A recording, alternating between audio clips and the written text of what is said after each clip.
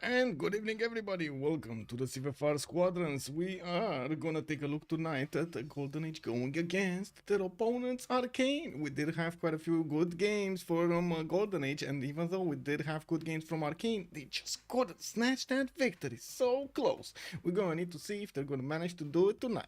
I do want to say hello to everybody here on chat, and let me actually put it up on the screen. We do have on the right side, actually, on my main screen. Let me open it up so you can see them going through the pick and ban phase. On the left side we got Team Arcane, on the right side it's gonna be Golden Age. We do have them going through the pick and ban phase here with the Lakes and 7 Seas coming up as the next ones, and we do have them already banning the 5 the Ridge Highlands, Pangea Classic Ridges. We got the Pangea Standard Ridges, got it taken down. Whoa! And then Primordial will tilt their axles like really no normal maps. Lakes and 7 Seas. Bonjour, Monsieur Eddie Coffin. Hello there, sir, and welcome. Niels, hello there, sir. Good evening, good evening. I did see Fortuna Belly. Good morning, sir, and welcome. Need to feed the boss magpie. Yeah, the big one. Bonsoir, Monsieur Sasso. Also, I do hope you're gonna enjoy the emote over there. Yeah, you know, like Muzrat said, let's get a Halloween emote going. So I did. Let's see. I didn't even know it's Halloween today, to be honest.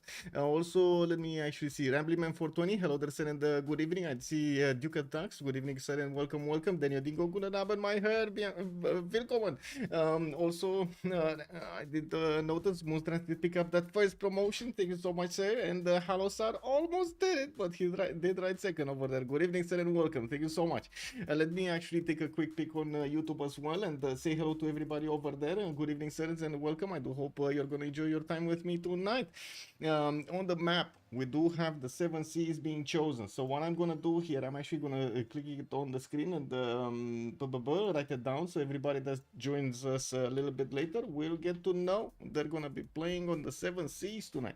And I do want to say it's all good over there on the stream. I'm not sure if it is or not, because it does look like on my screen, at least it does seem like at some point I'm like stuttering over here, and I'm not sure if it is something from the cache or something from my end.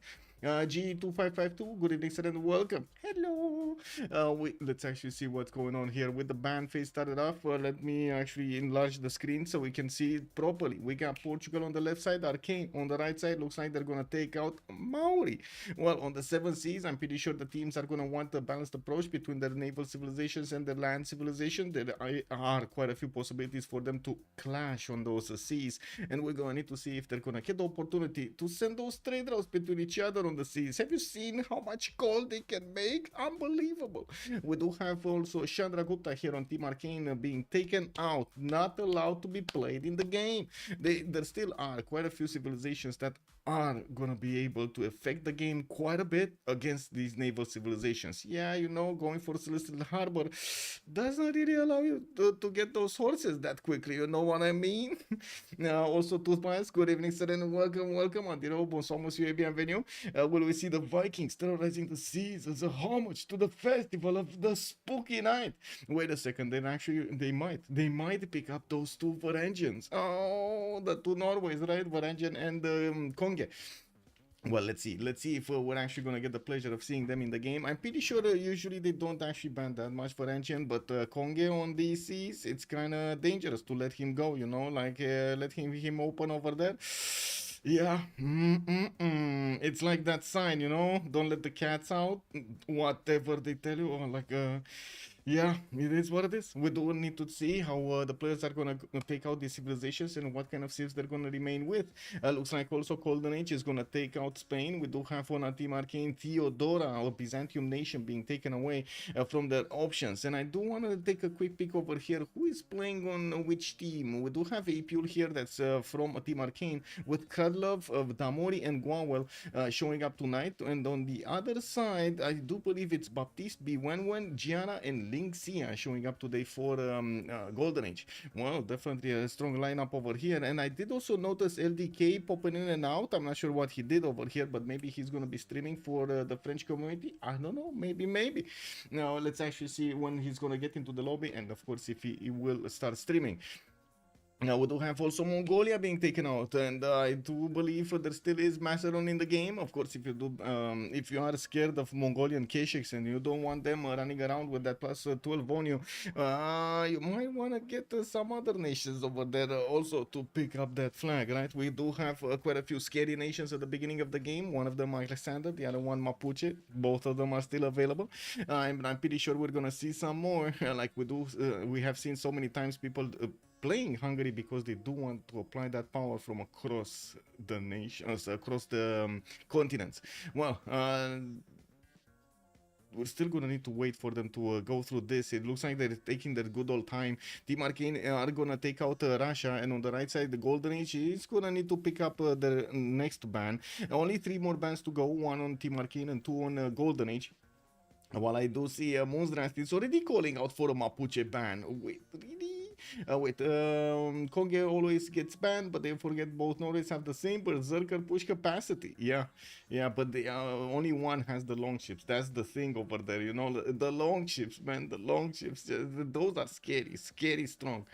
Well, now we're going to need to see if they're actually going to get that option. There are still 3 bans to go until they're going to go for the first pick. Team Arcane is going to need to pick up 1. They're going to set the tone for the game, while Golden Age is going to pick up 2 in sequence right afterwards. And then Team Arcane is going to pick their 4th to finish the first picking phase. That is going to, well, make a challenge over here for both teams. First on Arcane to actually get the correct choice on the map here.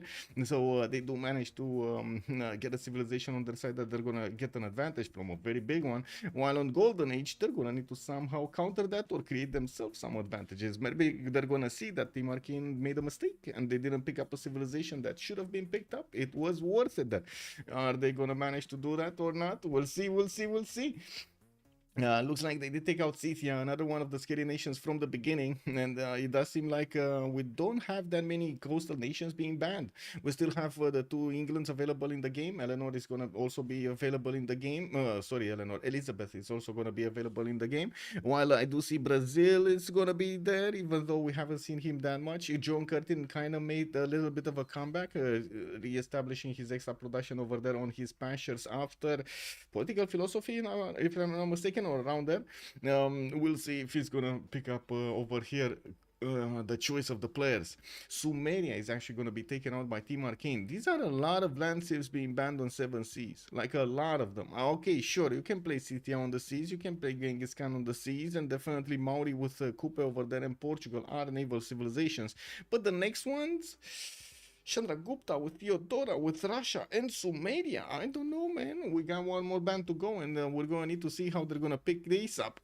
It got banned. They took out Konge. They're not going to allow him in. There still is Varangian. There is a chance, chat. We're gonna actually see Varangian in the game. And Team Arcane immediately picking up Brazil. I mean, who doesn't like those amazing campuses and districts that you have from the rainforest? And extra production now, cause yeah, that's the way Brazil rolls these days. We do have Golden Age also needing to pick up 2 civilizations in sequence, and while they are on their first pick here, it's starting to come around, to come together. Theodora with her taxi trade can be a threat. Yes, Theodora over there definitely can be a threat. Pretty good seeming capacity also on Theodora, much more than on Basil, for example, but still you have Basil in the game, which is very dangerous if it gets next to you. Those tag bars are not something you wanna just let loose around your neighborhood, you know what I mean? Well, we're gonna need to see if we're gonna see some of those tags in the game. Oh, LDK is back. There we go. Oh, and we do have him on the spectator, so nice. He's gonna be streaming for the French community. Nice.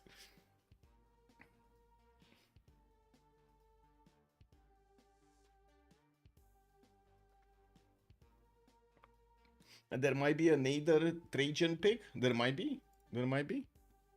What do we have? So we got Rome. That's one. That's one. You think they're gonna pick up second Nader Shah? Yeah, I mean, it could work. It could work. Although I would say picking up a coastal civilization would be a better choice here. They're gonna go for Catherine de Medici, the Black Queen. To be honest, that's not a bad choice on the seas either. With the extra diplomatic visibility, you definitely get some extra points against your opponent. And if you do play your cards right, it works well. Let's actually see if Team Arcane here is gonna manage to actually get their second choice to keep up with the power of their opponents here with Rome and Catherine de Medici at the same time. That's a strong start.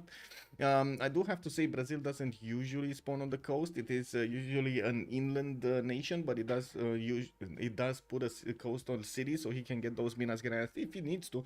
And most of the time you don't really see it with a lot of harbors. We're going to need to take a look in the game here from Team Arcane in the next pick and ban phase, or I should say the remaining pick and ban phases. We're going to need to see if they're going to start challenging the 7 seas or not. On this map, most of the time actually you can play it not really navally focused, although most of the time you do need to control those seas. I've seen so many games that have ended because one team did not have sea control and the other one did, and at some point they just couldn't do anything about it. Especially if the game goes long term and you do have like obviously submarines, nukes starting to come around. Controlling the seas is going to give you a significant advantage. And we do have Mapuche being picked up by Arcane. That's going to be their next choice here, or the second one on their side, and that's going to give them that extra +5 against the civilization in a golden age for that nation, for Morotaro.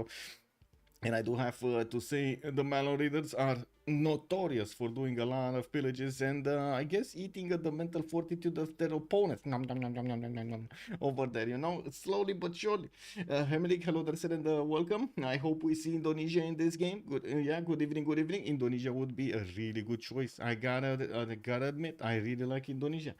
No Japan, Juan. Good evening, sir, and welcome. Also, Elizabeth versus Age of Steam, England versus England would be fun to watch. Both racing and trying to get the science victory condition. That sounds slow though, going for that science victory condition. I don't know, it sounds slow.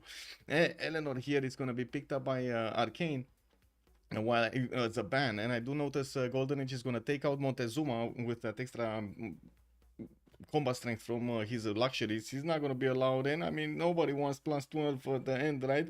All the time on the attack. Oh no, I don't know about that. Anyway, 2 more choices to go. One is going to be Golden Age. This is going to be the last ban. Whatever happens here, happens here. You know, what happens in Vegas, stays in Vegas. Let's actually see in the pick and ban phase if they're going to manage to take something out that Arcane really wants to pick. They should target this. They should target this very nicely. And of course, the higher, of course, the skill of the players is getting, the less likely you're actually going to take out a civilization that your opponent really wants. And it looks like they're going to take out one of the dangerous civilization, most dangerous, most wanted civilization in the game. They're going to take out Macedon. It showed up here that Alexander, no good tonight. We do have Arcane picking up also another ban. Tokugawa is going to be taken out. Those internal trade route civilizations, man, too strong for their own health. Well, let's actually see how Golden Age is going to fix this with their third choice. After their choice, Arcane is going to show us their full roster in full splendor. We're going to get to see what they're going to play with tonight in just a few seconds after Golden Age is going to get that third on the table here. Papas, good evening, sir, and welcome.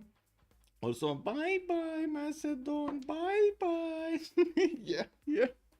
Oh, Dido. Now they're starting to contest the seas over here with Dido picking up half coast harbors, the cottons, and of course we do have the pirates with an extra +5 on them as base strength. I'm pretty sure he's going to be very happy just settling so many cities everywhere.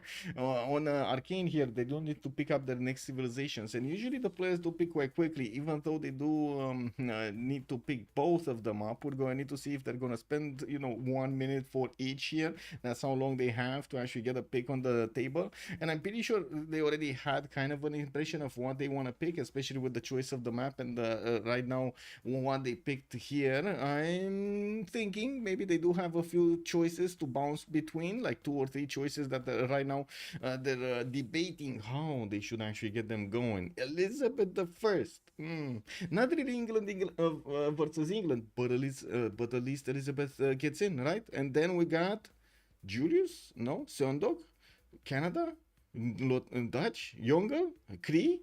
Oh my God, what is this, trivia? Ethiopia, Poland, Egypt, Gorgo, no, Basil, Gandhi. Oh my God, they really look at them. They really undecided. Oh my God, this must be Xifi. This he's not in the game. No, he's not in the game. This must be. I was thinking this must be Xifi over there on the buttons, just clicking on everything and randomizing his choices because yeah, I mean he could. Yeah, Civ Little Lotto. They're trying to randomize. You know, yeah. Stop here, stop here. You know, 5 seconds later, Babylon locked in. Closing with a number, my head. Willkommen, willkommen. We do have Golden Age needing to pick up their fourth. Let's go. Let's go.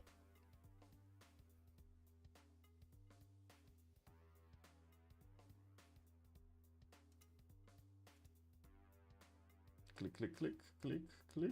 This should be fine. This should be fine. Okay, this should be fine.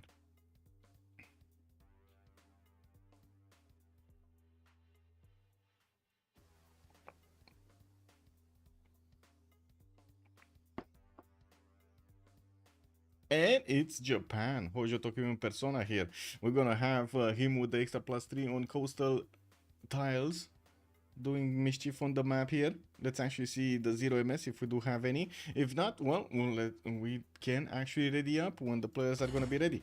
So the map is going to be 7 seas. We do have quite a few coastal nations in the game, and I did notice also we're going to have quite a few inner nations that are going to be fun to watch. Definitely Brazil here with its amazing campuses. It's going to be nice.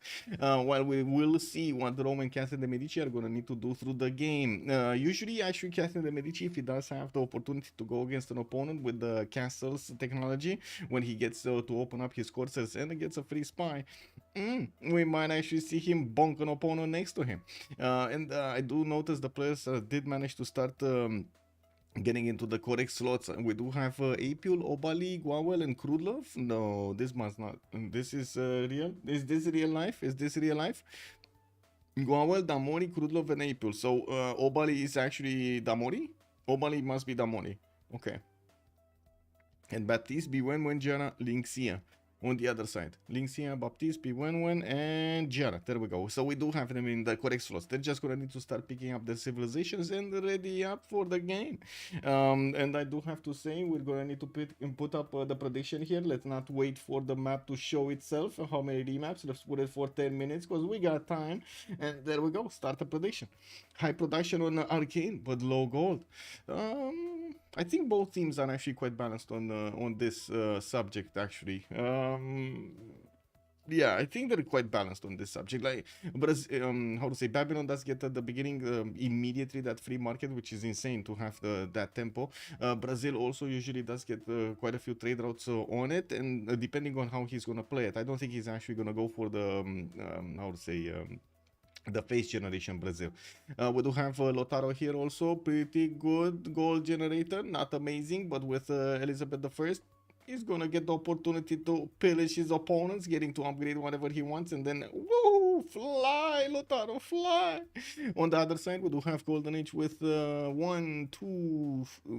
I mean, all of them are actually some sort of commercial / campus opener. We've seen quite a few players on Catherine de Medici, especially go for campuses first and then into commercials, but that kind of depends on quite a how to say, what kind of territory it has rather than anything else. And we're gonna need to see if there will be some +3s, +4s at least campuses for him to start off with campus into commercial. It's quite punishing if you don't get the timing right. Campus into commercial, you just mess up all of your how to say district discounts afterwards. It's quite an issue. Anyway, Apeul is gonna go for Babylon. Lin Xia on Trajan. I'm still not sure if it's Lin Xia or Lin Xia, but sure. We got Baptiste here on Daido. Obalie, Damori is going to be Elizabeth I. Giara is going to go for Japan, Hojo Tokimin. Gwawel, we don't know yet. Crudlove is going to go for Lotaro. And then Catherine de Medici, the Black Queen, is going to be played by Bewewen. So Babylon first slot for great scientists and merchants. Yes, sir. Yes, sir. They're going to get to prioritize those great people quite a bit. Let me actually switch my screens here. There we go. There we go. So let's go. Let's go. Oh no. There was somebody readied up that I saw not readied up, and we actually got into the game, and he was still not readied up.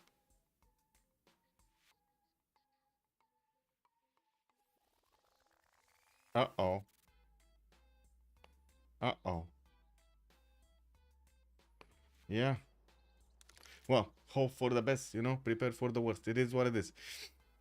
Let's put up the team labels first, because we do need to know who is who. So on the right side we do have, let me see, this is left side actually, Golden Age. This is gonna be Golden Age on the left side, and on the right side we're gonna have Team Arcane. Wow, it actually was already written over there, but I just didn't open it up. Very nice, very nice, easy peasy.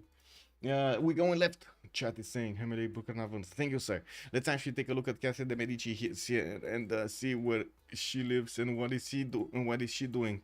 Maybe she's gonna get some amazing cookies going. I can smell them from here. Yeah, my cookie sensor is working overtime. We got France, Bewewen with cotton next to him. He could settle that or settle in place. And from what I do notice, he's also gonna have the extra food from the rice style to help his capital grow quickly. He's gonna have another city there on the cattle at the end of the river, or I should say at the beginning of the river, to get that extra food going. And of course, quite a few extra tiles to work. 1-3s though, it will balance out the extra food that he's getting from the cattle, but will not, how to say, allow him to go that high in population. He's gonna need to grab either some 2-2s or of course something with more food. We do have him also with the Temenaki possible city, southwest. Bewen is gonna be on the southwestern side of this continent, and I do see he's gonna also have Japan on the same continent. Well, they are allies, so that's not gonna do anything for him. He's gonna be free simi here by the looks of it, and I'm pretty sure he's gonna try to get some cities in the water. He's gonna have Elizabeth the First here on the water, and I gotta say, this is scary. Damori being over here in the middle, it's very scary. I don't think you should actually challenge Damori when he's in this position. He already got his foothold in this water. He already had everything here. Like, it's gonna be very hard for France to actually get cities on the coast and start chopping boats out when already we do have England getting his own here, his own fleet. We're gonna need to see how things are gonna evolve and how Paris is gonna try to get his power, project his power against his opponent. There, it looks like we're gonna need to move forward towards Hojo Tokimun, east side, far east side of the map here, with 3-2 banana in the capital. I do see he's gonna have geothermal to also benefit from its adjacency, while he also has reef fish tile to the right side. He's gonna have some pearls in the south, in the second ring, in third ring, which I'm pretty sure he's gonna try to actually get another city going. He has freshwater city in the north, which is gonna be pretty nice. I'm actually quite curious if he's gonna put it on the oil tile and just benefit from the stone. And of course the sugar kind of looks okayish, while of course yes, that city is gonna be on floodplains. That might be a showstopper right there. I do believe the players are not that scared of a little flood. What's a flood gonna do? A lot, a lot. And we do have to take a look at Baptiste here, which is going to play Dino for us tonight. Looks like Tyre is going to have his 2-2 base, and I do notice he did have also access to a reef fish on the right side. He's in the Bay of Beirut, which, by the way, does have another cattle setter here with fresh water, and also on the left side, Mount Kailash, which is not really an amazing wonder, but still, you can get a city there, fresh water on the stone tile, 2-2 base with also a 2-3-1-1 deer tile. Who doesn't like that cookie? Hello, sir. Hello. Good evening, sir. Better Temenaki in Japan than France. Better Temenaki in Japan than France. Ooh, this one in the north. Yeah, I mean, you're not wrong. With so much sugar over here, you're definitely going to have a pretty good one here. Well, let's actually see what's going on. We do have Tyre here also with the possibility to go on the eastern side and start connecting his cities with somebody else. He might also have the opportunity to challenge actually England here on the seas. Now, this is going to be interesting because I'm pretty sure... oh my god, we actually have a DC.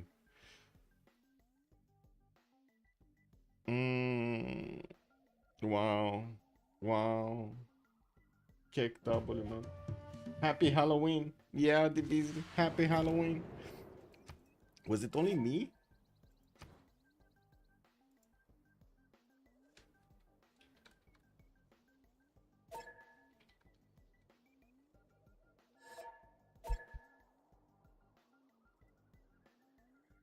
Let me double check.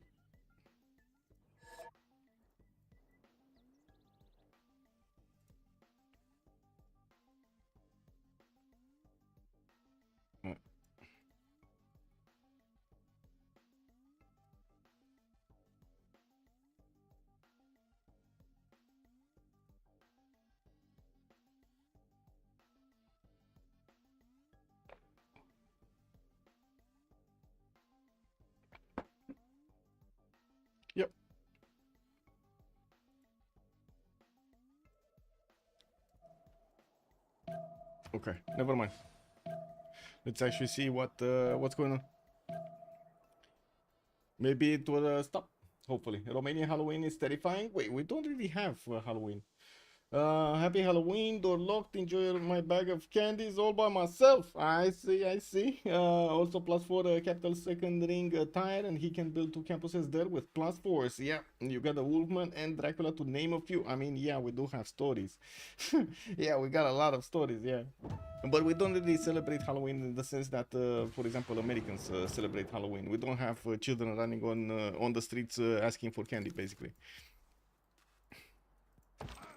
Or at least in my knowledge. Maybe that changed in the last few years. I don't know. I didn't have this. This is gonna go old really quickly if we're gonna have this go on. But oh well, it is what it is. Anyway, let's actually see next. We do have Rome here. Let's actually take a look. We've got him with Freshwater City. He does have his settler coming up in 4 turns. And I do see Lin Xia is going to get his cocoa tile to the northwest. We do have him with a wine tile to the left side here. And I do see he's going to pick up that hut on the right. Now, we also do have him with an iron tile here on the right side in the first ring, while his horses is going to be second. Mapuche is going to be to his north, and I'm pretty sure they're going to fight each other here.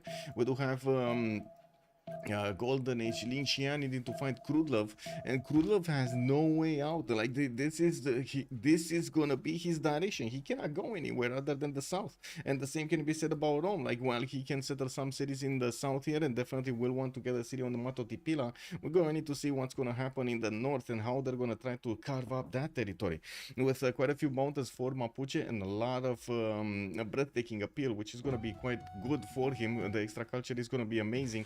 I need to see if he's gonna manage to do that to get his bonuses there. Actually, taking a look at the appeal here, you do see how amazing it is. He's gonna get so many shemamus and so much culture with that. Well, on Rome, we do have him with a decent amount of chops, and I'm pretty sure he's gonna try to get a city in the north on the same river as his capital. While we do have him with possible a second city here towards the northwest, and I'm pretty sure he's gonna be very happy with the south, especially the city on Mato Tipila, which not only is gonna give him some extra faith, but he's also gonna get that nice and juicy 4-1-2 style to work. Very nice. Well, looking at Mapuche, yeah, there we go. Talking about the wolf, he arrives in the Quen something Bay. We do have Mapuche here going for his improvement on the fish tile, and I do see Crudlove does have his horses and iron ready to go in the capital. He's gonna also have his cocoa tile in the second ring, while I do notice he's gonna get to upgrade some diamonds here in the second ring also. And the settler is gonna be important. Now, it will take him a little bit of time to actually figure out where Rome is, and slowly his scout is moving towards the south. His warrior tried to figure out the mountains in the north, and of course got to go face first into a mountain range. It is what it is, right? I think Relobe is inbound. Yeah, probably. I mean, I did see it from the beginning when I did see somebody read it up, and I wasn't there. It is what it is, no? As in, I didn't see him. That was quite quick, weird. What other mods are in the game?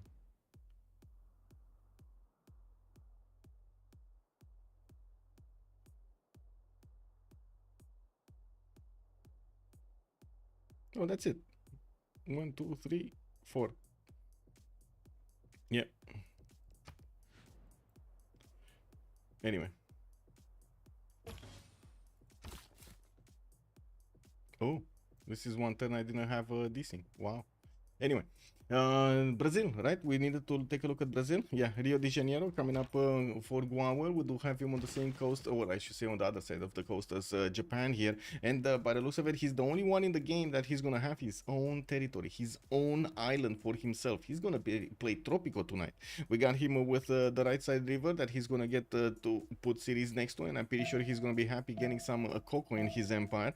While his settler is coming up in 2, he just figured out Pio Pio Tahis to his south, and that wonder does not have fresh water, and unfortunately he's going to need to settle in the All Saints Bay, and while I'm pretty sure he's not going to be happy when Japan is going to show up with boats around his cities. He's going to need to make a navy if he wants to withstand the amazing power of his opponents here. We might have a remap because we're turn 8, and of course we do need a few, like, what, 2 more turns? 1 more turn after this one, to see how things are going to go there. Wait, the sea on the left is more like the navigable river mode, or I misread, and that's a true island. Whoa. What are you talking about? This one? The Mutsu Bay? Or what are you talking about? I'm not sure what you're talking about, the navigable... Yes, Pelicanov, yes, I know. Anyway, we got to 10-10. Wow, that was faster than I was expecting. Let's actually see if they're gonna keep the map or not. That's what we want to see.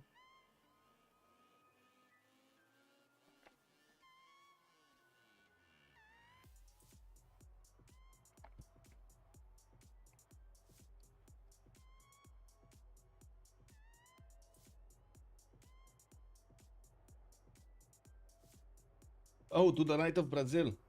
Yeah, it kind of looks like it is kind of a navigable canal or something. Yeah, navigable river. It's a big one, a big canal. It's like how to say, what's in Egypt over there, or Panama.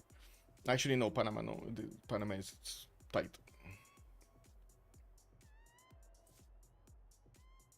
Okay, they're voting. They are voting. We did have Arcane already putting their votes up. Now Golden Age is gonna make their choice. Let's see. Oh, both of them wanna remap this. Okay.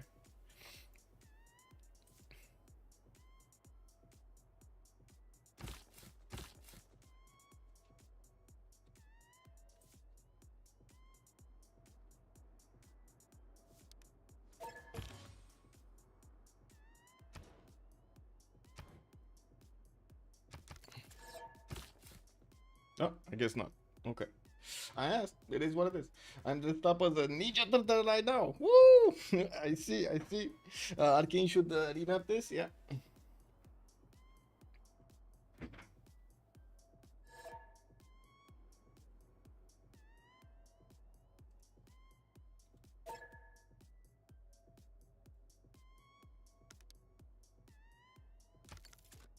Okay, let's see how it loads.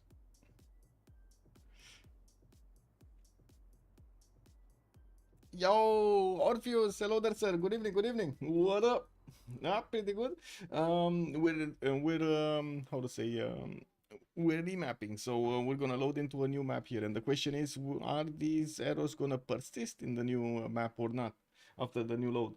Glad I didn't risk it too many channel points on 0. I like the map layout, but obviously the spawns were less than ideal. Yeah, and they were kind of weird over there with all of the islands. Like, the map was split in quite a few pieces, and I gotta say, this also looks like kind of a weird 7 seas. There are a lot less seas than usual. Anyway, we're going to need to ask chat, where are we gonna go? Right on time indeed. This is it, one remap. That was it. They both use the remap tokens, and whatever the map is, it is gonna be the map. Let's actually click it up over here, manage prediction, choose an outcome. How many remaps? 1. That's the correct answer here. Did you win? Well, did you put on 1? No, you put on 2. Oh no, you did predict 1. There we go. The Beasley wins. The Beasley wins. He did it. Yeah. Okay. Oh my God, this is beautiful. Can we move away from this? Go right? Okay, we go right. Musran still told me this. Okay. Apeul, let's go Hammurabi. Let's actually see where Hammurabi is. Apeul is gonna get his wine tile in the capital. He does have a few pastures here. The sheep tiles are gonna be quite nice, and the worm. And I do see he's gonna get his scouting 3. We do have him with a cattle settle on the left side to get the extra food, and I do notice he's also gonna have a honey settle on the right side, which is not only going to have fresh water, but also will be on the coast. There is nobody on the coast, though, for him to trade with, unless we're going to have Rome getting a fleet out or something. Oh, there is Japan here, but that's an opponent as well, so I don't think he's going to be that happy settling that city on the coast and not having anybody to trade with. He is going to be happy to settle it anyway. And we do have Babylon benefiting from an island in the second ring, and I do see his horse style is nowhere to be seen. We do have here, wow, was there an update on BBG or something? Because man, that looks weird. 1-1 base over here. I'm pretty sure this is how to say, this is his horse style. He probably moved from somewhere else and settled on the horse style, so we don't see the horse style. He doesn't see the sword style, and yeah, the game just tells us it's a 1-1. Well, I think it's a graphical glitch anyway, right? No, but in any case, I tell myself I'm a genius daily. I'm no liar. Well, yeah, convincing yourself, I say. We do have also Babylon having a decent amount of space towards the north. To the south, he's going to have another neighbor here. That's going to be Mapuche, and that's going to be one of his allies. Now, Mapuche is going to also have on the left side Pedro, and by the looks of it, he's going to have the opportunity to go against Japan on the coast or toward the northeast here. He's going to have the opportunity to, first of all, not settle cities on his own coast to try to take on Japan on the seas and just build units and send them on the land. We do have to take a look next on Elizabeth I, which is going to be here. Kind of weird placement for his cities, but you know, it is what it is. It's the top of the map over there. And wow, it actually worked. We didn't have a DC. Wow. Obalie getting his warrior towards the west side. We do have a builder out in 4 turns here from London, and I do see a turtle is gonna give him not only the adjacency towards harbor there on the iron tile, but also a bit of science and gold. We do have him with another reef fish tile that again that just adds more value to that one campus tile on the possible iron. He's gonna have forces in the capital first ring and second ring and the third ring, I mean, and the second ring iron tile towards the northeast. While I'm pretty sure he's gonna be happy settling cities here. This doesn't look like amazing territory. It's not bad, but not amazing territory to actually play in. We do have him also with access with a canal city towards the eastern bay, while he can go west, but he can't really get out on the main seas or anywhere to actually get his navy against somebody. We're probably going to see him designated gold maker, and then we're going to need to take a look here later on in the game if he can actually do something against somebody. Like for example, Dido here, he's on the southwest, but it's going to be land warfare all the way. They cannot fight each other with the navies. We do have to take a look on Brazil here, also southwest of Anshan, where we do see Rio de Janeiro is going to get his pearl tile in the lake. He does have a settler out in 5 turns, and I do see his scout is starting to move towards the north. He's going to discover Anshan quite quickly. Has an Etemenaki settled towards the south, even though I'm pretty sure he's going to want to keep his cities in the rainforest area. You do see how immediately when you go past this line over here, the horizontal line, there is significantly less rainforest to play with, or even if there is any more rainforest to play in. There is no more rainforest. This line over here is the last line of rainforest. And we will see him probably choosing to go for these rainforest cities so he can get his adjacency going, and of course benefit from the Brazilian bonuses. We do have also him benefiting from iron tile in this first ring. He has his sword tile in the second one, +3 harbor in the capital with a possibility to get it to a +4 if he puts a government plaza next to. While we do see he's gonna have a lot more cities on the rivers. He does have the opportunity to put a city on the coast and get some Minas Gerais, and also has quite a few chops next to it if he wants to. Like put a city here on the tobacco. He has so many chops: 1, 2, 3, 4, 5, 6, 7, 8, 9, 10 chops. 10 chops just on 11 chops just for that tobacco city. You can imagine quite a few Minas Gerais can get out really quickly, and he can stomp Phoenicia if he needs to. The question is, are they gonna think about that? And second of all, are they gonna do that? Desert Wonder, so bad. Where did you see the Desert Wonder? Where did you see the Desert Wonder? Was there a Desert Wonder? I see a Tundra Wonder. I don't see a Desert Wonder. Anyway. Good evening, Lancer. Good evening, sir, and welcome. Good evening, Titos. Hello there, sir, and welcome. Also, settle in second city as England. Put that correct next to the mountain. Oh, you're talking about here of... Okay. Also, Saps, bună seara, domnule, și bine ai venit. Also, Flying Conquest, hello there, sir, and welcome. To lie, you need to know what you are, that you are no genius. You could very well still be wrong in your self-assessment as a genius. Oh my god, man.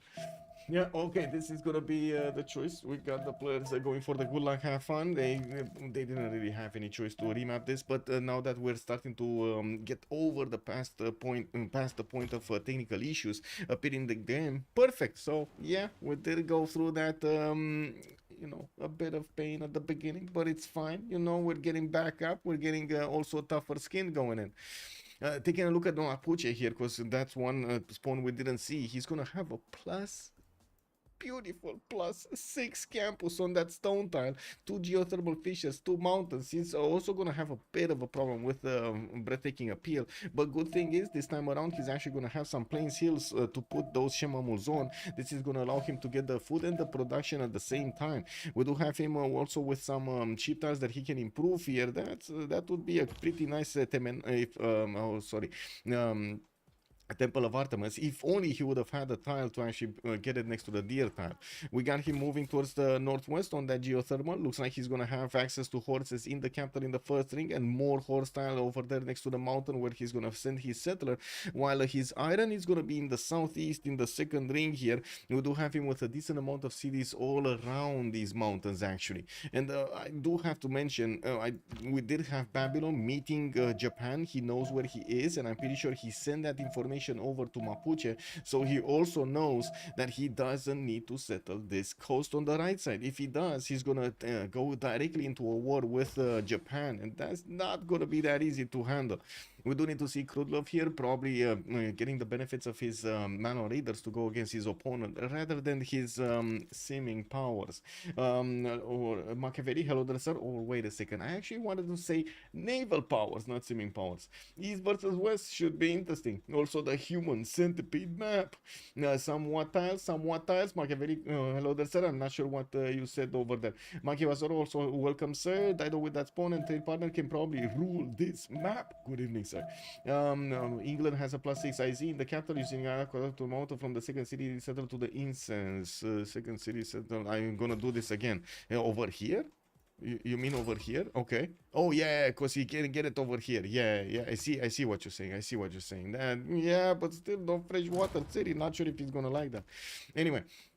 Moving forward towards Rome, we do have him here towards the north of who's this?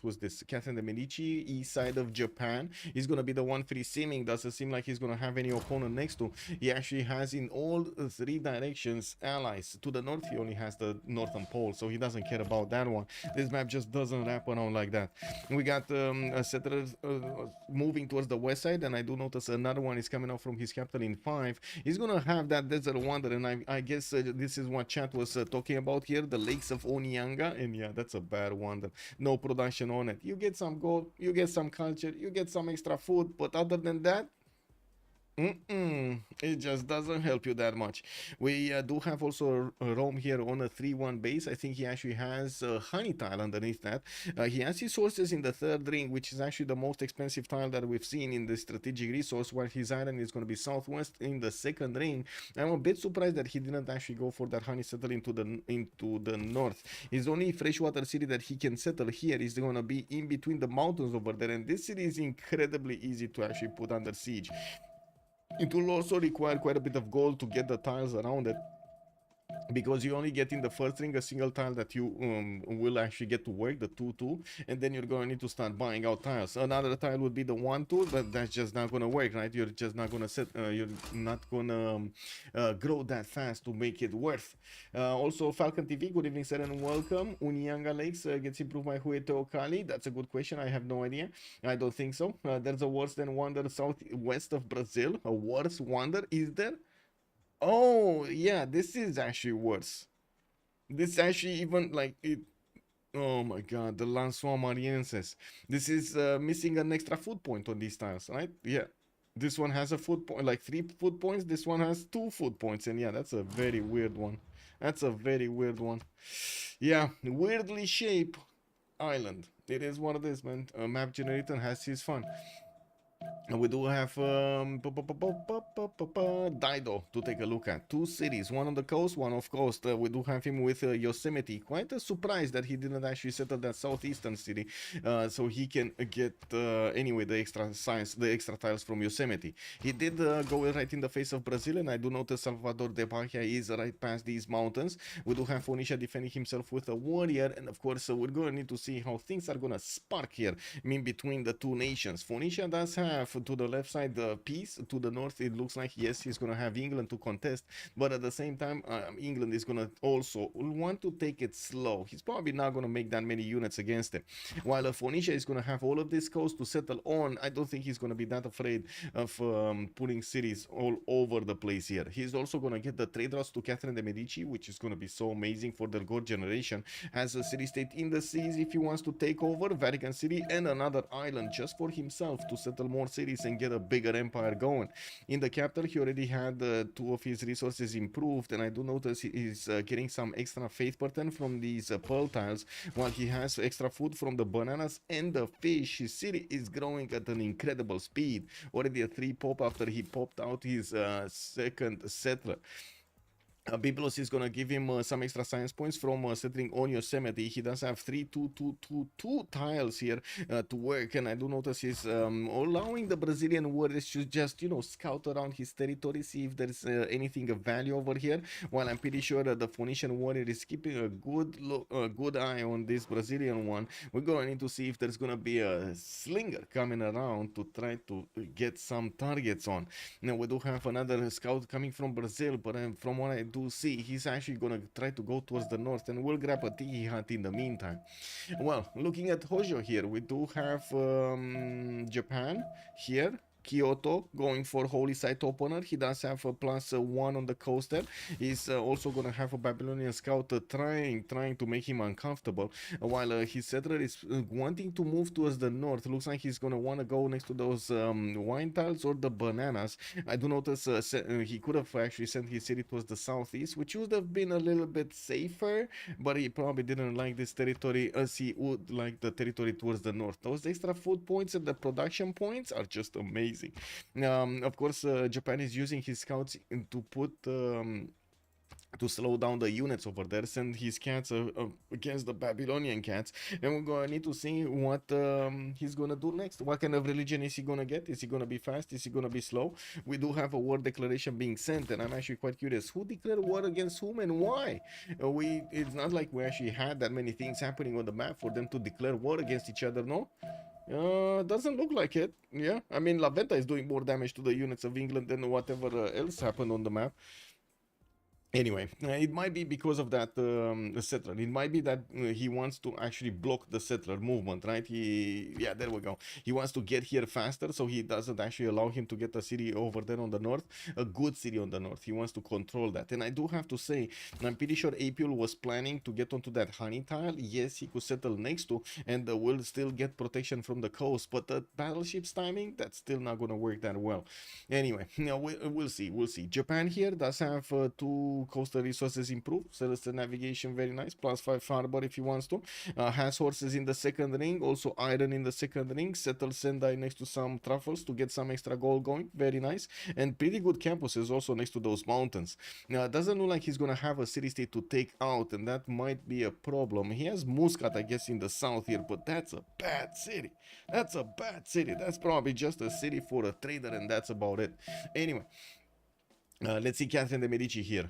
Bordeaux going for his Temenanke. We got Paris getting a monument. Third city is moving towards the north to get the banana settled. And I'm actually quite surprised we don't see him settling on the coast. He could put this city a little bit further on that stone tile so he can get that coast going with Dido, allowing him to put Reina in that city center and allowing him to trade cap to cap between the 2 nations. His neighbor is going to be so happy. He's also going to be so happy getting all of that going. We do have him going for currency immediately, and that's one of the questions I had, if he's actually going to go for campus opener or a commercial opener. Also Machiavelli, even if we didn't play with BBG BBM, those wonders would have been worthless. Yeah, a lot of the wonders actually that got introduced with whatever that extra mod was weren't that great. They needed a bit of an upgrade. Scouts don't put the zone of control on enemy units. They do. That's why the Babylonian units cannot move that fast. That's why he couldn't move around to get the settler. Anyway, let's see. Shrine coming up in 3. And I do notice Japan did manage to get that spot with his warrior. He's gonna have access to banana and the 2-3-1 ivory wine tile here on the right side. And we start to see a few pantheons. Very nice, very nice. Long game indeed. It does seem like it is gonna be a long game. This is a weird map for 7 seas, I have to say. Yes, it is. Also, where is Dido? Dido is over here. All these users wanna. You can even put a holy site due to the luxury resource. Yeah, kick W, man. Okay. Okay. Coming back to Catherine de Medici. Horses already improved in the city of Paris. He did choose to go for Lady of the Reeds and Marshes, grabbing an extra point of production here on his city of Bordeaux. Why doesn't this city have 2-2 base? This is so weird. Bewewen should have a 2-2 base, unless there's something underneath there that we don't actually see. Anyway, we do have 3-1-2 honey tile here from Paris, and I do notice Ruin is going to get a monument out in 8 turns. We do have a new builder coming around, and with the Demenanki, he's going to get those extra production points on these tiles and the extra science on the farms. Unfortunately, not a lot of tiles on the right side, and I'm pretty sure he might actually want to try to put some, how to say, some districts on these tiles. I'm actually quite curious how many tiles are gonna remain used by the city of Bordeaux when after he's gonna get his full setup going with districts. Now we do have him with the iron tile in the second rings of ruin, 2 of them to count, and we do have him with a decent amount of cities all around this territory, not to mention use all of the southwest towards Muscat, and of course the coastal tiles on the northeast. He's gonna get to trade with Rome, he's gonna get to trade with Dido. I think it's more important to actually give Dido a trading partner here, because he's gonna be on the front line, and he definitely needs as much help as he can get. Well, let's actually take a look at the city-states here, because we kind of bounced around the civilizations, and we didn't really see anybody going to war here at the beginning of stages of the game. This looks like a settled down game here that we're gonna have. Well, now let's see. We got Volen, we got Preslav, and we do have Valletta for the military city-states. I do see Cardiff with Buenos Aires will be providing some industry bonuses. Mogadishu, Muscat, and Brunei for the trade benefits. Vatican City and La Venta will be providing some religious bonuses, and I'm pretty sure we're gonna have some players here very happy with this. Where was it? Japan, right? Japan is gonna get his face generation going. We do have also Anshan and Hattusa, 2 science city-states in the game. Both of them are gonna be quite important, and I'm pretty sure we're gonna need to see them either getting protected or fought over. Now we'll see which one is gonna survive, or if there will be a city-state with science surviving throughout the game.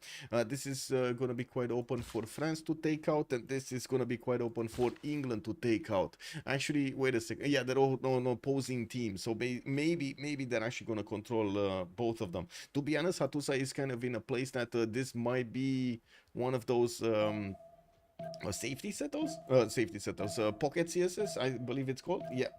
Look left of Bordeaux for the Temenanki buffs. Left of Bordeaux for the Temenanki buffs. You mean this one? Yes. 1, 2, 3, 4, 5. 5 more tiles. Yes, I know. So he's gonna have the east tile, the marsh tile, and that's it. Is this a flat tile? Oh, this is not even. Oh, I see. This is a flat tile. This is not a floodplains. That's why he didn't get that one. So he settled on the one tile that he doesn't get any benefits on. I see. Anyway. Bordeaux is going to get Liang in there, and he's going to get more production on these tiles and the protection.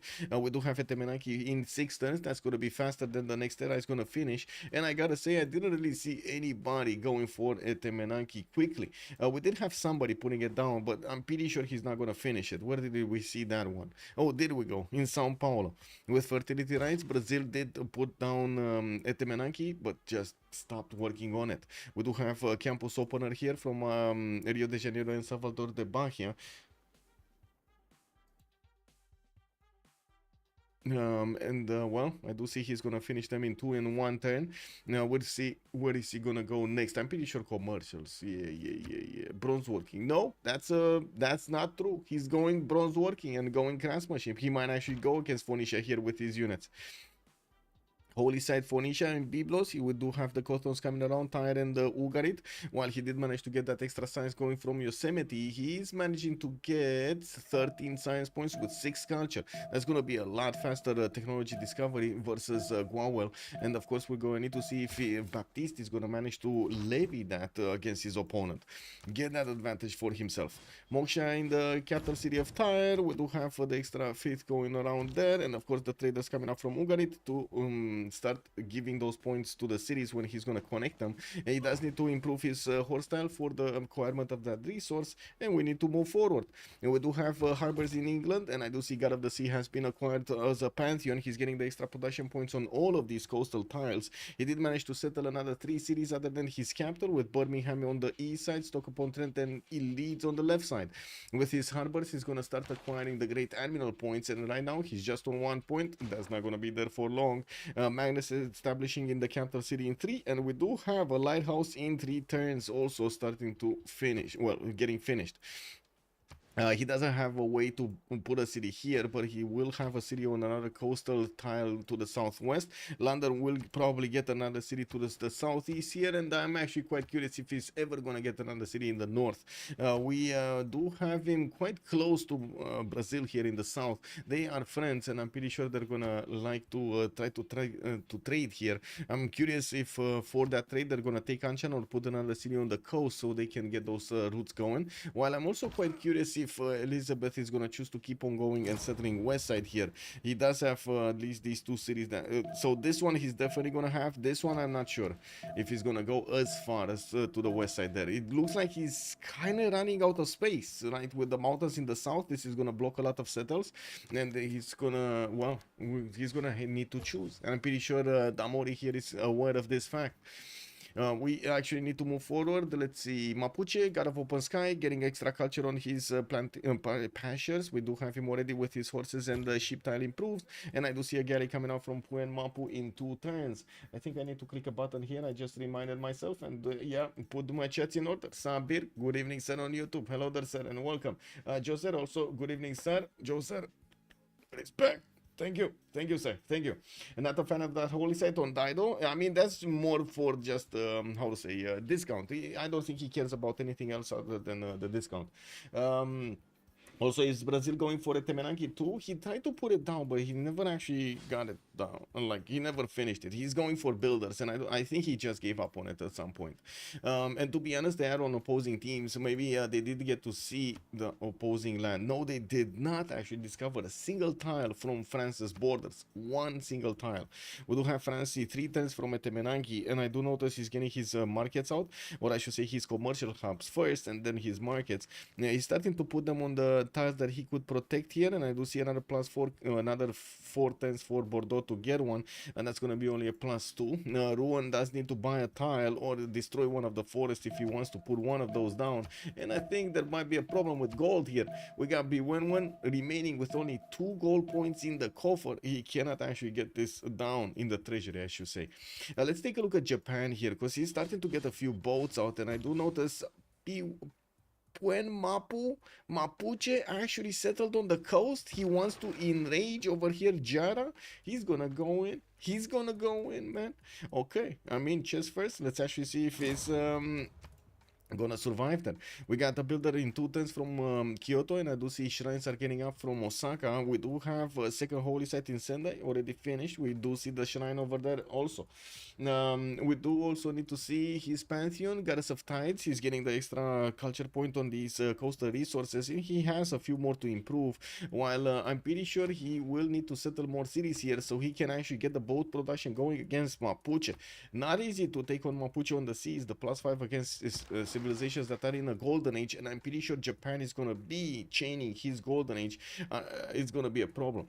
We do have also to take a look at how Babylon is starting to get stuff going. City Patron Goddess is a pantheon. First district is going to have 40% production to it, and I do see he's opening up with 3 commercials as quickly as possible. He's going to get a free market in there. Very nice actually, as a Babylonian perk here, while he's going to also get Moksha in the capital city for the extra culture from his population.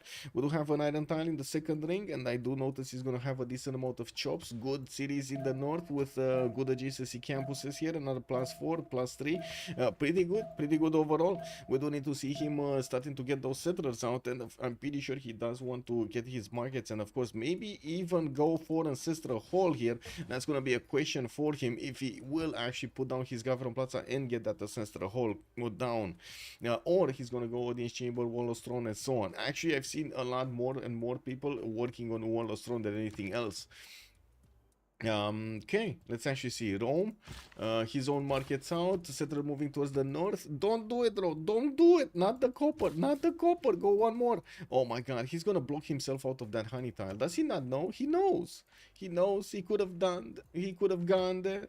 He could have even placed the pyramids over there. Got some free chops going. A lot of fields around him. Put bath over here. Put bath over here. Get oh my god, so many good things. So many good things. Is he okay, chat? Is he gonna settle there? Chat, you gotta tell me. Is he gonna settle there or is he gonna move one more?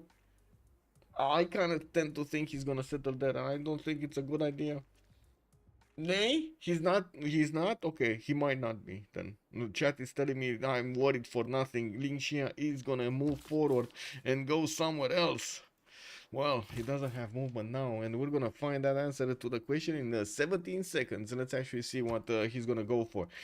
Commercial started up from Rome. I do see he's getting a fifth settler from Ostia, and he did put down another commercial there. He did actually get to settle the city in between the mountains. Okay, that's incredible, but that's quite expensive. No way he goes mounted in the first ring as Rome. He did. He actually did, Pelican, and that's why I'm worried. I mean, you see, one time he did that. I'm pretty sure he's gonna do it another time, right? He's gonna settle copper. So okay, he's first putting down his government plaza, getting that extra point for the commercial.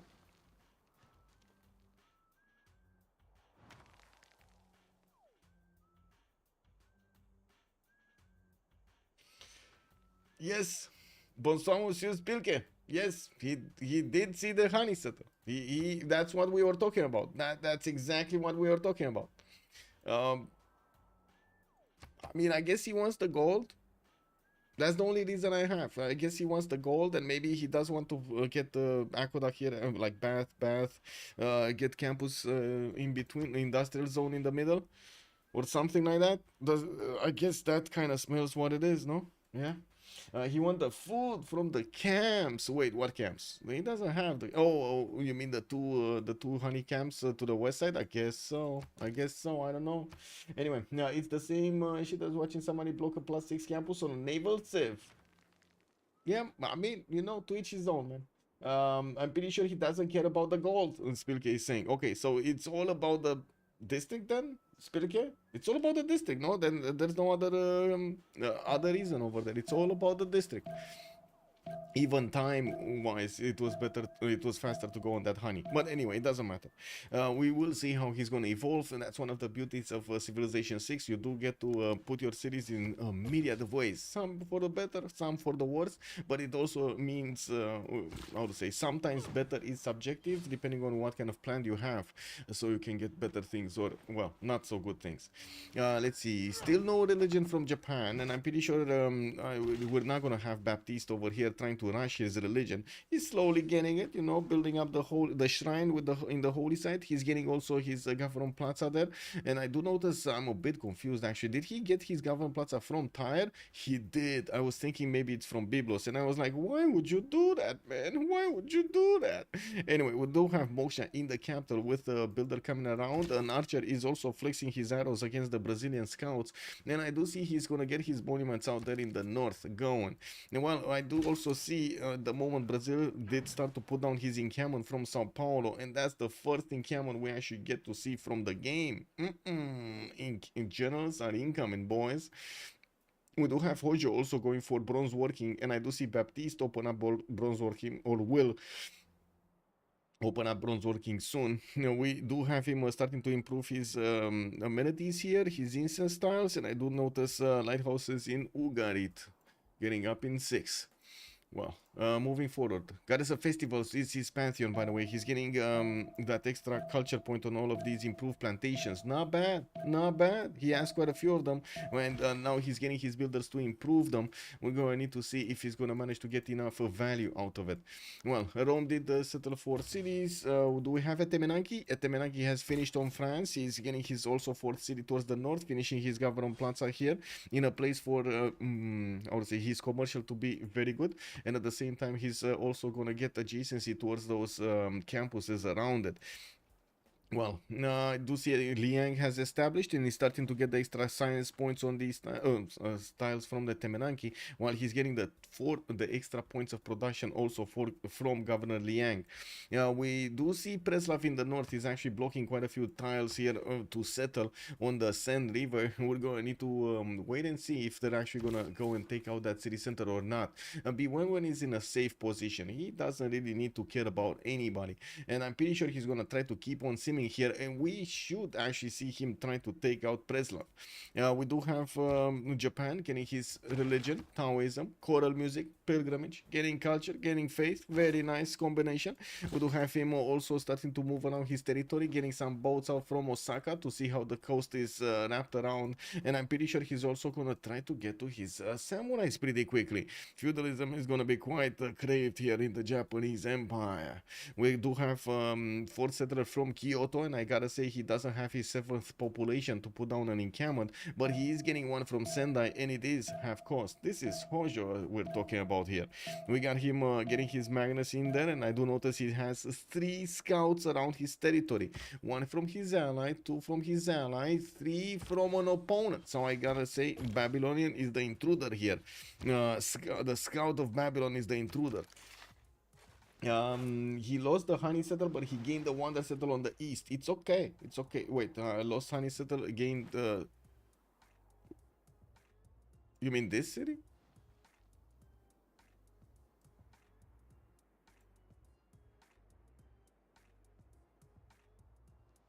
Okay.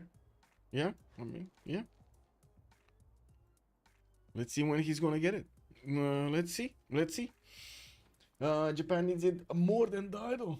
Wait, Daido really gonna steal Defender of the Faith from Japan? I mean, Japan already got his beliefs going. We're gonna need to see if Daido is actually gonna want Defender of the Faith. I don't think so. I think he wants Zen meditation with something else, maybe gold or something. Daido here, Baptiste already has 24 science and 24 culture. Definitely much stronger at the moment from compared to Pedro II, 19 and 15. We do have him getting his encampment right in the face of Brazil here, while his Magnus is establishing in Byblos. He has quite a few flat tiles here that he's not gonna want. He's probably gonna want to stay away from chopping, but I'm pretty sure he's gonna be happy just chopping all of the forest on the hills that he has, especially with Magnus builders. He's gonna get that 50% more. Battle Cruiser, good evening, sir. Trash Wonder, Trash City. But I gotta say, Battle Cruiser, you gotta see this island over here. What does this remind you of? This island, Lin Xia Marienses. What does this remind you of? The second least favorite wonder after Lake Victoria. Yeah, yeah. I mean, why would you want that one?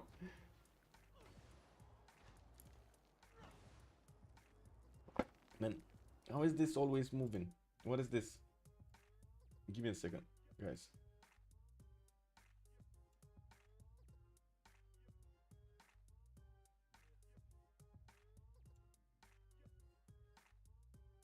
No.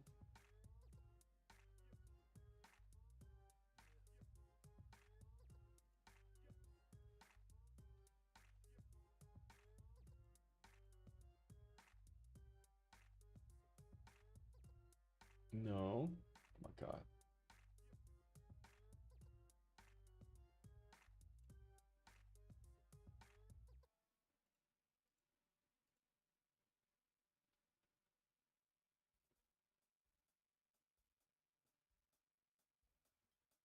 Okay. I think that should be fine, no? Okay. That should be fine. Seems to be broken. The hero that eats up all of the luxury resources. Reminds you of the excavator. Yes, battle cruiser. Yes, from Transformers, the excavator. Yeah, the big monster. Well, or Godzilla, man. Reminds you of Godzilla. Have you seen that one?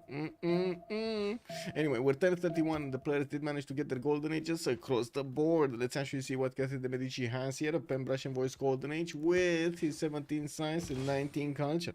Getting another campus, a +2 to the left of Bordeaux, and I do see he's gonna get from Rouen a +3 in between the mountains. That's who he's got from Plaza.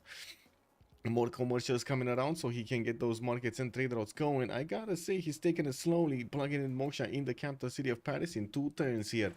We do have him also with 27 gold a 10 because he opened up with commercial and he's getting a lot of gold. He's starting to put some horses in production, while I'm pretty sure he does want to get to improve his amenities. On Hojo Tokimun, we do have him still on 3 cities. He's starting to break the bank here of faith and buying as many builders as he possibly can with the extra faith he has banked up. We do have him with Moksha in the capital, and I do see Magnus is establishing in Sendai, but I don't think he actually wants to chop it beforehand. This should be your thing for the game, Michael. When you go AFK, let us see the island. Oh, I see.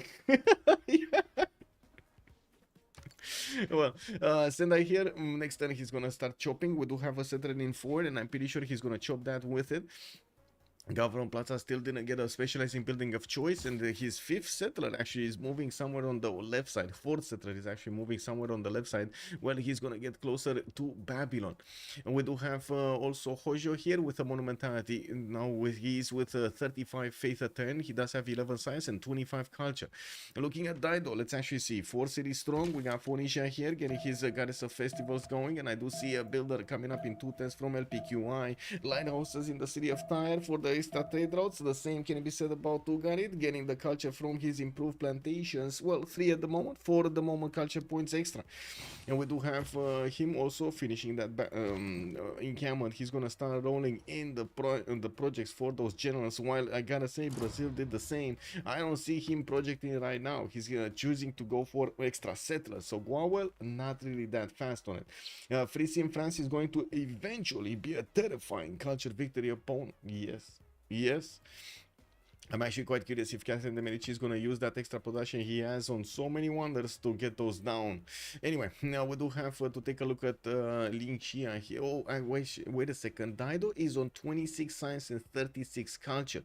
53 points of production, 45 gold. Extremely good stats at the moment. He doesn't have a city to take out on the same coast as Brazil, but he will have Vatican City to take out with his biomes, giving himself another one of these holy sites and more faith per turn, not to mention another city center for the cotton for trade routes. We do have him also with a lot of rainforest that he's going to need to chop here in the capital city from Daido, from his capital city Tyre, and in between it and Ugarit. Well, looking at Rome, we do have him on 5 cities also. Got that Putori working on a commercial, started to get the soul mines going. This might have been a reason, by the way. He might have wanted to get the soul mines so he can actually get an extra amenity. I don't think he has another soul mine. No, he does. Okay, never mind. That's not another reason. Horses coming up from Antium. Aritium did get placed next to Truffle Tile, so he's getting his 6 extra gold when he's gonna hit his 2nd population point. And I do see the 6th city is also moving towards the east side, right in Brazilians' warm hands. We do have Brazil here about to cross the river, and he's gonna go for the nice tile. He's not being spotted right now by the settler of Rome, and if he does manage to get across, this might cause a problem. Rome doesn't have a builder in the city of Antium to get that. He saw him. Woo! We got him right now doing the wee wee. Lin Xia over here, is he gonna move forward or not? Right now he's outside of the Brazilian view range. You can see the Brazilian scout can only see 2 tiles past his initial tile, while the settler is gonna move back. He's gonna be like, nope, no, I'm not going there. I don't know, man. Let's wait for the horde to come and give us a little bit of an escort over there, spread around some poop on this territory, and give it some fertility. Well, let's actually see what's going on here with Rome. 11 science and 31 culture. We got him with Odin Chamber coming up in 2 turns from the capital city, and he's gonna get a builder to chop it probably next turn.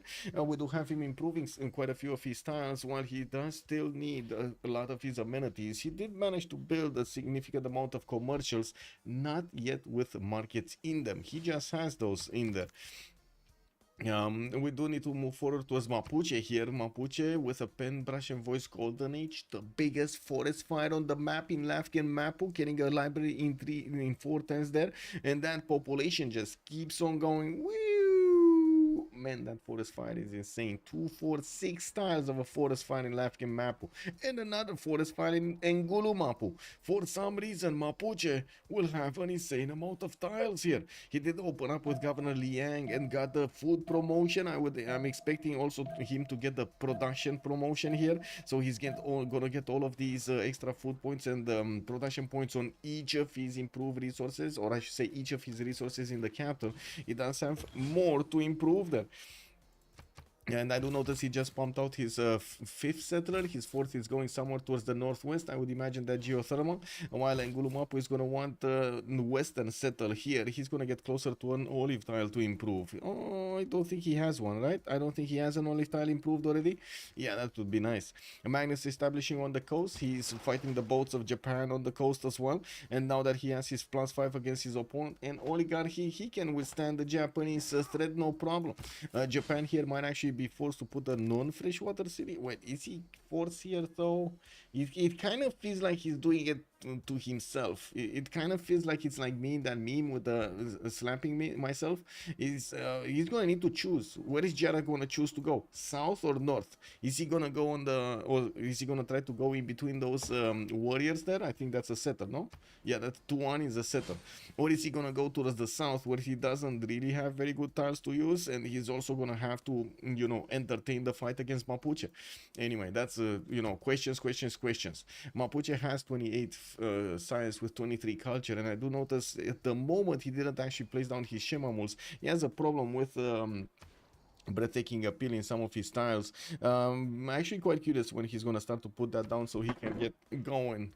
Anyway, we'll see. We do have Gwawel, 21 science and 25 culture. Pedro the second here, 4 cities strong. We got him with fertility rights and getting his street carnivals going on Brasilia.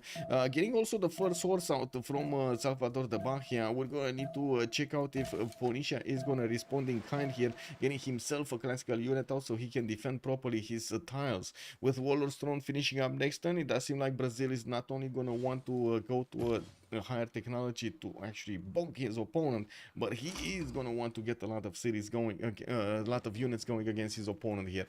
Yeah, 46 science. We do have him 21. We did see this. Only 11 points of gold. Shouldn't be that big of an issue. I'm pretty sure he's gonna get at some point commercials. Well, Elizabeth I, Pen Russian Voice Golden Age. We do have him still on 4 cities, getting a 5th one, 6th one, 7th, 8th, 9th. 9 cities. He's going 9 cities strong here.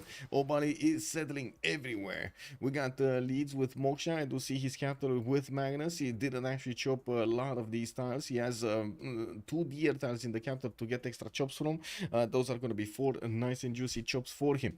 We also have him going for that set that I was talking about earlier towards La Venta on the coastal tiles. He did get God of the Sea for the extra production on his coastal resources, and I do notice he's going towards Anshan. He might actually want to take that city down. We got Artemisia and Hano the Navigator trying to see what's going on here and learn from the fight. Well, Obalie is on 22 science with 31 culture. He does have 57 points of gold per turn and has not the most production. He's second to best production in the game, 70 points. We do have Baptiste here on 76, not far away from the first one, very close I should say. We got Apeul here with a Pen Russian Voice Golden Age. Hammurabi is, where is Hammurabi? Still on 3 cities. Ancestral Hall going. Apeul is he did get 1 market, right? The free market. He didn't get, okay, interesting. It feels like he's kind of late on a lot of stuff here, and I'm actually quite surprised because we see others have already placed down or got already their settlers on the way, the 4th, 5th, 6th, even like you've seen like 8th on the road, and this is not happening here in Babylon. Is he going to catch up with his ancestral hall? He might. He does have another settler coming out from Ishuna in 2 turns. Governor Magnus also established there, so I'm thinking he might actually get to chop this now. There we go. And we do have his encampment training project coming out from Bortsipa in 1 turn here. Japan did get that non-freshwater city, man. Okayama is in the middle, right in between him and Babylon. He actually did get a non-freshwater settle. Okay. Getting a holy site from it as well, not an encampment. I was expecting an encampment, not gonna lie. I was expecting an encampment here. Did we get a second religion? We still don't have a religion for Dido. Okay. Well, Apeul is on 17 science and 36 culture. Moksha first, Magnus second. No Pingala yet. We'll see. We're gonna come back to see what is he gonna do here later on. And with the first horses out and about from Brazil, looks like he did go northwards with it towards Brazilia's borders. While he's also gonna get an encampment training project. We see the exact same thing happening in Brazil's city of Sao Paulo. Finally, pyramids and Temple of Artemis have been placed down. Temple of Artemis here from France. We do have him actually not working on it. It's here, right under, right above that iron tile. While he's gonna get his audience chamber in 2 turns. Looks like he wanted to place his pyramids as well. That's gonna be the one weird desert tile. You know, that one weird desert tile on the right side between the mountains. Wow. What happened to the Roman settler? Which one? It's still here. It's still here. Lin Xia did manage to take care of that scout by the looks of it. Yeah. I don't think so when I saw the scout didn't actually see the settler and the settler moved back, I wasn't worried at all. I knew Lin Xia is just gonna wait another turn, gonna get his horse out, and he should be fine. Like, there was no way with a horse that scout is gonna get to the settler. Anyway, we do have Liang establishing in Rome. I gotta say, Liang establishing in Rome doesn't seem like an amazing idea because of the resources. We got 1, 2, 3, 4 by the looks of it, and then he's gonna need to improve all of these. His third ring, this is gonna be quite heavy on his gold. So let's count them up in total. 1, 2, 3, 4, 5, 6, 7, 8, 9. He's gonna get 9 points. Okay. 9 points of extra culture, 9 points of extra production. But 1, 2, 3, 4, 5 are already in the third ring. That's a problem. And they're not in his borders. Liang Parks, do you think he's gonna be Liang Parks? Okay. I mean, that makes Parks makes much more sense than what I was thinking of. We do have Governor Liang here. Where was it? What was it? The Governor Liang, the beautiful one. We got a beautiful one, but I don't remember where it is. Give me this one. Engulu Mapu, food and the production Liang. Very nice here. Getting that extra culture on his pastures just looks amazing. We do have him also finishing Ancestral Hall and getting his Moksha plugged in Lafken Mapu. I do see Anshan is being taken out from his northwest, and I do have to point out Mapuche here is an ally with Elizabeth I. If England is going to manage to get a city on this coast, he's going to get direct trade routes to the capital city of England. That's going to be amazing for both, for all three of them, Brazil, Mapuche, and Elizabeth I. Yeah, we do have Magnus also on the eastern coast. Looks like Crudlove here is trying to figure out where he can actually attack on both sides. I see a problem. We got Japan getting his swordsman out, and he's not far away from discovering his samurais. We're gonna see a shogun fight here from Japan going against Babylon. We got a hard-built swordsman in Kyoto, and I don't see a general yet, even though in Sendai he's getting those encampment training projects quickly.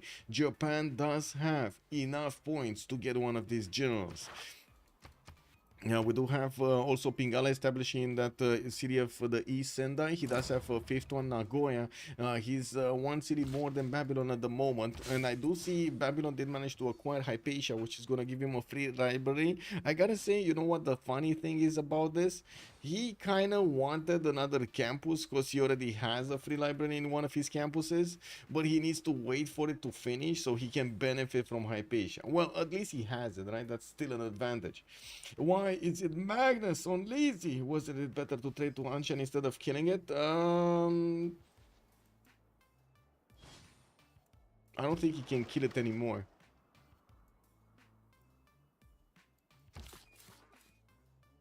Is that a settler?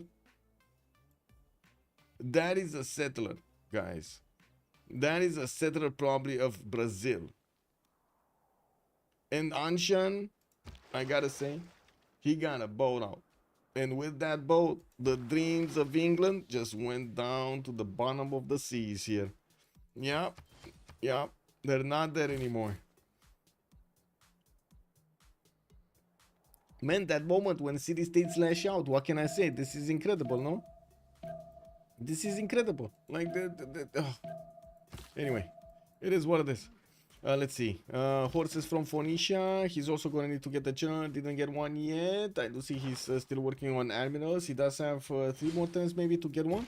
We do have Brazil with a general. That's going to be Burica. The most important general is here on Japan at the moment. He does need to get his units right in the face of Babylon and quickly, because Babylon is still trying to get his settlers out. He's catching Babylon here in a weak position. We do have Japan moving swordsman on the left side. He did actually get his samurais upgrades. This is going to be a question of gold. Can they get the gold for him? They do have a decent amount of gold in the bank, but I'm pretty sure he's going to need to wait for mercenaries here. I'm going to hard build a few of them in the meantime. 1, 2, 3, 4 swordsmen, 5 more samurais can actually come out, and this is the correct way to get going against an opponent like Babylon when you do have such a close proximity to it. Samurais on the Hojo are insane. He doesn't have, yes, coastal bonuses going for these units, but man, when they're gonna get in there, they're gonna be so strong. Magnus chops in Okayama. I'm pretty sure he's gonna want to chop that samurai city from that city center. While he only has 4 boats around his capital, it doesn't look like he needs to be paying attention that much to Mapuche, or at least not yet. Mapuche is 41 science with 41 culture, significantly higher science than Japan. Oh, wait a second, I have to say, I'm gonna recover this. Oh no, Crudlove actually is going for cartography as quickly as possible, and with those shops in Mapu, where he does have Governor Magnus established and allowing him to get all of those boats here, we will see a navy, a big one, against Japan. The question is, can Japan actually get out of this situation? Is he gonna just go full into Babylon, sacrifice his capital, but take out one of his neighbors, take over his empire basically, and keep on going afterwards? Because that kind of seems like it's the plan at the moment. Good timing for predictions? I think so. Also clip it. Oh my god, I didn't actually clip it. I wasn't on point with that one. I'm sorry. Let me actually get the prediction going. Start a prediction for who will win. We do have Golden Age, and then on the other side we do have Arcane. There we go. Let's actually see what the chat opinion is about this. Are we gonna actually have left side or right side going forward? Oh, give me a second. I want to put up a poll as well. Do you like for them?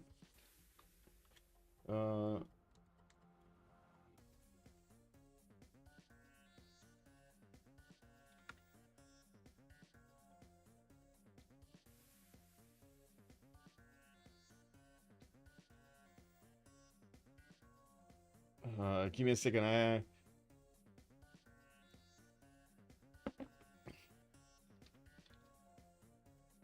I want to see this. I'm very curious about this because we got a surprise for you in the next few days. It's gonna show up over there on CPL, but I don't want to jump the gun with the information here. It's still a little bit in the works. I gotta know. What do you like in games? Do you like the lore? Do you like the mechanics, the quest, or the graphics? It's only one answer. The lore, the mechanics, the quest, or the graphics. Let's actually, can we put it this? Yes, I can put this on the screen here.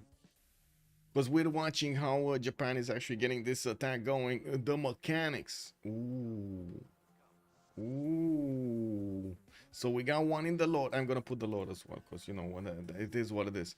Then we got the mechanics, right? Getting 7. Only one on the quest. Oh my god, man. Let me actually, oh yeah, there we go. We got 0 in graphics. Nobody cares about the graphics. Can you imagine 0 in graphics in the game? Wow. Must be one of the reasons why Factory is so great, right? Very bad graphics. Each Civ player should prefer mechanics. I think so, Servus. No? Good evening, sir, and welcome. Also on this poll, it's a good question. Who would be buying DA Velgard? Well, I don't know what that is. I have no idea what it is. The 4X crowd graphics are nice, but not the focus. Exactly. Well, so it looks like lore and mechanics are the 2 important ones. The quest and the graphics, we don't care that much by the looks of it, or at least chat doesn't care that much. I do have to say, in How to say, we do have in the meantime Japan managing to start upgrading his samurais. We got 1, 2, 3 are getting upgraded. He does need to get into the borders to get the next ones, and he's gonna have quite a few of them hard built. Osaka, Okayama, and Kyoto are all three of them working on new samurais. 2 of them popping out next turn with another one soon. I do have to say, on the other side, Babylon is starting to get his own swordsman out, and I do see these Japanese warriors. Sorry, the samurais are gonna have that extra strength against Babylon quite heavily. We do need to see if Apeul here is gonna manage to get to men at arms, which is probably gonna be the unit that he needs here to defend himself against the all-powerful, all-knowing, one-trick pony Japan here. We're going to need to see if the samurais are actually going to be the one trick that Japan knows. I'm pretty sure it's not, but I gotta say, man, if you're in this situation, you can't pass this up with Japan. This is what Japan was built for, staking out opponents at the samurai time, getting that quickly done, and of course, as you can see, overwhelming a neighbor. Let's also take a look at our score. We're not there yet, right? We still have like 10 turns. It's fine, it's fine. We got time. Whoa, whoa, whoa, whoa. How many units? So many units are here. 2, 4, 6, 8, 9, 10, 11. We're talking so many horse units coming out from Baptiste. I mean, is he planning to actually get an invasion going? Because I do see him keeping gold, but even with mercenaries, all of these are going to cost a lot to actually get going against Brazil. And I gotta say, if Brazil is making the mistake of actually going La Veta to take out that city center for England and leaving his cities, you know, just happily undefended here, that's not gonna work. That's not gonna work at all. Presla has been taken over by France. France is going, I don't know, somewhere. By the looks of it, Daido still upgrading his units. We do have Mapuche getting some slingers, defensive slingers out, getting those units towards the south, those settlers in between in the south. And I do notice Japan at the moment didn't start moving, but he is gonna start moving soon. He did chop some more, he upgraded some more. We got him on 2, 4, 6 of these with the General Hannibal Marca. Another 7, 8 in Osaka, while I do see archers are the next units up. We're probably gonna be talking crossbow soon from him. And let me take a look. The mechanics have won, and now the question is, who's gonna win this game? This is a prediction. You can actually win something from it. You can win some more channel points, take them away from the losers. Basically, we got Golden Age here getting all of your perfect. What is this, man? Golden Age 25,000 points, 0 on Arcane. Even my face is laughing underneath that prediction. Really? Nobody? Really? Elephant Guy, hello there, sir, and good evening. Just bad team play from Obalie. Shouldn't declare war if the team has settlers walking next to it. Oh, keep talking about this one. Wait, where's the settler?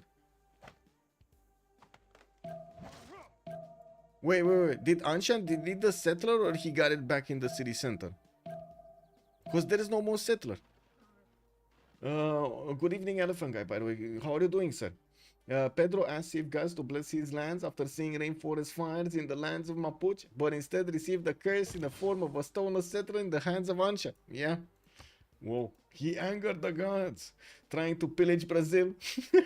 I'll be right back. Also, good evening, sir, and welcome. Do I care about graphics? Yes, I do care about graphics. Not as much as, how to say, not as much, but I do care about graphics, yes.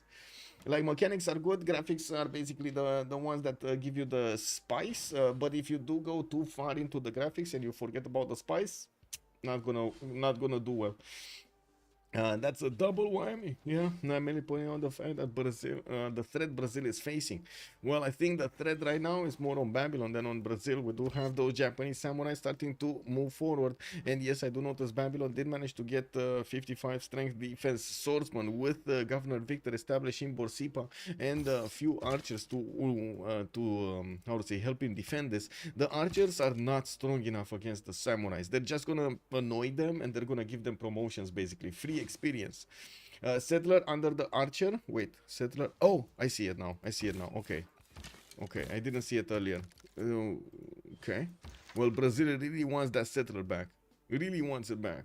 And I'm a bit surprised England didn't actually send one of his galleys towards the south to actually take that city, but maybe it's gonna be a Brazilian city after all that he did over there. Ah, there we go. That's the boat. Obalie is sending. Okay, Mapuche, more settlers. Finally, we got some Shemamuls here. He did manage to get. Wait a second. He's 6 turns out from cartography and he doesn't actually have a lot of boats. Okay. Like usually when you have like one city on the coast and you are in this situation that you can attack an opponent on the coast, you want to have a lot of pre-builds, right? Because you won't get to make the production for the boats. Now he probably did see Japan is attacking into Babylon. He wasn't really, now to say, uncomfortable defending his cities here, and I guess he just realized that he doesn't need to rush it. We do have Japan barely getting to machinery in 8 turns here, with civil service finishing up in 3. And while we're 7 turns out from the Golden Age, we will need to see if Giara is going to manage to be successful attacking into the Babylonian defenses. With more swordsmen on the way, I do see Apeul is trying to use every tile that he can get to chop and get himself some new units in Borsipa. While at the moment Giara did not start his attack run, it's just a matter of time. I do have to say there's a problem here. There's no military alliance on the samurais. Yeah, there's no military alliance on the samurais. That's what's missing here. And what is so civil service in 5? Okay, and he didn't. Wow, he didn't actually get it. He's gonna get boosted next turn by Lin Xia. I'm so surprised that he didn't actually get the civil service. That's what's stopping him at the moment from actually moving forward. He will take out the scout, and he might actually move across the river next turn against that archer. We do need to see how Babylon is gonna plan out his defense here.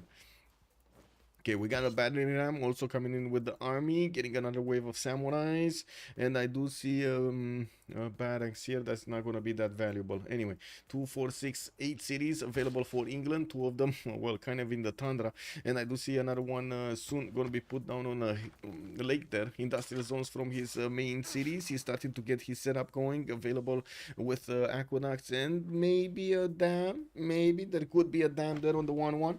Now we're going to need to wait and see. We got him also with quite a few upgraded tiles here, and of course getting those lighthouses to give him the extra food points on his coastal resources. Dido here is getting his attack going. Oh my god, Gwawel is in trouble. We got swordsmen scrambling to get their feet wet out of Salvador de Bahia. The horses are also getting trained over here in Brasilia quickly as they can.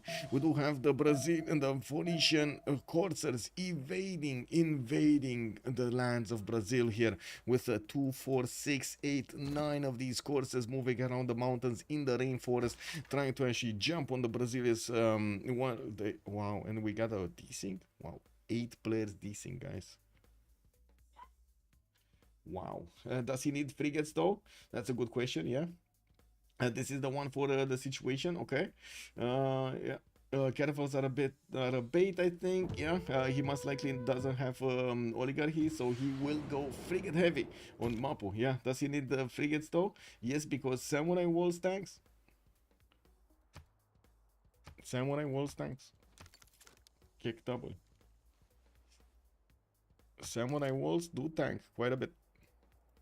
Okay, so he did take out that one unit. He can take out the swordsman. Whoa. I'm not sure what's going on with the desyncs though. We got a lot of them. I don't know if we're gonna relobby or not. We might relobby here.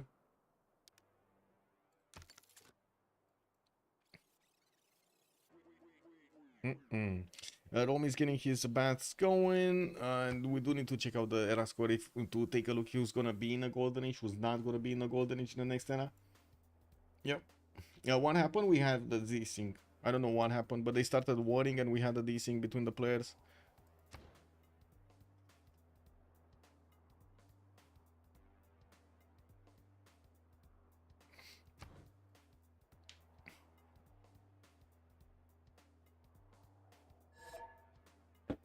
Oh, Apeul emergency. Okay. This Black Queen is going to farm. Yeah, the Black Queen is... Oh, wait a second. We have Colosseum coming up from Bewewen. I see a 33.6 production city, and we do have also pyramids finished in Paris. Very nice. Getting his aqueduct for a nice and juicy industrial zone here, which is gonna get bonuses from also the stones. While I do notice he's actually chopping quite a few tiles in ruin, we're probably gonna see another one of those industrial zones showing up there.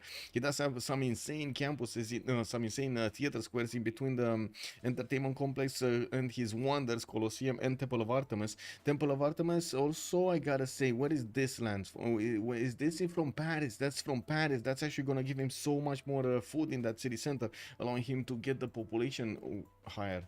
Very nice.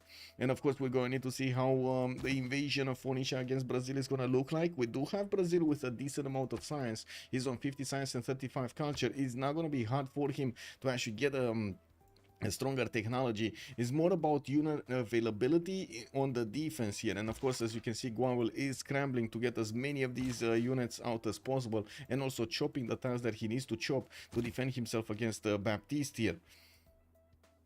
The Giga Sim. Yeah, don't understand why Dido didn't just go massive and settle everything. He has so much of an advantage. Yeah, true. I was thinking the same, especially with this over here towards the southwest, this whole island. But at the same time, he probably knows that Brazil has basically a weak point, and this was kind of the weak point of Brazil here. Like he's what is the Brazilian general? He didn't get a general? Wait. Oh, he did get the general, but it's out. He saw the general moving towards La Venta, and of course chose to go on the offense here. But anyway, this I guess you're talking about the choice that he actually made to make so many horses. I guess front line.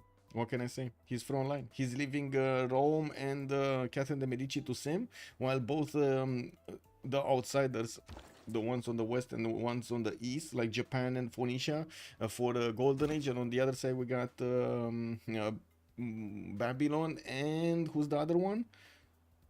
Brazil. Babylon and Brazil are fighting. Yeah. If it's a sim off, Brazil will settle coast and Minasim, probably. Big game also. Good evening, sir, and welcome. That is a pretty good sim, I gotta say. Pretty good sim. Yeah. He went Moix before Civil. Tangai, good evening, sir. Also, Racunophobia or Arachnophobia. Good evening, sir, and welcome. Why do people even play Civ6? Civ5 is so much better. Good evening, Urek. Hello there, sir, and welcome. That's a good question. Why do they play Civ6 over Civ5? That's a very good one.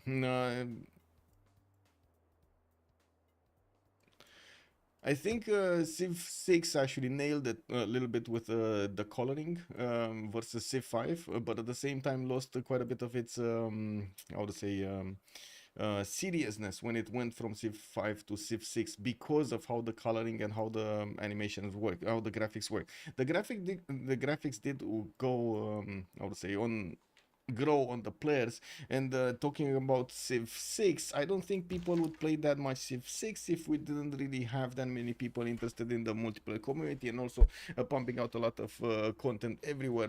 Talking about YouTube for the single player community, and talking about the multiplayer community having the content creators of their own.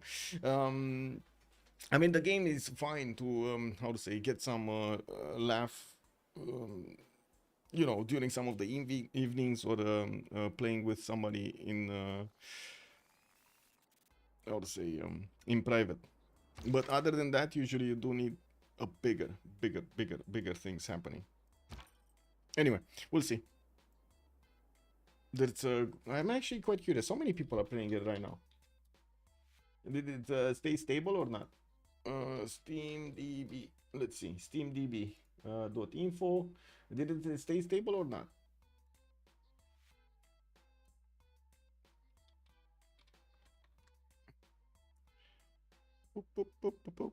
Okay. Charts. Yep, it's stable. Okay, had a drop over here. Yep. Okay. One of the few games that actually kept on rising here. Growing. We're playing Civ6 with BBG and not Civ6 vanilla anyway. Yeah, basically we kind of made our own game, I would say. Also, Machiavelli Civ6 is more interesting mechanics-wise, but Civ5 is much better balanced by default. I think you're correct. I don't know that much about the Civ5 balancing. I gotta say, I can't really say my opinion about that because I don't know it. As in, I know the... how to say... we're gonna have a little. I know the game, but I haven't ever played it in multiplayer to actually know the little details. Civ6 totally different. Anyway, now we do have more horses coming out from Brazil. He has a few chops available, and I do notice he is getting attacked in the city center of Brasilia here. His coursers do need an upgrade. He's 2 turns out from getting castles, and I do notice he's probably gonna lose at least 1 or 2 horses. Well, his cities are gonna get ancient walls. That is gonna allow him to slow down the attack of Phoenicia, maybe even slow it down to a crawl. He's bringing his Brazilian units also from the north, trying to take on the Phoenician ones, cut them off, cut their supply line. While in the meantime, I'm pretty sure Phoenicia is just gonna, you know, deal with the threat basically. On Japan versus Babylon, we do have him getting slots next to the city center of Babylon, and I do notice he's gonna slam that swordsman silly when he's gonna get enough movement points on these samurais. He does have another swordsman that is well getting how to say encircled over here. We do have that swordsman that is gonna fall next turn.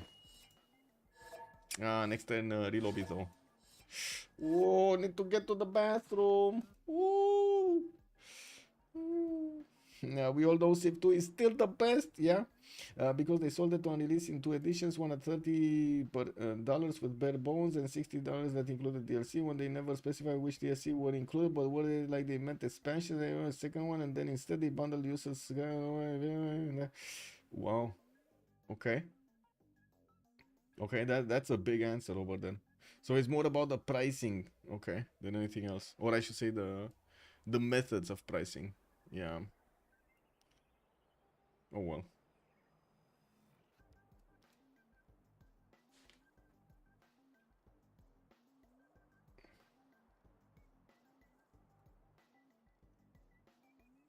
I think the important thing is in everything, right? It needs to actually give you the value for that money. That's all there is. If there is enough value for that money, I'm pretty sure nobody has a problem paying it.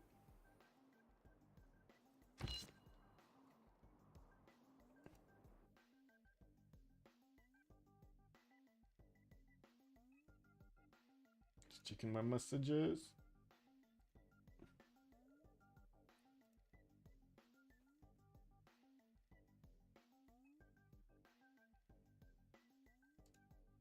Okay.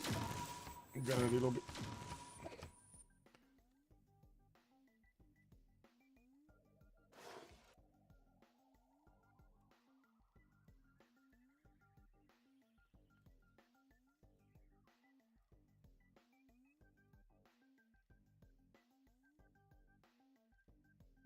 It's more about Take-Two, the publishers, so but like this. Otherwise, as a single player, Civ5 and Civ6 are different, but not better or worse. Yeah. I think Civ6 did learn a lot from Civ5 and expanded on the ideas. I'm not that convinced yet Civ7 is expanding on the ideas of Civ5 and Civ6. Not yet. We'll see. We'll see if it does or it doesn't. In the meantime, like from my perspective, I just want to do as much as I can to still have fun in the games, in the game I like. If it's Civ6, it is Civ6. If it will be Civ7, it will be Civ7. And although at the moment, I have serious worries about it. Serious worries from what I've seen. For example, the Congress in both games is kind of bad, yes. But to be honest, I've seen so many games that they try to make that Congress work and it just doesn't work. Like in real life, it's one thing. In the game, it's, I don't know, something totally different. They kept it instead of making it better a la Stellaris. I wouldn't really say Stellaris Congress is that good either, to be honest. I've played quite a bit of Stellaris, and I can't really say that will help. Anyway, Civ2 taught you how to use a computer. Oh my god, 10-year-olds playing on Windows 95. Woohoo! Let's go. Yeah, yeah. Wow, we got quite a few people joining. I'm pretty sure I'm gonna need to rejoin here. Do we have any extra mod that's here? No? No. Hmm.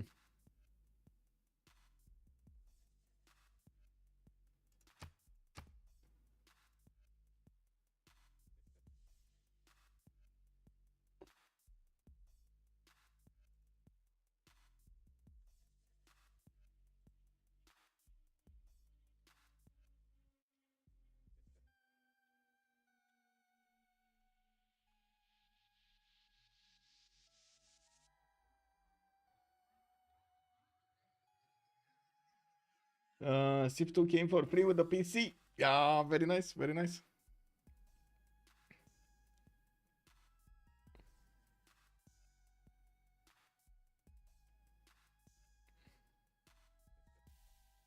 Okay, I'm just gonna back out and join.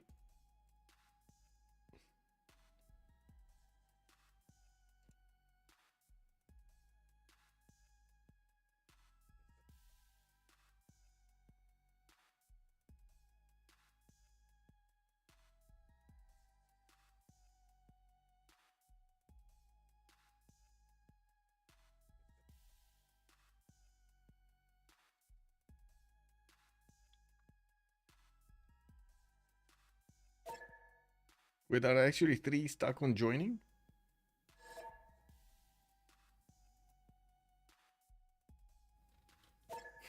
Lol.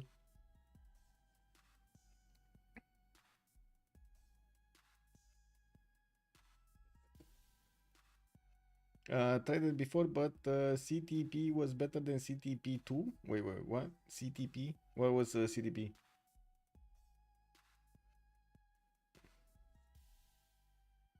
Oh, Call to Power, I see. Call to Power 2, 4x from Civ6 generation was my first home. Civ 2 has a place in my heart because that's what I played in elementary and middle school. I see. Yeah. Yeah, I got it. Call to Power. I don't remember actually playing Call to Power. Let me take a quick pick. I was more into like Warcraft, Max, Starcraft back then. Call to Power. Oh, Diablo. Oh my God, Diablo. Yeah. Oh, you mean the civilization Call to Power? I see. Okay.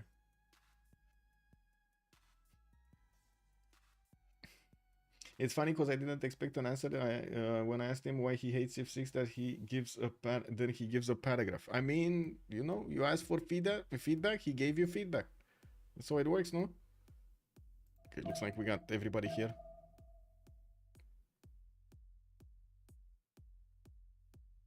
Rethinking.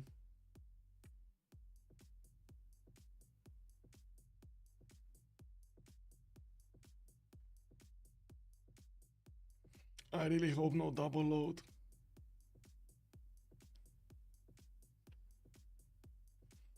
Yeah. I mean, it's good feedback, man. It's good feedback.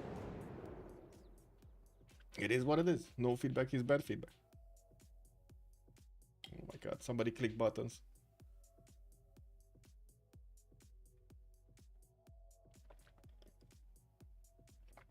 Well.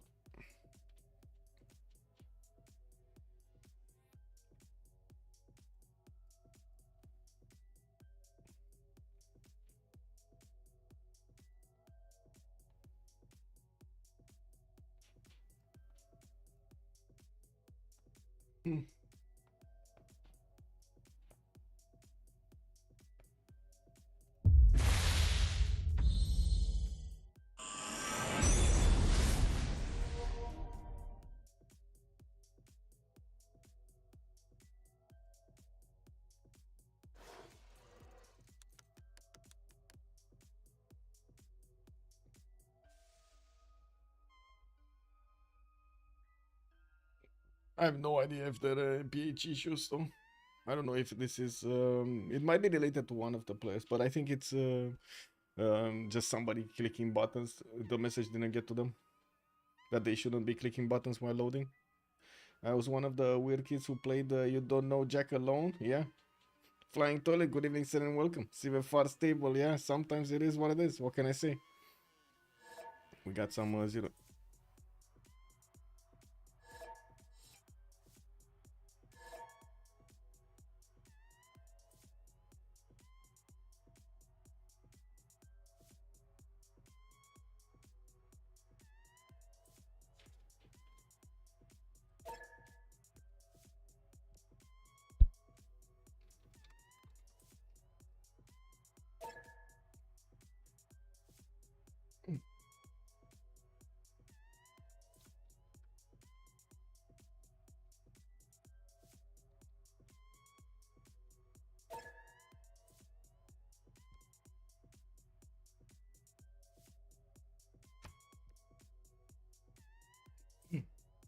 Damori getting mad over there.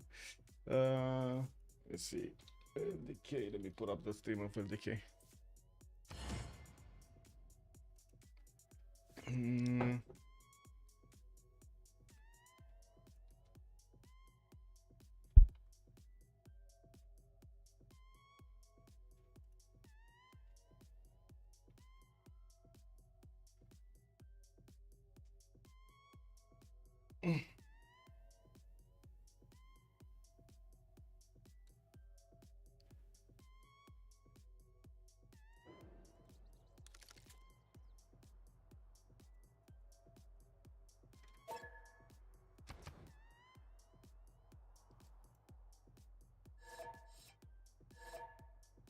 Okay, let's see.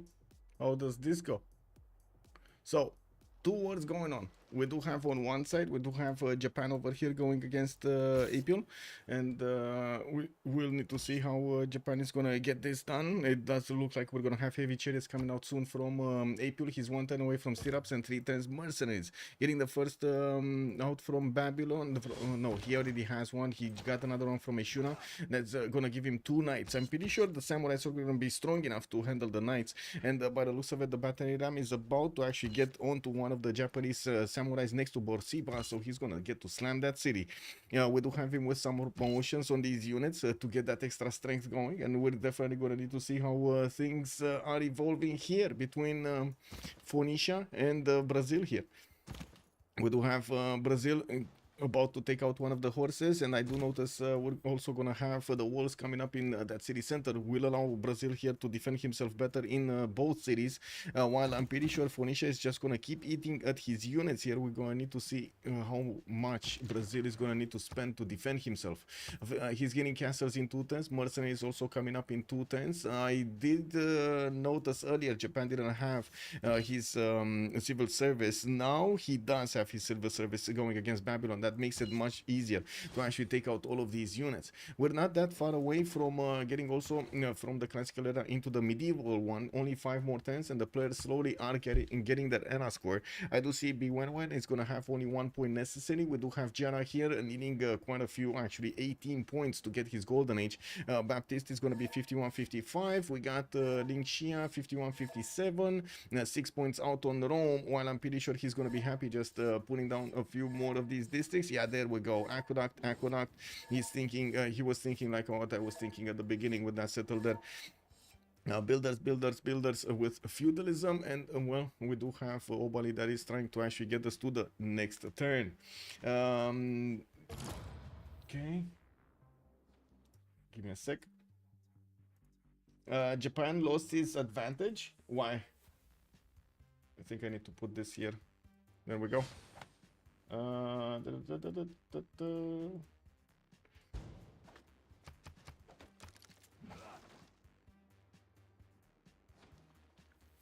Okay, commercial hub investment in Puteoli. We do have him with hanging gardens coming up here. Oh, Japan's look at that. The Japan's units did manage to take out Borsippa altogether. We do have Japan going probably for the Dark Age. He's 40 out of 47 points for the next era, while his units are still strong enough to go and to do the damage against Babylon. The Knights of Babylon are starting to get onto the field. Now, it does seem like the Knights of Babylon just not going to be as terrible or terrifying to the Japanese units as Apeul would want them to be. We do have Daido here, also 8 points away from getting his golden age. Looks like Lin Xia is gonna get there a little bit quicker. Lotaro will need a lot more. He's 37 out of 40 to get into a normal age. You can imagine he's gonna need another 11 to get to the next one, to the golden. Pedro II does need 5 more, and I do notice his city Brasilia is already being chopped to bits as his walls are half HP, and we do have him blocking the reinforcements. Brazil's generals are not in his borders. You do see how these coursers are actually blocking the Brazilian units from getting in there. Now we're gonna see Brazil probably losing the city in the northwest. He does have, yes, a lot more units coming in, and I'm pretty sure with the Corsair getting out next turn, as in the castles upgrade on his units getting out next turn, he's gonna manage to get the stronger units, strong enough units to take on the Phoenicians and maybe even push them back. Not before he might lose a city though. We'll see next turn if the Phoenician Corsairs will have enough strength to take that city down with them. And I do have to ask here, how many of these units did actually attack? Not too many. Actually, not too many. Japan might have a problem here. He needs to get the food going underneath that samurai. Apeul moves first, takes that one unit down. While I do have to see what's going on here, looks like we do have Phoenicia not managing to get the first move, and now the Corsairs will need to spend a bit too much strength.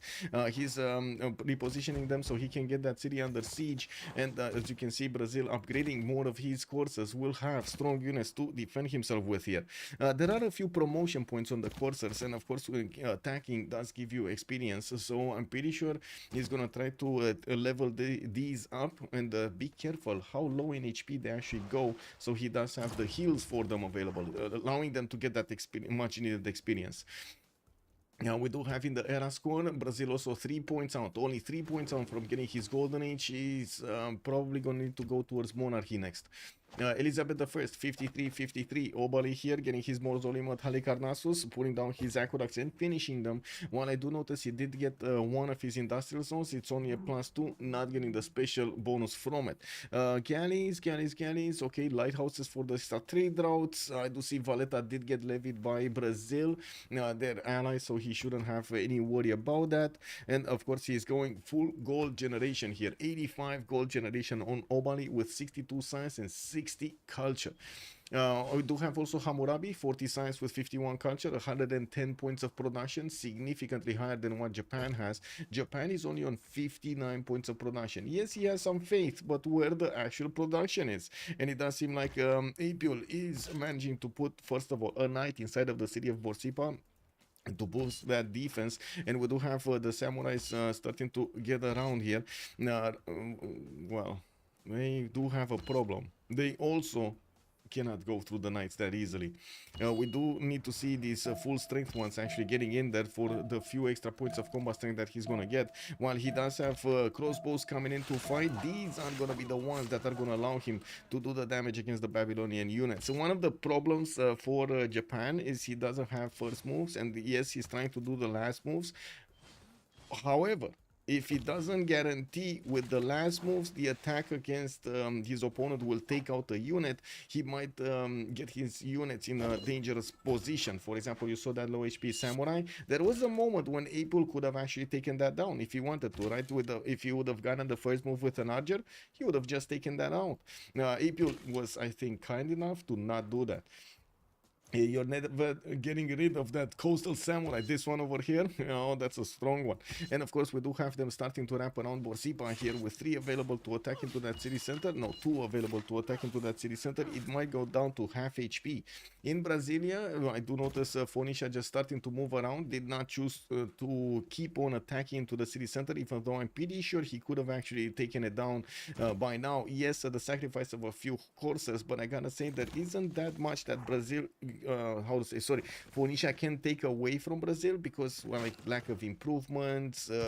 Brazil now has enough units to stop him from going into the other tiles here, into his other cities. So he could have just taken that city out, sacrifice like maybe 4 corsairs, and or do something else with them. He's trying to move towards England. England is bringing heavy chariots towards the south to block these pathways, so his opponent doesn't get in there, and it's just gonna be a bit of hassle for I would say England over here to get a defense, but he's fine. He's not going to lose that much.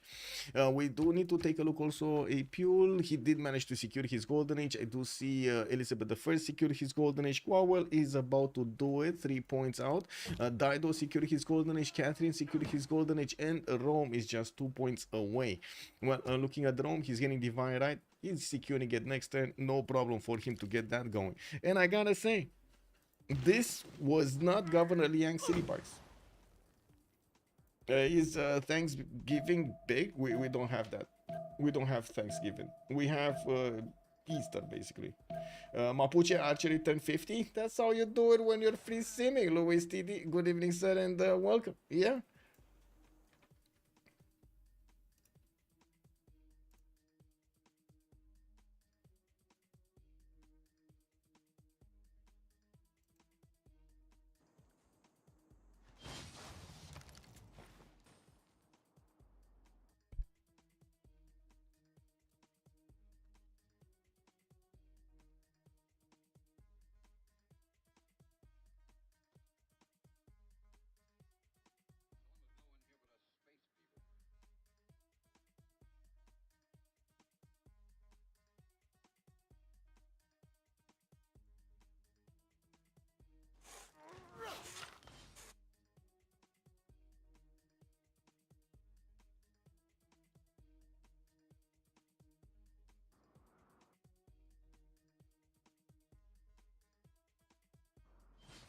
Okay, Rome, getting over here, campuses, a builder out from that capital city. We do need to see if this happened. Yes, this happened. Japan did manage to take Boursipa down. That's one city being taken away from Babylon's grasp, and we do see Apeul here is going to get his machinery and divine right soon. With the Japanese crossbows coming onto the battlefield, these knights are not safe anymore. They're getting pushed and pushed strongly. We do not have that many units available for Babylon. He's going to need to hard build a significant amount of them, and I gotta say, look at this. We don't actually have that many chops available. These units are going to need to be hard built. 2 turns for industrial zone here. That's only going to be a +2 in a Shuna.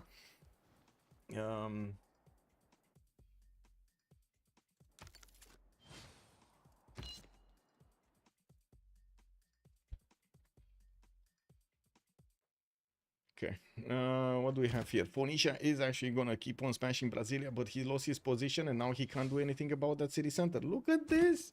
Anyway, he can keep on chewing away at it. He's gonna get counterattack. Brazil is gonna have enough units on his side to push back these Phoenician courses when they're gonna get low in HP. I do see finally the Brazilian general did jump into Brasilia there, and it looks like there was a bit of a problem. As in, Phoenicia did make a mistake here and taking out a unit that had the general underneath it.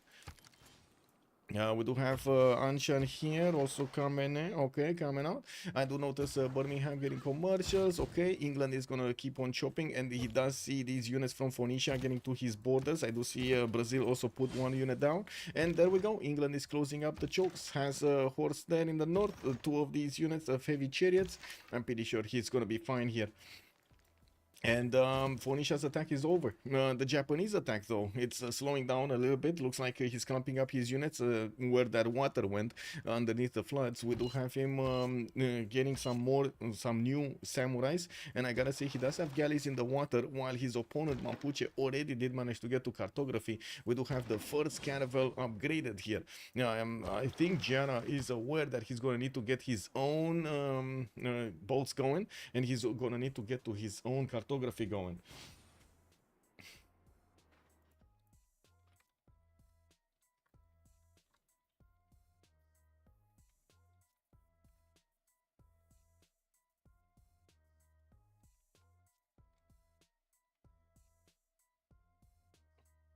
It's one tile choke samurai strength city mid-range boats. Also Japanese oligarchy Mapu isn't. Yes, yes. Well, I mean, wait, one tile choke. What? Samurai string. It's not really a one tile choke, is it? Like if you're talking about Kyoto, yeah, 2 tile choke. Yeah, yeah. One tile show could have been relatively easy without frigates to actually defend, without frigates attacking you. And I do notice actually Japan is moving forward. He does want to get all of the units down here of his opponent before they get too big.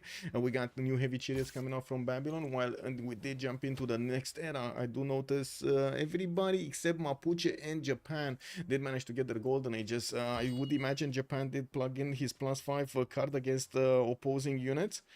Yeah, melee attack units, look at that, the samurais just got stronger. And we're gonna see if Mapuche also will do something with his Dark Age here, right? Well, I guess he's gonna use his boats, right, against Japan. That's what he's gonna do. Gonna try to take out the Japanese capital and maybe do something about the other ones in the meantime. Let me actually put stuff over here, and we're gonna...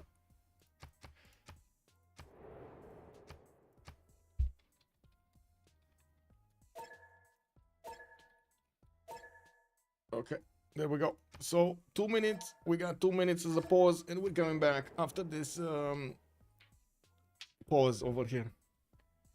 Kind of late on cannibals now. Yeah, it is kind of late, to be honest.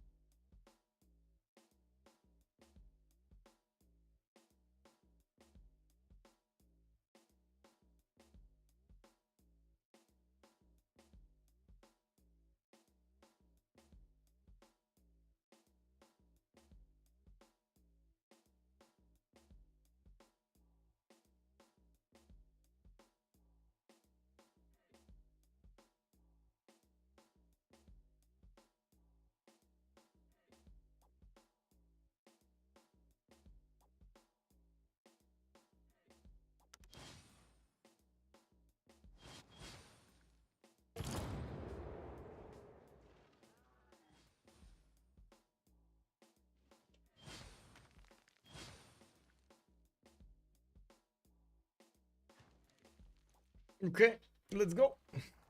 Tuning back in, welcome back, Icletian. Good evening, sir. Also, Japan's Dark, yes, Mapuche does lose +5. Yes, that's true. That's true. You're correct.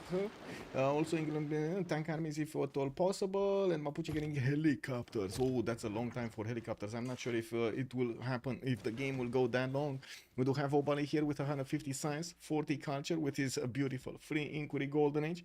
Now I do see Apeul is in a pen brush and voice also, and he's having a significant problem with his units. We do have still available movement points for Japan. I do see his crossbow already shot something. And he will get the samurai to feast on that farm over there to the southwest of Babylon, while his two samurais will need to actually climb onto that hill and take out the Babylonian knight, keeping that from him. Well, we do have more samurais on the way, and this is how you do it. You keep reinforcing the front line. Japan is 40 science and 44 culture, Dark Age monumentality. Not really the best thing that he could do. And in the tech side, he's trying to go for printing, not really going for cartography. Doesn't have the upgrade buttons on his galleys. Kyoto is trying to pump out galleys, and I do have to say he has a lake that he could actually put them in so he can keep them safe, but for how long? That is the question. Mapuche is coming in, and he's coming in with a vengeance. 3 boats ready to go. We do have also Catherine de Medici, the Black Queen, which did get some amazing culture. Pen, Brush, and Voice Golden Age this era, 246 series by the looks of it. A Finnish Colosseum at Temenanki, Temple of Artemis, and getting his builders out. With feudalism and the pyramids, I do see him putting down a beautiful campus here in between the mountains, a +4, while he's getting his libraries now for the extra science. He has a lot to catch up to the science of Obalie, but I'm pretty sure he's focusing the culture, right? The 100 culture return here for Bewewen. Hojo, we did talk about him. Dido, 86 science, 45 culture, drums of war. Looks like he is looking to keep on attacking his neighbor here, and we're going to need to see what he's going to do. Buenos Aires, for example, did get levied. There are a lot of units on his borders, while he did lose the majority of his coursers going against Brazil here. He did force Brazil to get so many units out to defend himself. Quite of a strategic blunder here, actually. Not doing that much damage to Brazil, not able to take that city down, and not managing to actually even get some pillages. This is also at the same time losing so many units is quite a problem for Phoenicia. I gotta say, Brazil actually played this beautifully, keeping his units alive and trying to secure the takeout of his opponent units before they actually manage to recover, basically get some promotions off or get back.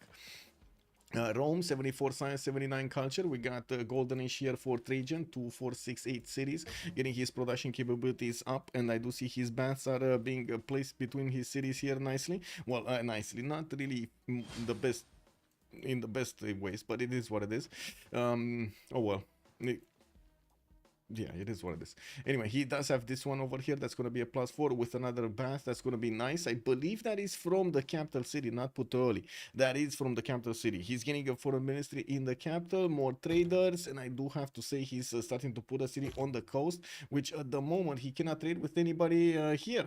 He would have been able to trade with Phoenicia if they had cities here. And I do notice he's actually trading with France, not with Phoenicia, with France, through the city of Aquilea and through the city of Rennes. Okay.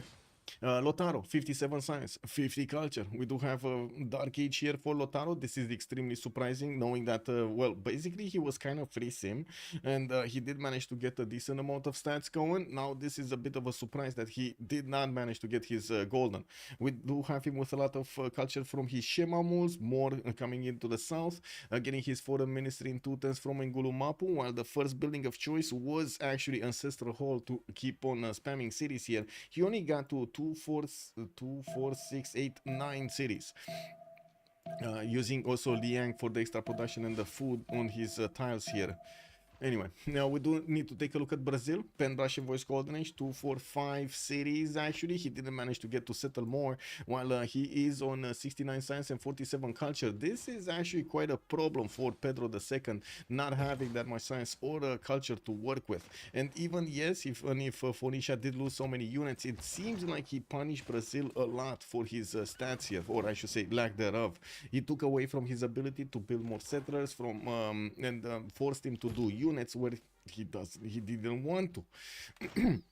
Obalie here, we did talk about him. Apeul, Pen Russian Voice Golden Age, but he lost his capital. We do have the capital city of Babylon taken out by Japan, and while I do notice the units of Japan, the samurais, are marching towards the city of Eshuna, trying to wrap around that one. We do have a Babylonian builder set over there in the south with 3 charges that is desperately trying inching forward to get the first move so he can chop the walls in the city of Eshuna, the new capital city of Eshuna. Now we do have also in the north some new knights coming around, and I do see Japan is just keeps on reinforcing this bay, while Japan knows he's going to need to get his cartography. Now he's going butters in 2. He did get the walls up, and of course you do see the cannibals will need a lot of turns, at least at least 6 or 7 attacks against the city of Kyoto to take that one down. Or actually, is it 6 or 7? I think it is 6 or 7 because it's gonna heal, that's why. Well, anyway, we do need to see if what Japan has right now on the front line is gonna be enough to keep on pushing Babylon and take out his cities. Whoa. The builder actually had moves? The builder had moves. I thought it's actually with 0 moves, but no, he actually had moves. And he might as well delete that builder because the Japanese samurai is either going to move on it and step on it and take it over, or he's just going to ignore it. There are no more chops that builder can actually get from the south of Eshuna. France is getting Reina next turn. Where? Oh, in Rouen. He's getting it in Rouen, I see. He's not going to put it in Rennes, he's going to get it in Rouen. That's fine. That's actually on the way, right, towards the capital city of Paris. It should be fine. Okay. Obalie getting horses. Looks like one Phoenician courser did get into his borders. Could not manage to get yet any kind of pillage. We might actually see Obalie here getting pillaged on one single mine.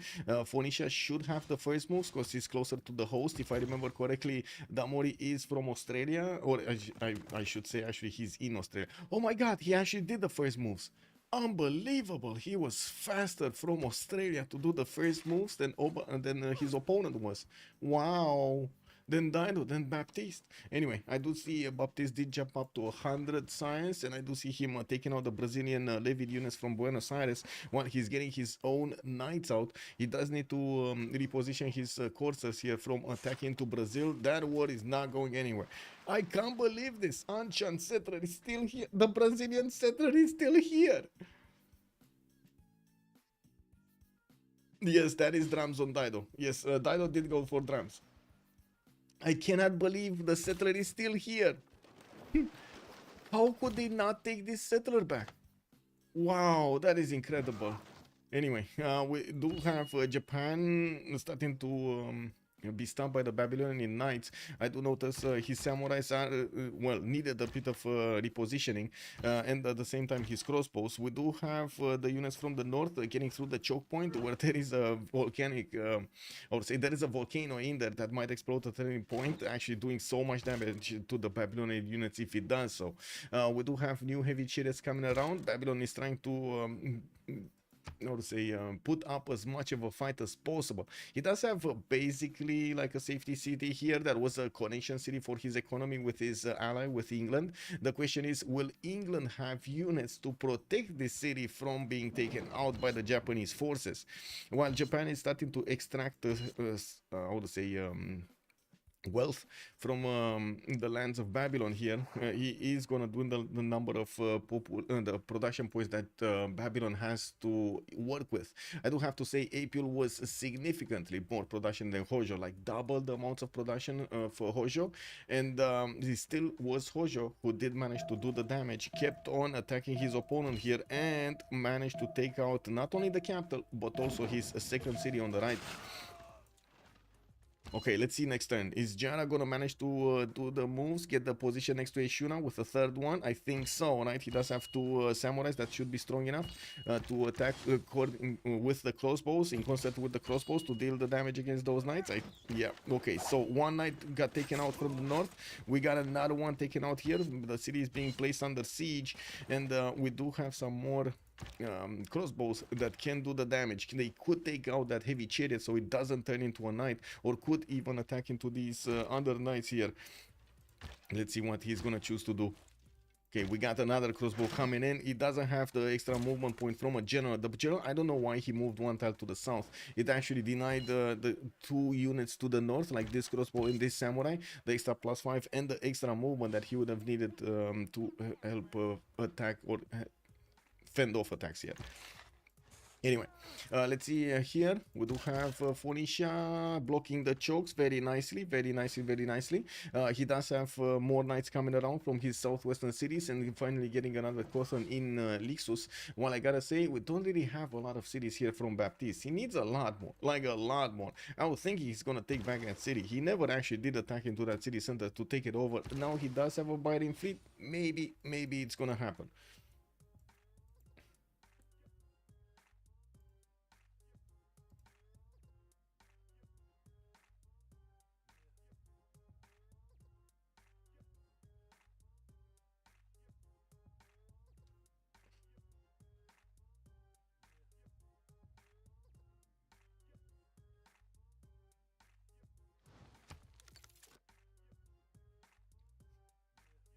Okay.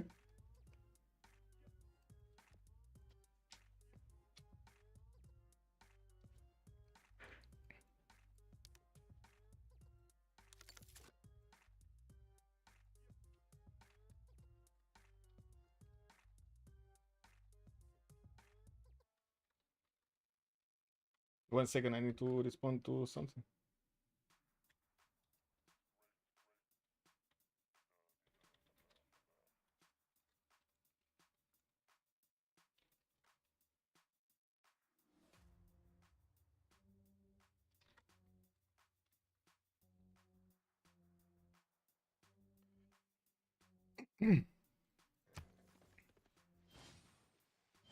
Oh, did he got the settler back? Gwawel finally did get his settler back over here in turn 58. He got his settler back. Unbelievable. Oh, anyway, he's gonna get another city soon. Anshan is still not there, giving them the points of extra science. We do have Anshan that here. This is getting word. Hattusa is actually discovered, as in it got sourced, and everybody does know about it. Bewewen does have 15 envoys in that. That's gonna be actually Catherine de Medici over here putting so many envoys in there. And I do have to say, Catherine de Medici did explode with so much science. Now, he doubled his science points in the last few turns. 105 science with 114 culture, 131 gold points, while I do see Obalie on the other side. He does have 181 science points with only 71 culture. Ishuna did get the walls up. We do need to see the battery, and I'm starting to get next to that city center. The samurais that are low HP do have promotions, and I gotta say Babylon only has 2 knights available in the borders of Ishuna that are very, very low HP, and they do not have promotions on them. So I would imagine the Japanese samurais are just gonna look funny at them, and they're just gonna disappear from the battlefield. Now we do have even the city of Babylon making some samurais for the nation of Japan here, while we do have the boats of Mapuche still trying to attack into Kyoto. I would imagine boats are gonna get out at some point from Hojo, although I do have to say he's going printing. He's not really going for his cartography here, trying to also get intelligence agency in 7, while we don't have actually a samurai inside of that city center. I was expecting him to put a unit like that in so he can keep it of much higher strength. You do see this city, for example, is 55 strength.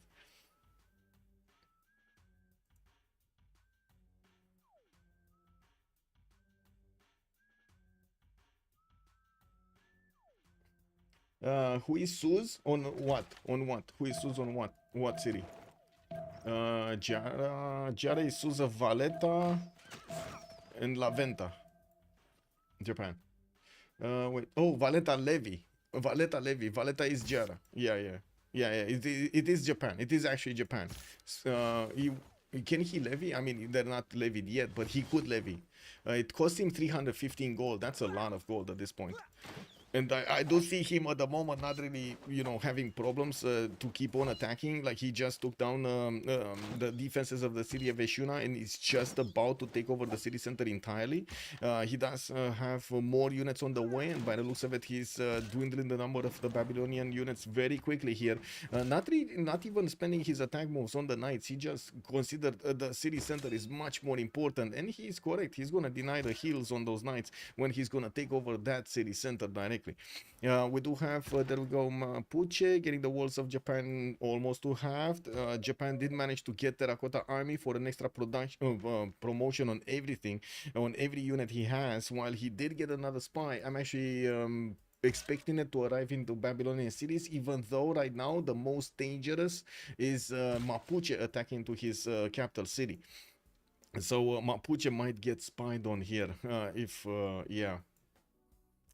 if there is a need for that.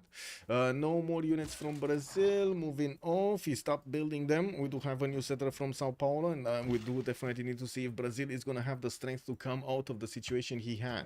In the resolutions, 20% faster growth for Rome. I do see Elizabeth I is going to get his +4 gold on the settler international trade routes, and also gaining 2 Diplo victory points. It has a CP... What? Seapol? Oh, catapults. You mean catapults. Good evening, Cisco. Hello there, sir, and welcome. When no hate stream. Whoa, this was a hate stream. Wow. Also, Anshan is dead. Yes, Anshan has been taken out by the caravel of England over here with the help of Brazil. Now he does have one of those cities to connect himself with Brazil on the coast towards the south. Now Brazil doesn't really have trade routes. He barely got to build his commercial count while he was needing to get the war going against Phoenicia, and I gotta say Phoenicia kind of came up on top with that, more science from a much faster stage. But anyway, he's getting his campuses, new universities coming in, and Baptiste here is gonna try to put new encampments. It looks like he's gonna get pillaged. Brazil did manage to get one of these forces in his borders of PQI, and he's gonna start pillaging that. Minus the E, Kek W, man. Yeah. Sorry, the hat. Well, oh, no hat. You mean no hat stream? Yeah. And not now. Not now. Not today. Not today. Okay, we do have Marcus coming up from Picu Mapu. Crudlove is building up his campus count, and I do notice he's still on 86 science with 68 culture. Lost that golden age, which is quite punishing, except the fact that he does have an extra +5 on his boats here that don't really get to, heal anyway. He's not managing to get those yields on his units. Anyway, no, on his cities. We do have Lin Xia 132 science, 104 culture. Oh, I do see Bewewen 139 and 137. They're managing to outsim their opponents slowly but surely, while only Obalie is in, I would say, in free sim. We could have had Lotaro also in free sim, although Lotaro did choose to get that careful attack against Japan, and you do see that he can't really do much with it. For that, he prepared quite a bit. He also did manage to spend enough resources, but still did not manage to get his full city count here going. And since we do have Japan taking out another city from his opponent from Babylon, it looks like slowly but surely the Babylonian cities are, well, disappearing from the map. We will have Japan over here needing to take Durmuti and Mashaf Sapir, while Babylon is bringing new knights to the fight. It looks like his capital city was trying to rebel there. He might actually get to stabilize that because, well, now there's no pressure from that western city. I do have him also needing to clean up the units of Apeul here on the western side, while I'm pretty sure the Babylonian Knights are not going to be that much of a challenge for these very experienced samurais. Hat hate, the Beasley, yeah. Why do you hate hats? Why do you hate hats, Project Cisco? And also, Project Cisco, I did get this also as well. Look at that new emo today. Be scared. I heard it's Halloween somewhere, somehow. And that lack of carnival rush in the classical era was a big game changer. Yeah. If you're talking about this, like Mapuche delaying his carnival attack against Japan, yes, that was a big changer. But anyway, the capital city of Kyoto is going to fall in any case. There was no samurai in it, and that's going to also delete the Gavron Plaza, which is going to be a problem for Japan here. You do see that Giara is, yes, making some sacrifices now in the game. He's taking out Babylon and keeping, well, giving his capital away. And we do have also Rome to see how he develops and what is he going for. Campus research projects. He wants to go through towards Newton and Einstein and Ibn Khaldun. Galileo Galilei here is the next scientist, and it does seem like England is gonna get to choose or pass next turn. While we do need to see from he's on 9 great scientist points of turn. Mapuche is on 11. France is on 8. We got Brazil only on 5 and Phoenicia on 7. So it looks like it's gonna be a race between the top 3 here: England, Mapuche, and Rome to get that going. Maybe even France, even though I don't think France is making projects. Oh, he is making projects. Okay, so it's a battle of 4. I do see also France is working on Kilva-Kisivani and at the same time Forbidden City from Bordeaux to get an extra wildcard policy slot. It does seem like Bewewen is on very high horses here. He's jumping up so quickly in the science and in the culture at the same time. 276 points of production puts him much higher than everybody on Team Arcane. While I do see also Lin Xia on Rome does have more production than everybody on Arcane as well. 277 points, 1 point more than Catherine de Medici. The anti-hat sentiment is disturbing. Yeah, I mean, why don't you like hats, man? That's an HD emote. Yes, it is. Yeah. Autocorrect hates hats. Oh my god, man, the AI hates hats. No. Anyway, more campuses here from Puteoli. I'm a bit surprised that he chose to put a campus here instead of an industrial zone, even though he can get another industrial zone there on the oil tile. This would have just been much better. We do have also so many projects, and I do see a new city going towards Japan here on the left side.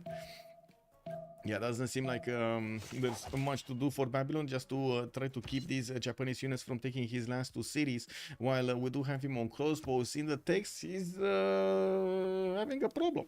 He's only now on 37 science and 31 culture, and I do see Giara is not that far, how to say, ahead of him. We do have him 48 and 54. We're gonna need to see if Japan is gonna manage to finish off the last cities of Babylon here. Karkar will probably stay alive. I don't think I don't see a way for Japan to easily take over this city, but I guess we'll see when the units are gonna arrive here at some point. We do need to see also Japan damage. Okay, not amazing, not amazing. It does need the crossbows. Crossbows are extremely important here to get onto the front line, so he can actually get the initial damage done against the knights and the opposing units. Anyway, there's a healthy amount of samurais that are on the way towards the front line. I think it should be fine. I'm thinking it should be fine. And there we go. Crossbows moving in. Well, let's actually see what kind of target is he gonna choose. He can take out the horse, for example, quite easily. One crossbow attack, one samurai attack. Boom, that horse is down. But we do need to see him grabbing that tile, though, because there might be a counterattack from the knights into his crossbow here. Apeul might need to sacrifice a few units. Like, these crossbows are extremely valuable for Japan. He wouldn't be able to push without them. Anyway, we do have Kyoto being taken out. As you can see, Mapuche is gonna keep the capital city of Japan in his grasp here, even though we do have Giara going for cartography in 5. He was way too late to get the stronger units out. It is what it is. Mapuche can giga give Rome from Japan's land. Rome? I mean, yeah, if only he would have had units to upgrade with, but he doesn't. Yeah, if he would, it would have been amazing. If he would have had like 7-8 horses in the water, sending them at the same time as he's taking out the capital, and they would have had them over here able to actually upgrade themselves. Oh man, this would have been insane. This would have been so much damage done to both Japan and, after, of course, Rome, and or even Bewewen on Catherine de Medici. Okay, Kilva is happening next turn in Paris. Forbidden City in Bordeaux in 2. Did we have anything important here? No, not really. I mean, Elizabeth did get the Diplo points. We're going to need to see if he's going to have the opportunity to get Statue of Liberty, because that's going to be important. Okay, shipyards. Okay, Chancery Plymouth. Japan would be dead with some Malon Raiders. Yeah, if there were some Malon Raiders, yes. Yes, but there are no Malon Raiders. I wouldn't really say dead. He would have been pillaged. I wouldn't really say dead. Yes, there was a chance if Japan would have messed up the defense. But if Japan would have gotten the defense down, there would not be that one. Whoa. 3 cities with also already walls here in this. Oh my god, former capital of Babylon. We do need to see if Japan is going to keep on moving forward, or he's going to turn back to take back the city of Babylon here. Incredible. These men-at-arms are going to be punishing to the units of Japan. Anyway, now we do need to see if Giara is gonna move, and where is he gonna move. Brazil still not moving anywhere. We do have Phoenicia getting to military engineering in 2 turns, and I do see he's on 124 science. Brazil is about to hit 100, so they're not that far apart from each other when it comes to the total tab. Only 500 science between them. Difference is not that big. Gwawel is going for square rigging in 5 turns here, and I do see enlightenment in 5. He's putting that city on the tobacco tile that I was talking about, and we might actually see him starting to chop the quadrims for the Minas Gerais. We're going to need to see if he is actually going to get that attack going against Baptiste. That might be a way to come back into the game from Brazil, taking out 3 cities from his opponent, from his next door neighbor. That will put him down to 2 cities. That is going to be crippling over here Phoenicia's power to do any kind of have any kind of effect in the next part of the game. Rome also 141 science, 121 culture, while Crudlove actually did finally manage to get over 100 science. We do have Rome. Oh, they went through the scientists. Mapuche picked up Newton. Okay, that's the spike of science I've seen. And I do notice France did pick up Ip Khaldun for the extra amenities, and of course the non-food yields over there getting bigger. Okay, let's see. Forbidden City finishing up next turn from Bordeaux. Bewewen is going to have a hell of an empire here. Also getting industrial zone logistic projects for James of St. George.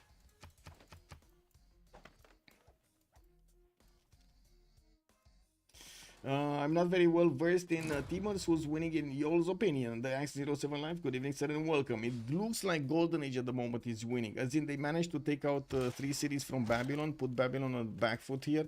You do see Apeul doesn't really have that many more stats, but he does have 93 gold at 10, which is very valuable. This city on the coast is giving him giving them actually the whole team of Arcanes so much value. Unfortunately, he cannot keep Japan at bay, and this is a significant issue and has been for quite some time now. Obalie is managing to get the top science in the game, although his allies are not managing to get to the same science level as their opponents. We will need to see if Elizabeth is going to have what he needs to go through the next era, or I should say through the next stage of the game and get the win for his teammates here. He didn't have that much culture, right? It took him quite some time to get to 100 culture. He was down to like 30 or 40 when he started off this era. But at least he does have the 300 points of production to build stuff very quickly. I do notice he did manage to get that setup going with industrial zones, the dams in between, and the aqueducts, getting some plus nice 10s while he's getting his shipyards out in his harbors. He's gonna get the production adjacency from that also. You will see it after. Imagine he'll go with settler for a COC. What? It's a tobacco. What? Men's health in island settle. What? You cannot even place a holy site at the plus. Oh, you're talking about this one? The Lin Xia. Yeah. I don't know, man. I don't know, man. This, I think we need to actually keep this for,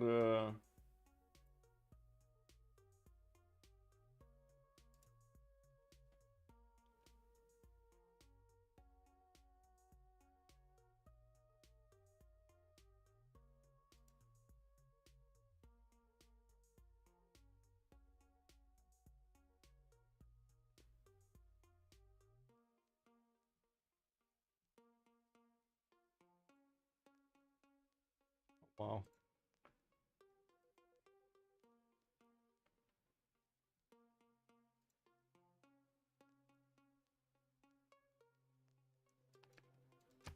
Wait, let me put it up in the Civ6 channel over here. Yeah, yeah. I mean, you know it when you see it. What can I say?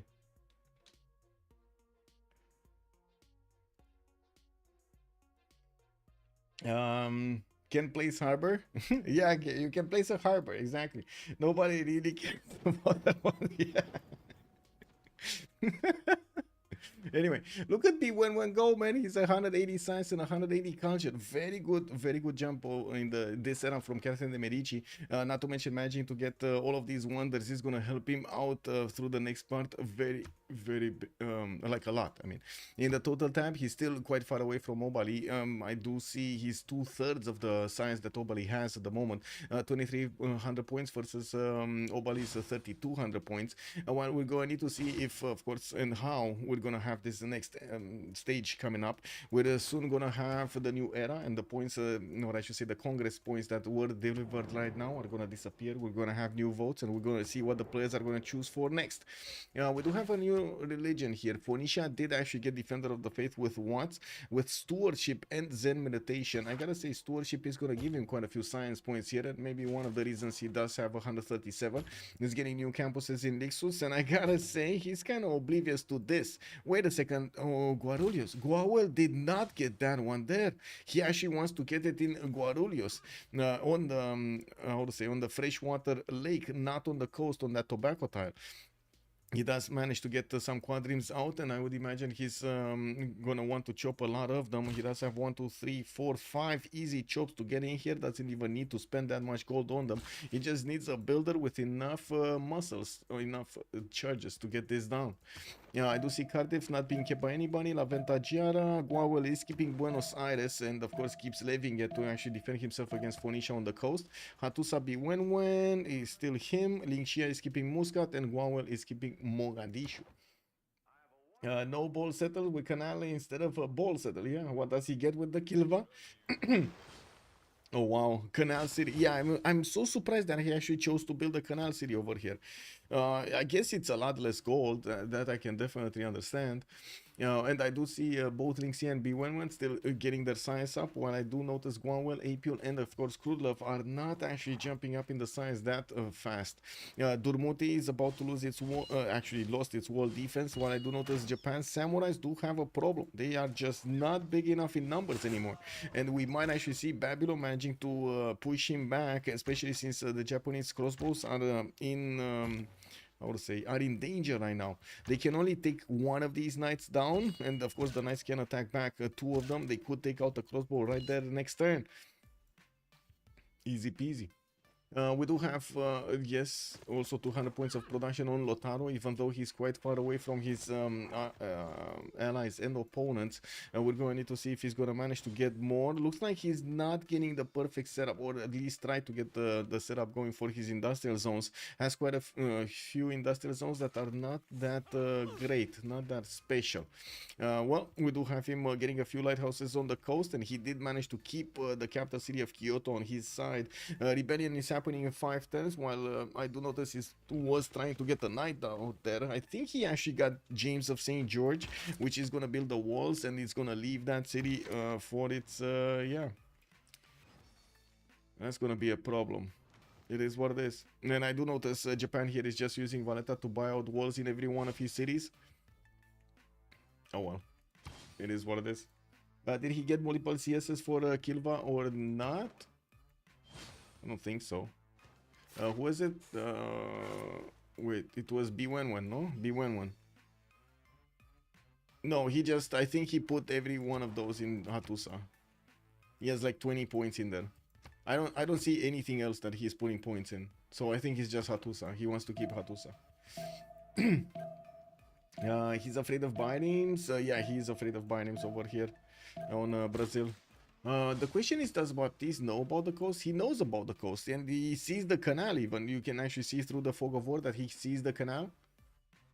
It is what it is. It is what it is. Exact. Oh my god. Oh my god. Okay, Casa de Constatación in London, Bisheng. I do see Isodor is also available for Obalie to use. He's gonna get a lot of governor titles there, and I do see new campuses are also getting built. While his opponents are starting to catch up to him, I do have to say we do have a free inquiry on Obalie. He's gonna lose this, while a Bewewen is in a golden age, is in a Penbrush voice golden age, so is Rome. Both of them are gonna keep those science numbers, while the fake science of Elizabeth I is just gonna melt away. Brazil is the civ that gets super strong battleships. Yes, that's what we're watching here, because you see the quadrants, he's actually chopping them so he can upgrade those battleships later on. He does need nationalism, and he's coming up in 3 turns, and he did manage to get another builder here. He will probably get at least 3 or 4 chops before that, or of course he can actually put off discovering nationalism if he wants to. Dam from Sao Paulo, beautiful industrial zone adjacency. Brazilian units did push back a little bit more the Phoenician troops, and I do see at the moment he doesn't really care about this front line. Does have a spy stealing gold there in LPQI, while I do notice Phoenicia is starting to get some missionaries to just, you know, keep spreading that wonderful religion of his. It looks like he's gonna spread it actually to his allies here. Interesting. Okay, we do have England also putting a spy in the Phoenicia. There could be a moment that England is actually going to move on Phoenicia later on in the game, maybe with very, very strong units like tanks or planes. Yeah, okay.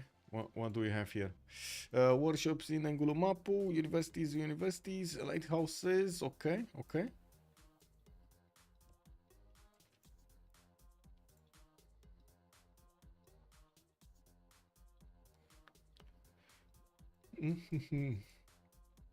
Theater Square also from the capital of Rome, only a 2-pointer.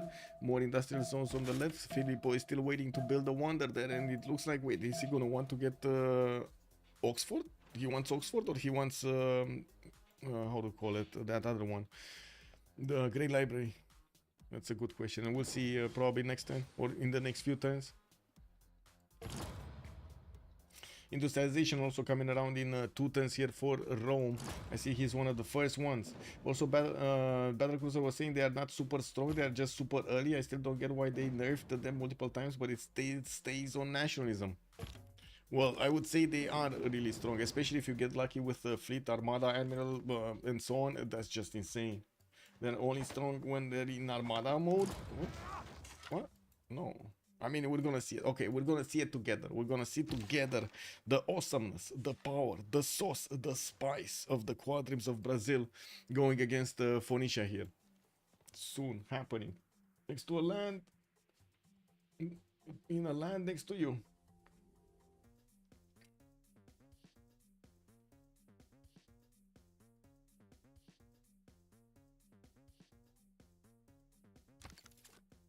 Okay. More universities coming up from Brazil. Okay. Brazil, Brazil, Brazil.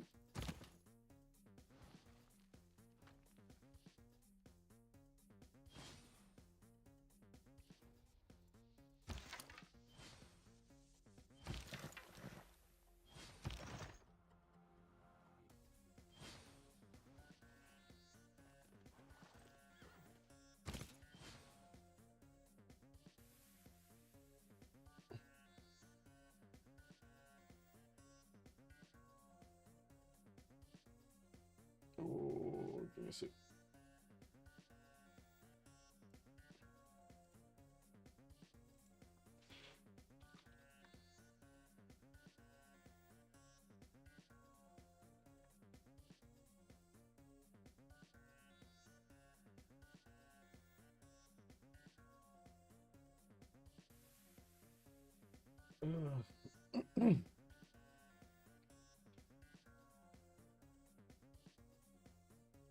Not as obvious as before to actually see if they're, I would say they're gonna win on one side or not, no? They're, okay, let's actually see. Click on this button, and I do want to check out my chats. Okay, okay, it should be fine. We're fine. Wait, the Golden Age is ahead for a lot this game, but this stupid Brazil unit will just kill one of them. Oh man, yeah, the Brazilians are coming. We got a canal coming up in 9, and I do notice Brazil is still positioning his builders to get the chops going. He does need to move away from nationalism if he actually wants to keep pre-building his squadrons here. Now we do have him with the upgrade on. Oh no, he already did open up the frigate. Oh no. Anyway, now we do see a frigate here in also Rio de Janeiro's lake, so he can get some defense up against Phoenicia. While Phoenicia is starting to get boats out, I do see Biden fleets are starting to get out of his cities. And if Brazil puts this up for long, this is not gonna go well. Phoenicia is gonna manage to get a good enough fleet to fight off his invaders. Now we do have Catherine de Medici also managing to get 200 science, 200 culture.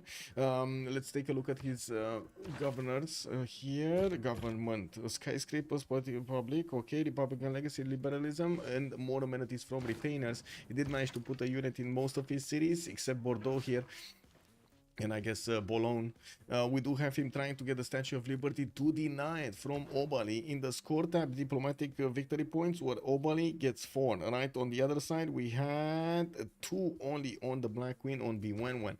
Now, if he does manage to get the Statue of Liberty, he is going to manage to get 3 points out of that wonder for the victory.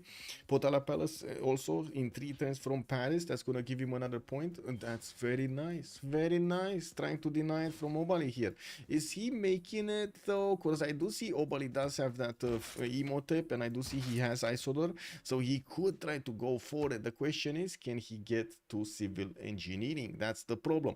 Elizabeth I did not have that much culture at the beginning of the game, and when he went into the era with free inquiry, he didn't have culture anymore. And looks like right now it's creating the possibility for his opponent to deny him that Statue of Liberty. That's a problem. Wait, Brazil never take up frigates. He did actually. Look, there's one here. Yeah, anyway. And he's gonna take nationalism also, and he only has like 3 quadrants. This is not enough. Looks like this is not an attacking force, this is more like a defensive force here. Especially since Phoenicia is gonna have boats coming around from 3 cities. Anyway, now Phoenicia also getting his buttress nationalism in one. He's gonna get the fleet ability on his units there. We do have Lin Xia finishing industrialization. Bewewen getting it next turn. And looking at the production points, they're doing very well here. Bewewen 342, Lin Xia 434. I do hear quite a few upgrades, and I'm not sure where do I hear those upgrades from. So Statue of Liberty got chopped. Okay, well, chopped. Added a few more points over there. Kyoto is gonna rebel next turn, and of course these units of Japan will need to attack into the free cities. We might actually see even Mapuche do that. Mapuche did not use James of St. George on that city center. He knows the second he actually puts the walls in, when it flips to free cities, the city will have walls as well. It's gonna be incredibly hard to actually get that down. And we also have Japan here trying to get to a stronger unit, probably trying to get to I would say not only horses for his horses, but calves. The problem is his science. 42 science and 48 culture is not allowing him to go through the bottom tree quickly enough to discover military science here that would unlock the technology for cavalries. Well, let's actually see in the era score, because we're coming up close on the next era. Catherine de Medici 5 points off. Can he get a wonder here? Can he? Oh, we might see Potala finish. Oh, no, we're not going to see Potala finish. He does have a chop, but he's not going to get to chop it. Like, he needs one more move, right? The next turn, he's going to get to move this builder there, but that's in the turn thereafter, we're going to have the new era. And he's not going to get the opportunity to chop this. Unfortunate. Anyway, Caravel from Ren looks like he put off finishing the Statue of Liberty, which is kind of surprising here.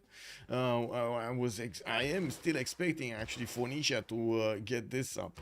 We got 4 of these Minas Gerais coming around, and I do have to say they're not actually one-shotting the bindings. No, they are one-shotting. Not all of the bindings, but they are one-shotting quite a few of them.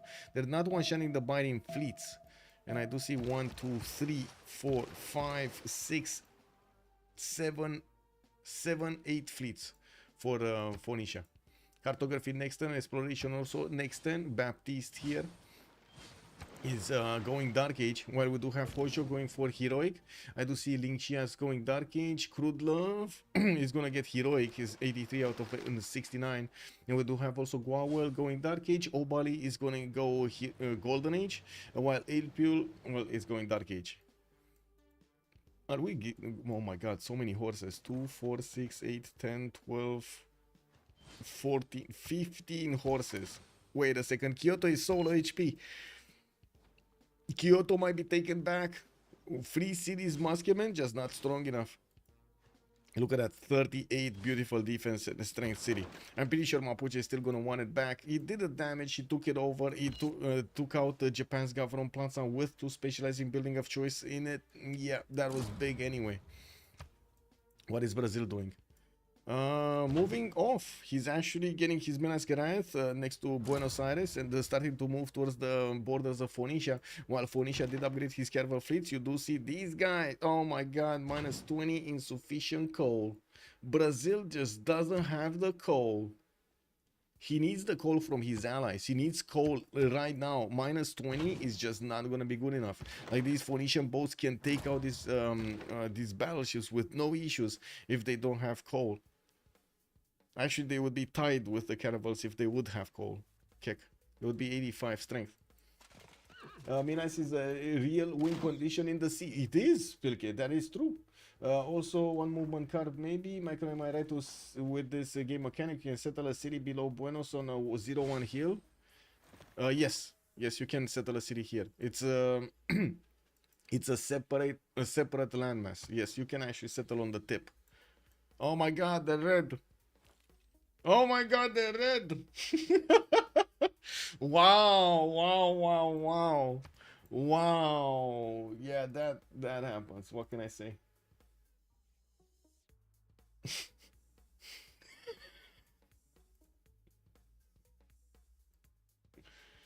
Oh my god, man. Civ6.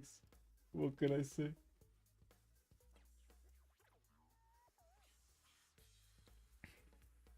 Okay, any more moves here? No, not really. Still no unit upgrade from Japan. He still needs to get through that technology. And I do notice the free cities are actually attacking and taking some of his units down. While Mapuche did retake the capital, that's going to rebel in 3 turns and of course going to lose more population when it keeps on flipping like this. Yeah, we do have Mapuche also keep on simming, getting his campuses out. This is the turn where we do see who got into a golden age and who didn't.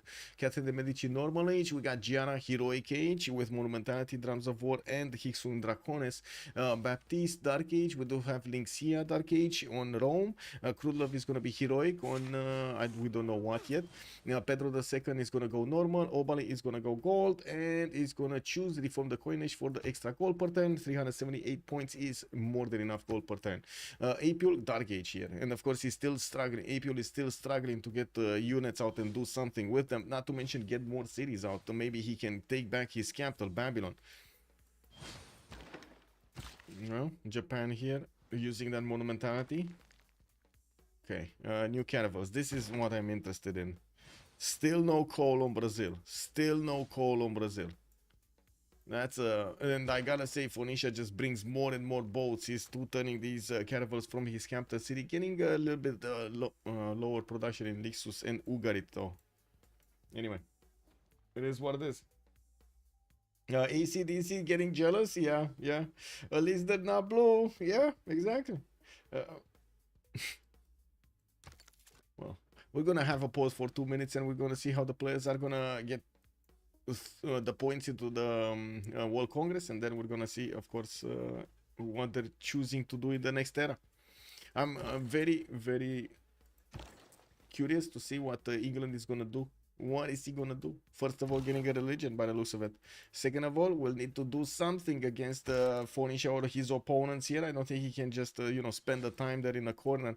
While I do see France at the moment is moving away from finishing Statue of Liberty. Is he having something like, is he planning? He's probably planning to take a great engineer here for that. Well, what great engineer is left?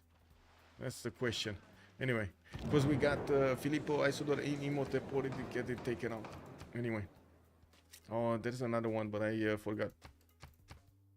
Okay, let's see. Let's put the damn. Is there silver? No.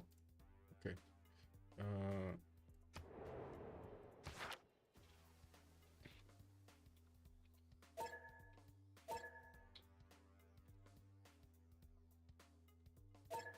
Okay. And we got 2 minutes as a pause. Coal is the problem. He's just taking enough coal to pre-build.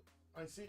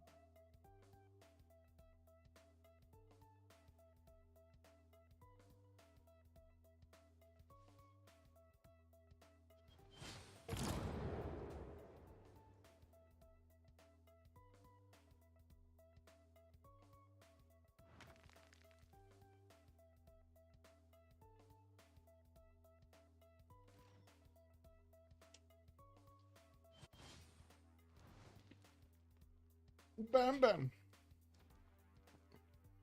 I'm going with vampires myself. Yeah, makes sense. Not a bad guess. Bad second guess. Let's see. What do we have? Siphon funds over here. Wine, no amenities, and Elizabeth I is gonna lose 2 diplo points. Okay. Let's see. Brazil doing not that much. We do have England. Isodorf Miletus still moving around. Then he does have Imhotep as well, just moving around. Actually, Imhotep is on a sailing trip. We do have him also managing to get Manchester here as a city, and I do notice Babylon did not repair the walls in Durmuti, nor did the Japan upgrade his units, to be honest. Catherine de Medici from the coinage, 170 science remaining and 173. I gotta say, Obalie still has more science, 190 and 133. It might be Catherine lost his government. Yeah, there we go. He's missing his government, so he's gonna get that card in soon. He did manage to get the Potala Palace finished, and that means he did manage to acquire more of these Diplo points. He's on 5 out of 20. Whoa, he got to make over here Obalie lose his 2 Diplo points, and he got the bigger ones now. He's on 5. Okay, well, we'll see if he does manage to finish the Statue of Liberty. He still has a few chops available, 1, 2, that I can see, but that's about it. And I'm pretty sure his opponent, Obalie, is gonna try to get there as quickly as possible. Civil engineering in 3 turns. It might be a very close race here. Whoa, 6 turns now on the city of Rennes. Okay, that might not be that close of a race. There are vampire leagues, yes.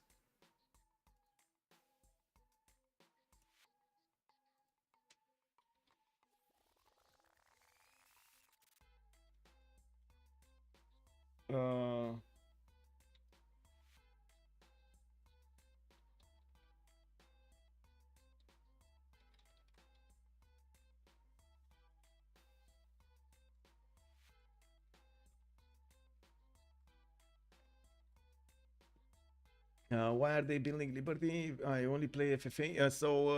There are a few wonders that give you the Diplo victory points. One of them is Statue of Liberty that gives you 3 Diplo victory points. The other one is Potala Palace that gives you 1 victory point over here. And usually the players that are going for Diplo victory, they want both of these wonders built. We did have one finished, and the other one is in a race right now. We do have France trying to make it as quickly as possible, and on the other side, Elizabeth is gonna try to do the same. The main differentiator would be England was very late on getting civil engineering. He still doesn't have it yet, and he does have 2 great engineers that will get the charges into that wonder. Is it gonna be enough? I kind of doubt it. Like it does seem like Catherine is gonna get it quickly, right? Is 4 turns off. Obalie can only start building it in the next 2 turns, so that should not be enough time for that city to finish Statue of Liberty. We do have Phoenicia's boats going towards Brazil, and you do see Brazil here is upgrading a few more of these Squadrons into Minas Gerais. While he does manage to do the damage, he did get that nice and juicy coal inside of his, what do you call them? What do you call these boilers? Inside of his boilers, right? Those are boilers that were using coal. And well, we're going to need to see if that's going to be enough. They're defending, they're fighting over the tip of the island over here. We're going to need to see which way this island is going to go. I can't remember who it was, but I have seen it being pulled off in FFA stream. Oh, you mean the Diplo victory is definitely sometimes getting pulled off. Yeah, in the FFA streams, in the FFA games. Gwawel still not doing much on the land here. Yes, he does have a Phoenician line of units in front of him, while they're both fighting on the seas. I do see frigates starting to come around from the coastal cities of Phoenicia here. He definitely recognizes the threat in Brazil's Minas Gerais and wants to take care of this before it becomes before he cannot take care of it anymore. I don't know how to say it. Untaking careable? Is that a expression, untaking careable? Unsolvable, I guess it would be the solution, right? Until the problem gets unsolvable. Anyway, now we do have Mapuche bombards actually starting to come out. I'm curious if he's actually going to get to use them against somebody. He did manage to retake Kyoto, still has James of St. George in there, and well, that city will rebel again in 2 turns. Now we do have so many units here from Japan just waiting to get their upgrades going. Siege tactics in 4 turns from him, nationalism in 7 to get the core ability, but at the same time, it does seem like Babylon here here is managing to get more science and also managing to get more settlers out. This will help him evolve his empire for the next stage of the game, or at least try to get back into the game. He's not giving up, you see, he's not giving up. Unsolvable, unresolvable, irresistible. There's a lot of variations, depends on the nuance you want. Oh, I see. So you're talking about Diplo Victory FFA? Got it. Okay, got it, good.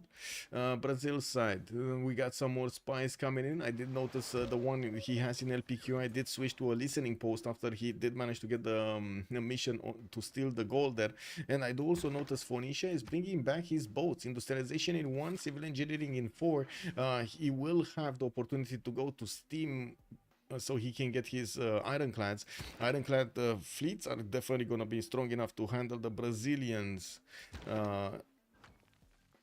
Frigate here, or I should say Minas Gerais, the battleship. Wait. There's a settler moving on the island. Is he actually gonna put the city on the island?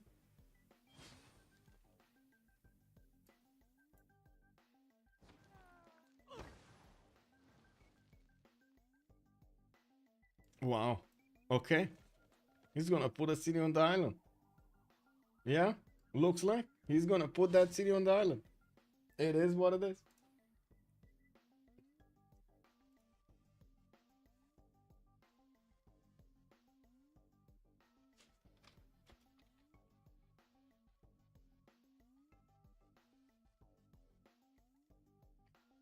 Is that settler an obligation just because he's Brazil?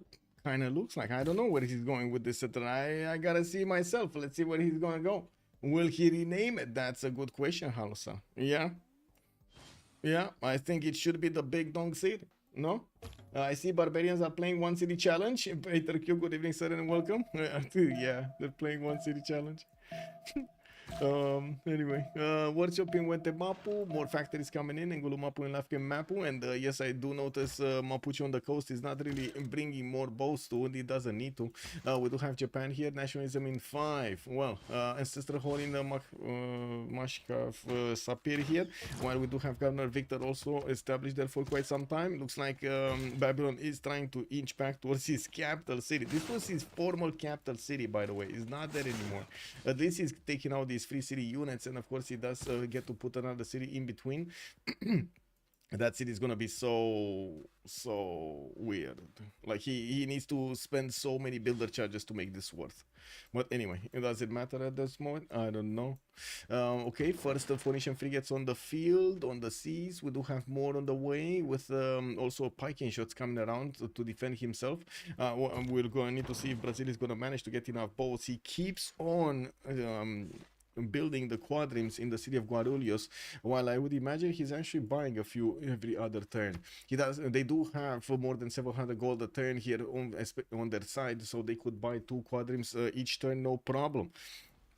Yeah, we do have more campuses coming out also from Brazil. He did get to 124 science, 114 culture, still quite lower than Dido's 174 and 84. And I do have to say over here, Rome did manage to get more science at the moment than Elizabeth I, 288 versus 269, and but does have less culture. While I do see Bewewen is on 233 and 237 culture. The question is, can he get that Statue of Liberty? The tech side, I do see Obalie. Oh my God, he put it off for 1 turn. No, he put it off for 1 turn. Oh no, is he gonna get built here? It's not pre-placed. It's not pre-placed. Oh, let's see. So Obalie here does have 3 turns to finish this. Actually 2 turns to finish this. Is he gonna get it? Isodor is not moving. He's not getting into the water. He's not getting his feet wet. English military engineers starting to build the railroads, and I do see he's getting industrial zone logistic projects from multiple cities and campus ones. Let's actually see what they're trying to get here. Leonardo da Vinci got picked up by France, very nice. Charles Darwin, okay. Okay, more of these district slots basically.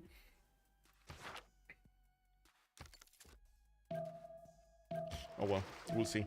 And another settler in the water from Babylon. He's probably going to try to put it in between his allies here. Maybe even try to put it towards the north of England somewhere. So he's going to be safe regardless of what happens here on his main territory. He does need to keep that military alliance alive. Not to mention the ability to vote into the Congress, which is quite important sometimes.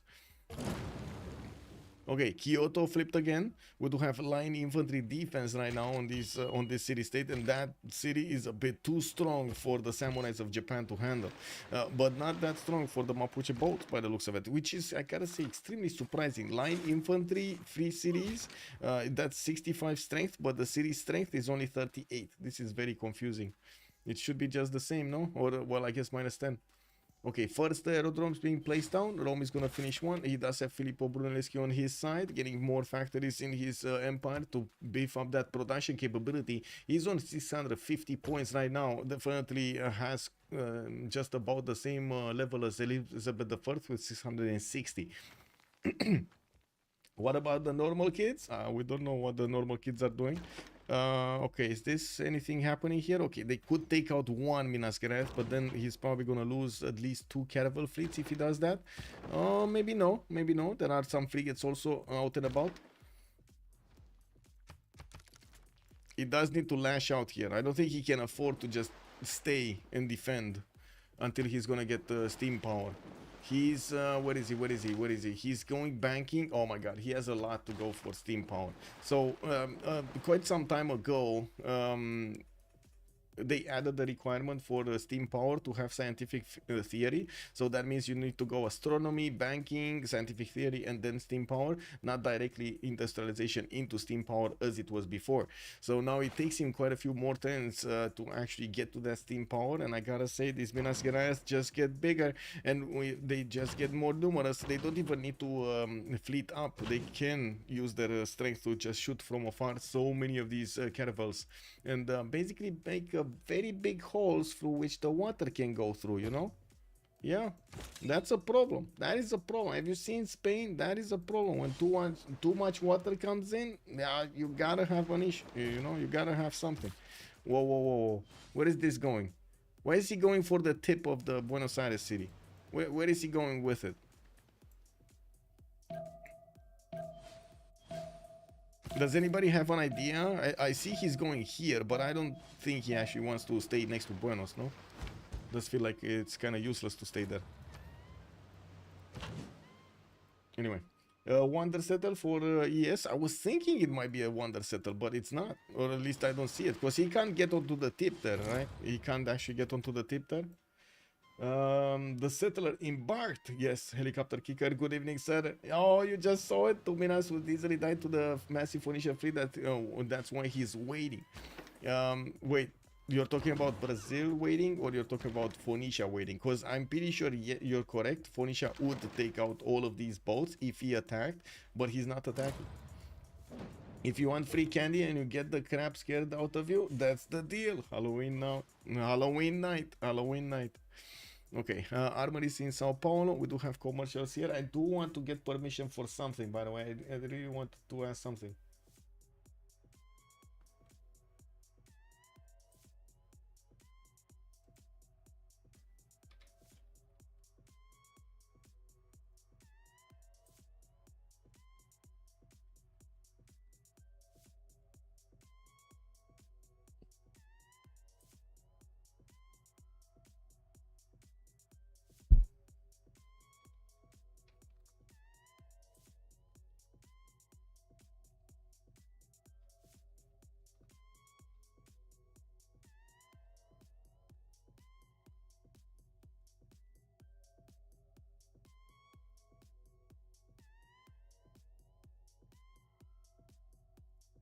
I wanna get permission so I can show you something that I kept on working for a few days.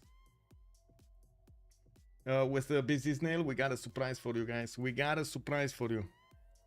Yeah. These parents get so angry when you make their 5-year-old cry. Oh my god. I did hear quite a few stories actually from school. It's quite a different environment nowadays than my days. Quite different.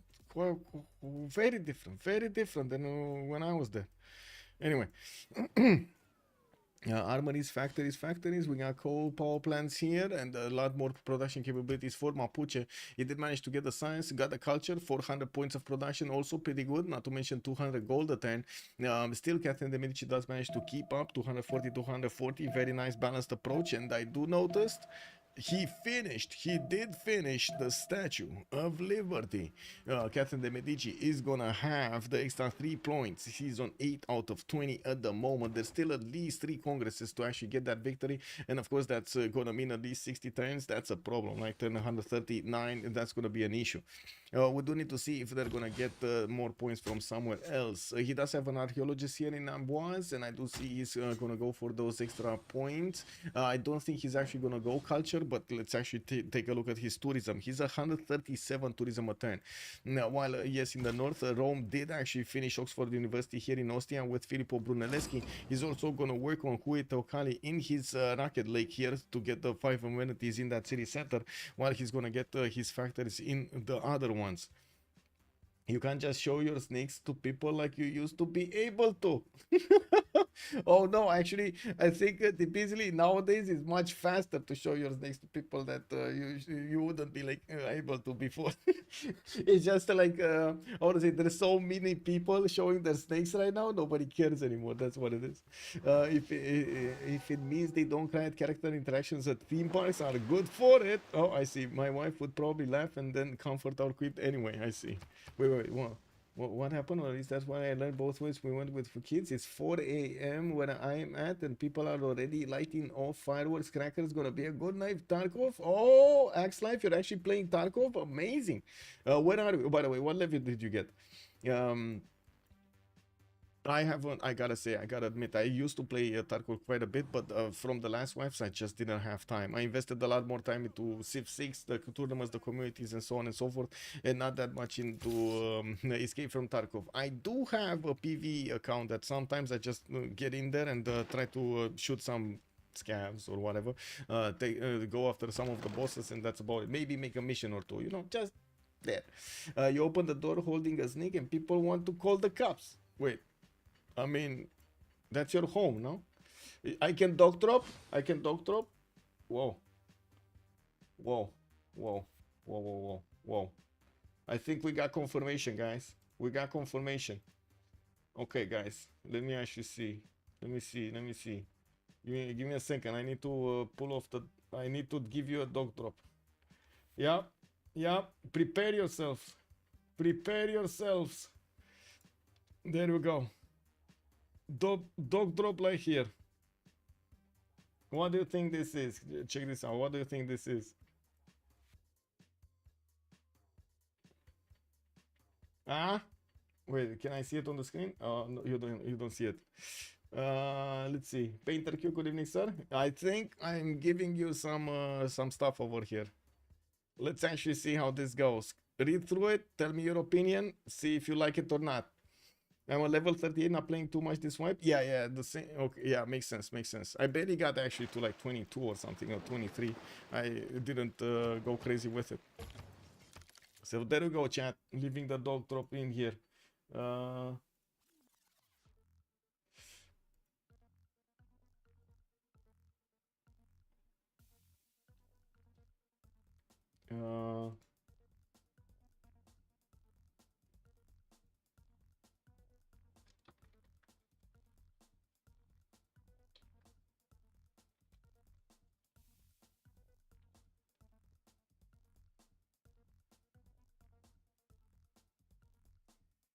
64 last one. Yeah, Project Cisco did put a lot of time into Escape from Tarkov, I gotta say. They launched the Halloween event. Ooh, it should be spooky. Did they put again the scavs with the funny faces, with the funny pumpkin faces again? Oh my god, those eyes, man. Anyway, do see Brazil is keeping on the build queues here, busy with the Quadrons. He did manage to fleet up 3 of these Minas Gerais. There was only one earlier. Now it does seem like Phoenicia is gonna get steam power in 2 turns. Then he's gonna upgrade his ironclads and gonna go against Brazil's units here with a vengeance. While in the meantime, he's trying to get his harbor shipping projects to get an admiral. I'm actually quite curious. Does he not have an admiral?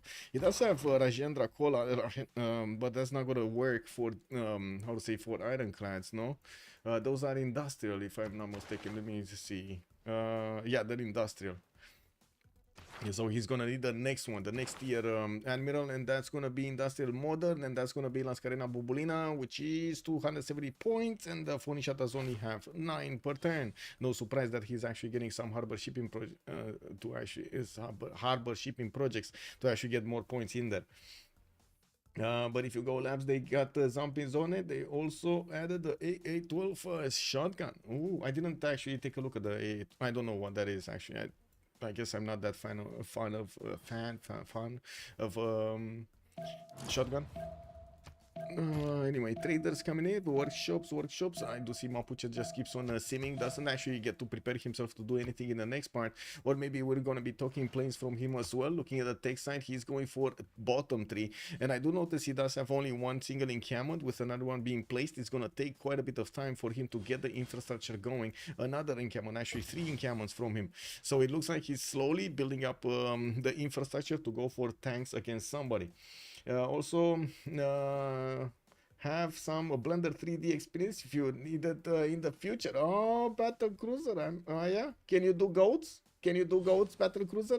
We're looking for goats, you know, a lot of goats. High fire rate, full auto 20 round mag shotgun. It's a classic for the old Call of Duties. Oh my god, man, 20 round mag shotgun. Okay, that's a problem. That is a problem. Okay, Japan finally sending more cities. Rome did finish the wonders and gonna get Alhambra also in the city of Ostia for an extra military policy card, which is pretty cool. We do have him with more theater squares, and I gotta say, I don't think he actually built Machu Picchu, no? No, he did not. Okay, he did manage to get the Great Library as well in Antium here, and I do notice he's gonna bank up on, gonna get more banks up. He's on 300 gold, just as Bewewen is on 300 gold. On the other team, though, we do have Obalie there making himself more gold than his opponents combined. He's on 700 points with 644 production points, also trying to get Alhambra. He's just a little bit late on it, 4 turns to finish it. While I do see line infantries are coming in, we do have him also about to use his engineers for Big Ben, which he actually placed over here. We're gonna see Gustav Eiffel and Imhotep showing their charges for that wonder. In the south, Brazil is trying to get the holy sites. By the looks of it, he did manage to put a few pre-built knights for those cuirassiers, and I do see him still moving and getting more Minas Gerais against Phoenicia here. Even though Phoenicia could have actually dealt the damage quickly, yes, it would have been quite expensive, but he would have stopped any kind of reinforcements coming in through the city of Guarulhos on his seas over here, and he wouldn't have spent so much production on this. But anyway, it is what it is. He chose to play the safe way, and you can't really blame him for that. He's getting the steam power. Don't like to do models, but can do almost anything after on a decent level. I see. High five. Yeah, okay, makes sense. A snake on a diet. One should not fetch him the snakes. Yeah, true.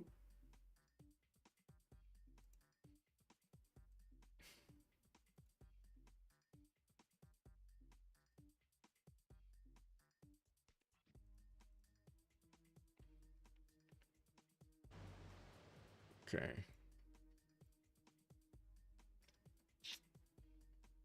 Bang, bang, bang. More gold here. Coal power plants coming up in Bordeaux. Yes, we do have encampments in Preslav. And I do notice France getting those archaeologists over there to get his works. He's gonna give him more culture. We do have him already jumping up to 300 culture. Very nice. Quite a bit higher than Elizabeth I, but I guess at the moment is not really that big of an impact on the game.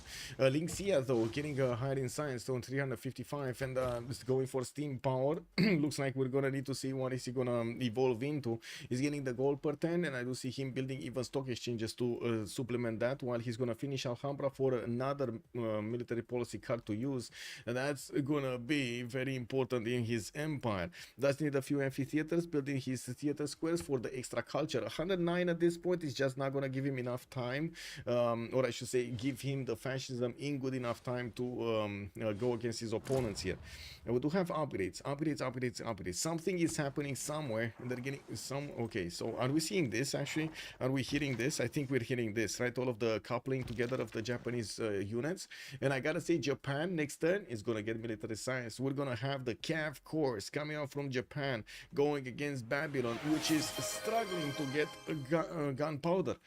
Psychotrick! Thank you so much, ma'am. Much appreciated for the 5 gifted subs. Thank you, ma'am. Thank you. Did I miss something? But for the actual game development, it is much easier to use Unreal Engine. I'm more about if you would need some cinematics. That's exactly what I'm asking, Battle Cruiser. I mean, I know how to do the cinematics myself, but I got the same problem as you. I need to do the character somehow. I think I found an in-between solution for it, though. I'm thinking about it. Muzrat, much appreciated also for the 100 biddies. Thank you, sir. Thank you. Halloween! Woo! We got cookies! Nicotri just gave me cookies from across the world. Yay! Oh my god, I'm gonna need to get myself to a store to buy some cookies now. Let's go! I do notice that Babylon did manage to retake his capital and they're rebuilding his palgums there, getting a few more courses going. But I gotta say, when the camps are gonna be upgraded here from Giara, these units of Babylon are gonna be way out of their defensive capabilities there. Way out of their league. Okay, do we have upgrades? Phoenicia? No, he actually has the upgrade button. He just needs the gold here. Easiest ways to find and buy some models. There are people much more qualified than us. Yeah, for sure. Yeah, I mean, yes, Battlecruise, I am aware of that. The only issue is when I need upgrades or changes, right? I need to somehow do it myself. But anyway, we'll see.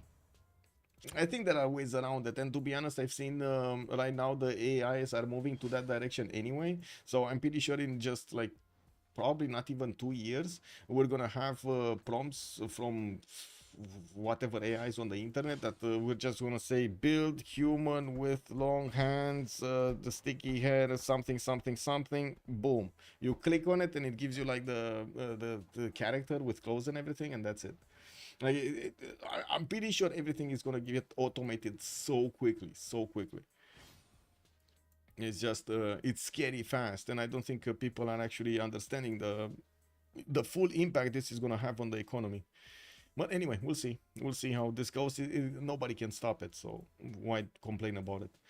We got cuirassiers coming around from multiple cities, coal power plants, and by the looks of it, yes, some shipyards are also getting into Mapuche's territory here. Mapuche, I gotta say, after he did take over that capital city of his opponent, Japan, didn't really do anything else. He did manage to get the goal for his teammates. He simmed up, and now he's starting to pump out some units that he might do something with. With calves upgraded here, you can see the damage 77 against the Babylonian coursers of only 61, and yes, Japan is gonna have Timur as a general. That shouldn't be a correct one, right? No, that's a medieval renaissance, and these guys are industrial. Does Japan have the ability to get a general? Not really. It's 270 points, and it's way too expensive for him to actually put the production so many turns for that. Anyway, Mapuche's cuirassiers will be blocking Japan if he can. Yeah, if he can. I don't see him that easily getting enough units to Babylon though, or at least not yet.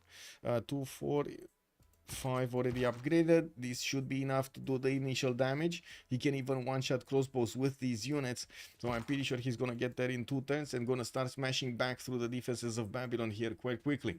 I do see also Babylon is wrapping around Valletta, trying to take it down with some trebuchets attacking into the city center to dwindle the strength of the wall. That is 150 strength, now down to 77, and of course you do see this trebuchet just doesn't do enough damage against it. It's so much defense. I wish it would never have. The world would be much less funny. Kick W, man. So you would not want to have it funnier? Wow, you don't want the world to be funny? Why? Mapuche cuirassiers will be blocking Japan. Don't you boost techs for a team member as long as you get the tech?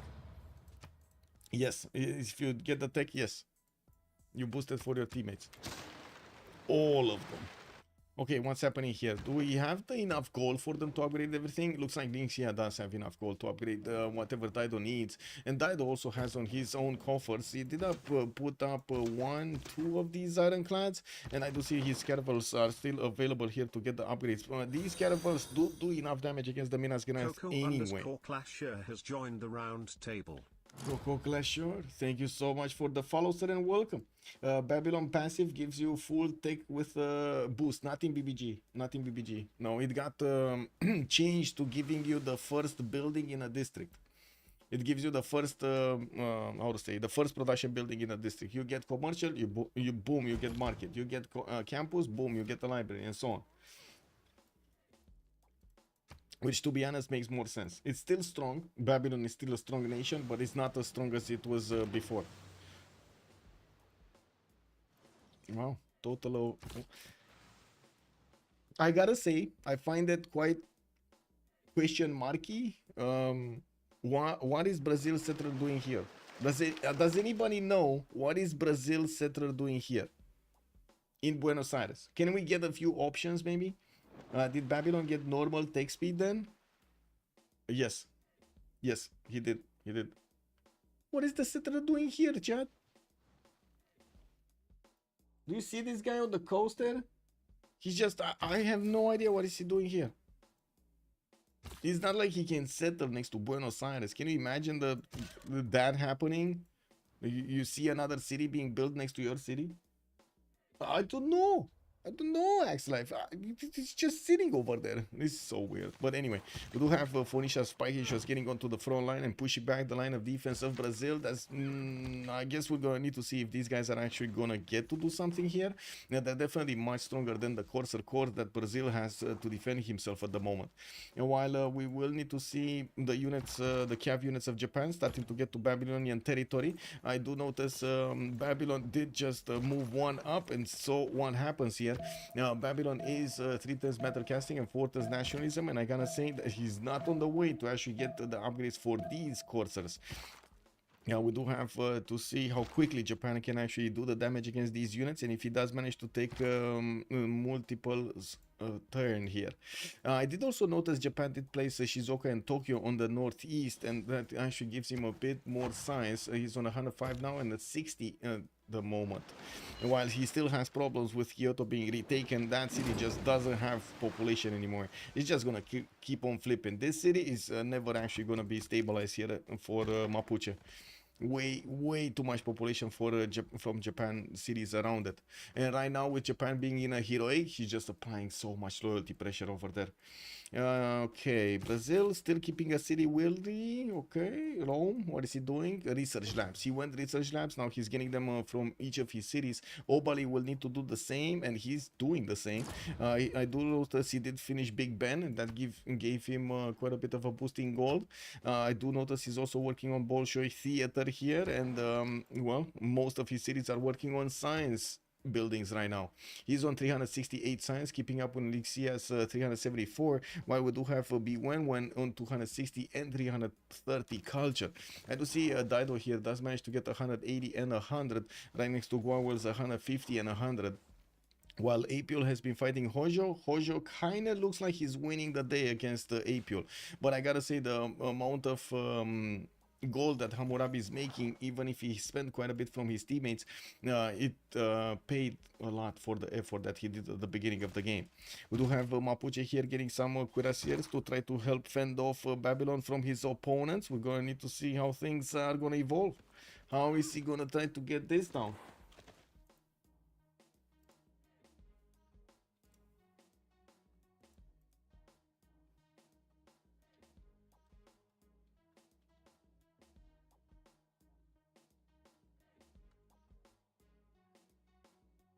Okay. And no city location other than that Willy Island. Yeah. Where is the Willy? Why is he not settling the Willy Island? Why did he get so intimidated by the Willy one? No? The island. He doesn't want the island. Why does he not want the island? Brazil over here. He would have gotten the incense styles, the culture, the gold over there from the bottom.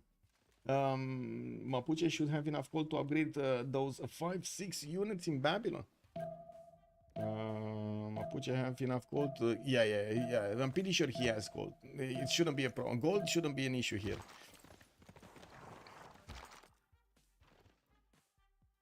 For either team, they have enough gold per turn on both sides. like 420 on Rome. Catherine de Medici is 340, while on the other side, Crudlove is 240, and then Obalie is also 800 gold a turn on Elizabeth I.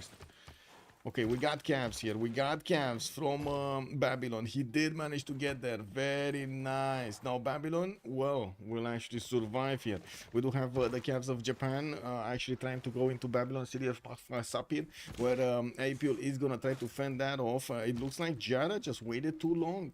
Way too long. He didn't get enough units when he needed to, and now he's struggling to actually do the damage against Babylon and clean him up. That's a problem. At least he did keep him low enough, and I do notice at the moment Phoenicia is taking the war to Brazil's borders. Gwawel is getting rifling in one turn. He does have the upgrade button on the courses to upgrade them into calves. He just doesn't want to spend the gold. We do have him also getting nationalism. I do see he's getting a religion in Brasilia. And his spiking shot his opponent's spiking shots are moving through the rainforest, about to get into his mines. We'll see if they do manage to actually take some of those mines with them and bring back the, now to say, the points. Okay, Ironclad fleet. Ironclad fleet. Come on, show me the damage. Okay, it's good. Ironclads also do have a +6 on them against Brazil. That's amazing. The +6 intel is gonna do a lot here. Okay, there we go. The attacks has started. Brazil's Minas Gerais are getting attacked by the ironclad fleets of Phoenicia. He only has 3 of them by the looks of it, and of course a significant amount of caravels and also frigates with him. Now we do have Phoenicia going to ballistics urbanization in 2 turns, and I do see he's gonna try to wrap around the island towards the south, while Brazil is trying to get back behind the big island over here with Lin Xia Marienses on it. It should have been done in classical era when he had cartography lead over Japan. Yeah.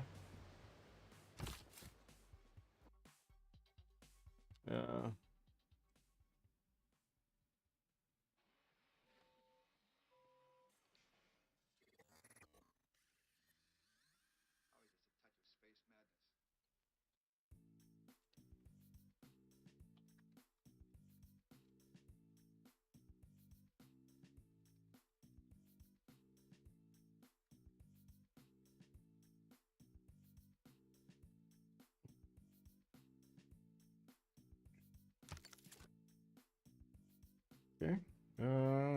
Brazil did upgrade his caps, and that's where Phoenicia's attack is probably going to be over. Even if he does have parking shots and pretty strong ones, he does need quite a few more if he wants to punch through the defenses of Brazil's Corsair Corps.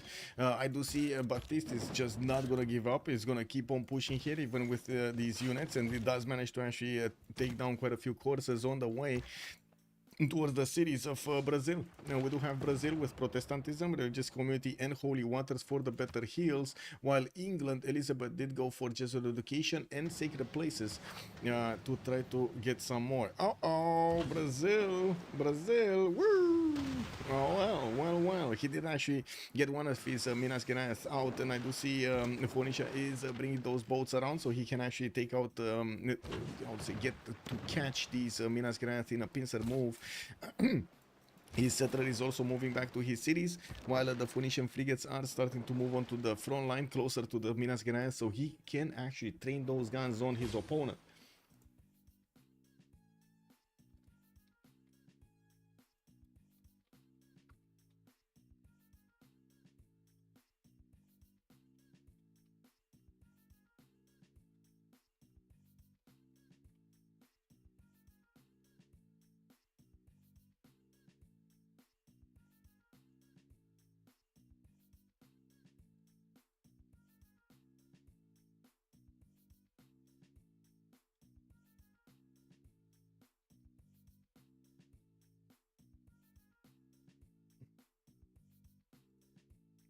Then he lost the chance to do that. Mapuche should have swim between Kyoto with 10 units instead of helping Japan. Yes, Japan just hitting 2 people in this game.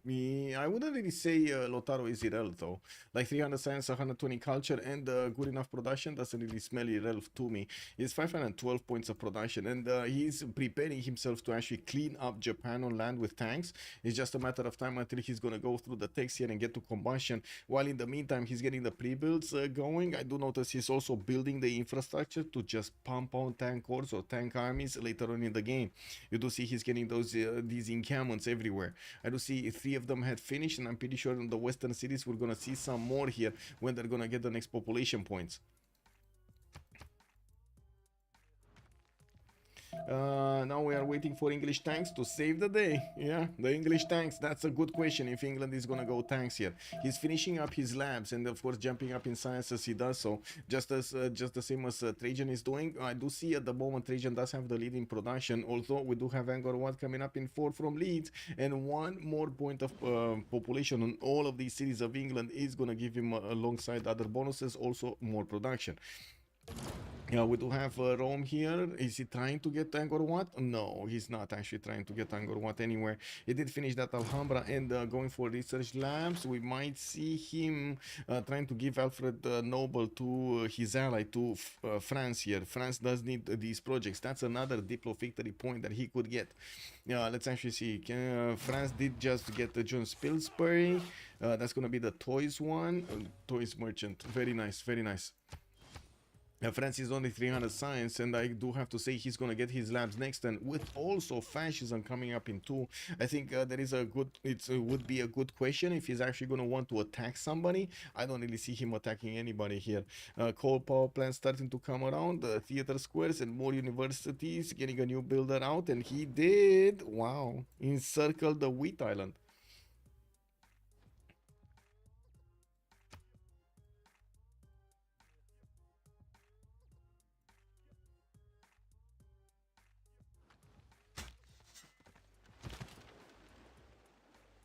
Statue of Zeus in Willy Mapu coming up in 210s for a few free units for Mapuche here.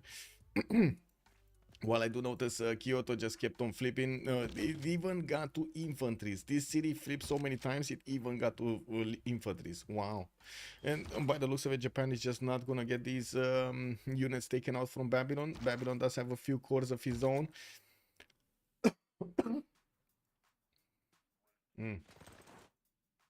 Oh well. Era score? Normal, Giara. Okay, Golden Age on Bewewen. It's gonna be Normal Age for Hojo or Dark Age for Hojo. Baptiste is Dark Age. Lin Xia did get his Golden. He's gonna get Heroic on Trajan. Crudlove Heroic Age over here. Now he's going to go Dark. Gwawel looks like he's going Dark, and he lost his fleet on the coast. Brazil does not have enough strength to actually defend himself in Guarulhos, and we're gonna need to see the frigates needing to come in to actually take that city down. We got the walls going up in 3, and I do notice in the tech side, Gwawel is going to be close to getting steel walls here to fend off attacks with his cities much easier. And of course, we're probably going to see Phoenicia also, yeah, 2 turns away from getting battleships. He will have strong units to attack into that city's defense with them.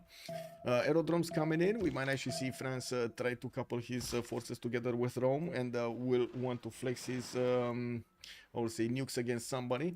He could try to get units out on the coast, right? Try to get I would say aircraft carrier here and put it on the directly on the coast of Brazil. He could nuke and take out most of the cities here, and even get to, I think later on in the game he's gonna get to Mapuche also.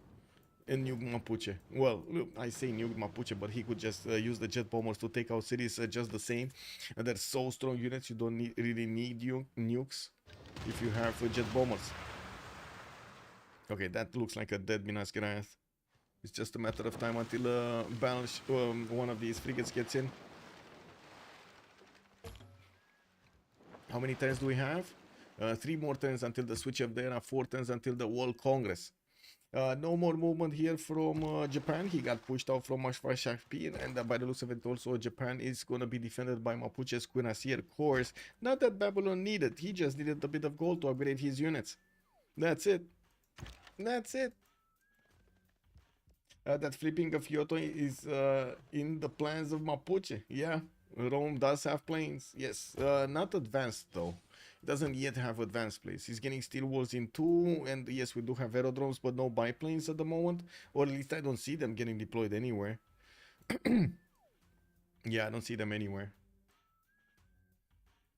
Wow, so many shops from so many builders from Shizuoka, from Japan.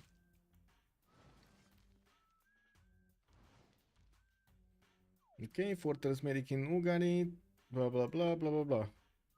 Universities Lixus, military academies here. Okay, and I do have to say I'm so surprised Phoenicia didn't find the time to actually get more cities. It would be so valuable, and he has so many bonuses towards making settlers. I mean, it would be so much easier than it would be for somebody else to actually get cities out and move them on the coast. He has, look at these cities. He has 1, 2, 3, 4, 5 more cities on this island alone. Just this island. Could have taken Verga City a long time ago. I'm like, wow, so surprised about this. I mean, don't get me wrong, he's doing nice as he's doing right here. It's just like it feels like he could have had so much more. You know what I mean? Brazil needs to spam tanks. He does. He does have 1, 2 encampments. No, I wouldn't really say that big of a number. Yeah, doesn't look like it's that big of a number. Okay, Statue of Zeus gonna finish next turn. Babylon still trying to get cities out. He's on 2, 4, 6, 8 cities. He actually has more cities than Japan right now. Japan is barely on 6. Somehow, Babylon has more cities. He did manage to take over Valletta by the looks of it. And he did also manage to enlist the support of his allies here. Very nice, very nice. Successful person, what can I say? I think Dido is obsessed with the war. Yeah, looks like. I do have to say Mapuche here is gonna get his battleships from Puyo and Mapu. If he does manage to get the battleships here, he can take out Osaka and Okayama with the strength of those battleships, taking out the walls of Japan. If he does manage to do that, he will easily clean up Japan cities further inland. We're gonna need to see if that's actually gonna happen here, and of course we're gonna need to see if Mapuche is gonna be the one going for tanks. Yes, he is. Combustion coming out next turn. We got 1, 2, 3, 4, 5, 6, 7 pre-builds. Very nice. 8 pre-builds actually. Radio coming up in 1 from Lin Xia, and of course ideology in 7.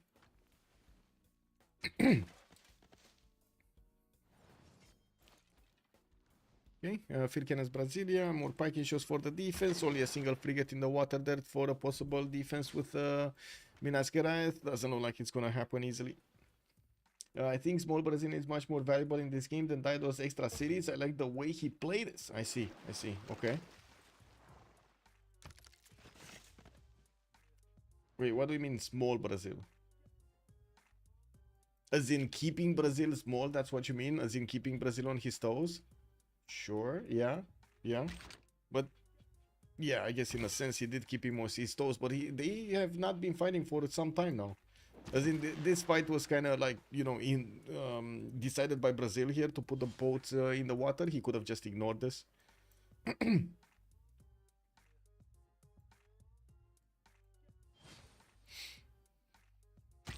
Hey, we got some English line infanteries coming up from the north. Maybe he actually will do what I was saying earlier. He might actually get those units towards Phoenicia's borders, because now he has a significant advantage here. He could just get infantries, and that's going to be a much stronger unit than his opponent can actually handle for some time. We got also planes, fighters coming out, well, at the moment only biplanes actually coming around from the cities of England here. And we do have him getting some more broadcast centers. He did finish Angkor Wat and got an extra population points on all of his cities. Campus research projects coming in. Plus intel on Rome, Mariketh and Goddard. And I gotta say, nobody actually picked out for Noble. England is trying for it, Rome is trying for it, France is not trying for it, right? France needs to take it. And I think England is going to pick it up right now. You see, either going to pick it up or pass it, but I think he's going to pick it up.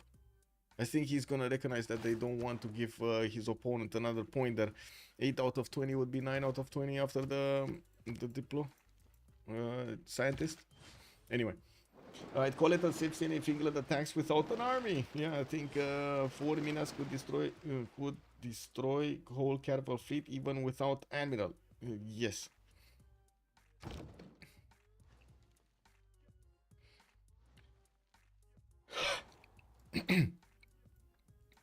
Okay, Mapuche moving the units outside of the borders, even though he could have upgraded to tanks. He actually moved these. Oh, maybe they actually came on towards. There we go. Starting to upgrade them. And these units are going to one-shot the majority of the units of Japan. If Japan is not going to manage to get to his own strong ones, like, you know, tanks and stuff. He's 4 turns away from rifling, and he does have 100 science. Getting to steel is still going to be a challenge afterwards. And even if he does get to steel, I'm pretty sure Mapuche is just going to get his artillery is going. He does have the extra +5 against Japan's units, easy from the golden age bonus. The battleships are gonna take a while to be built though. They're very slow to get built. Very slow.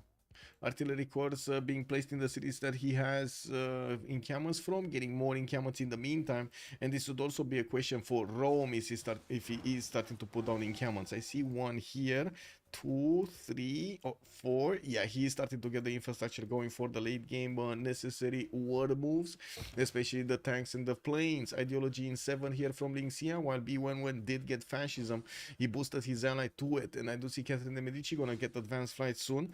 He's 2 turns from radio, while he does have a problem with spies over here in the city of Rouen. He's just not repairing that. He wants the Theatre Square festivals over the production.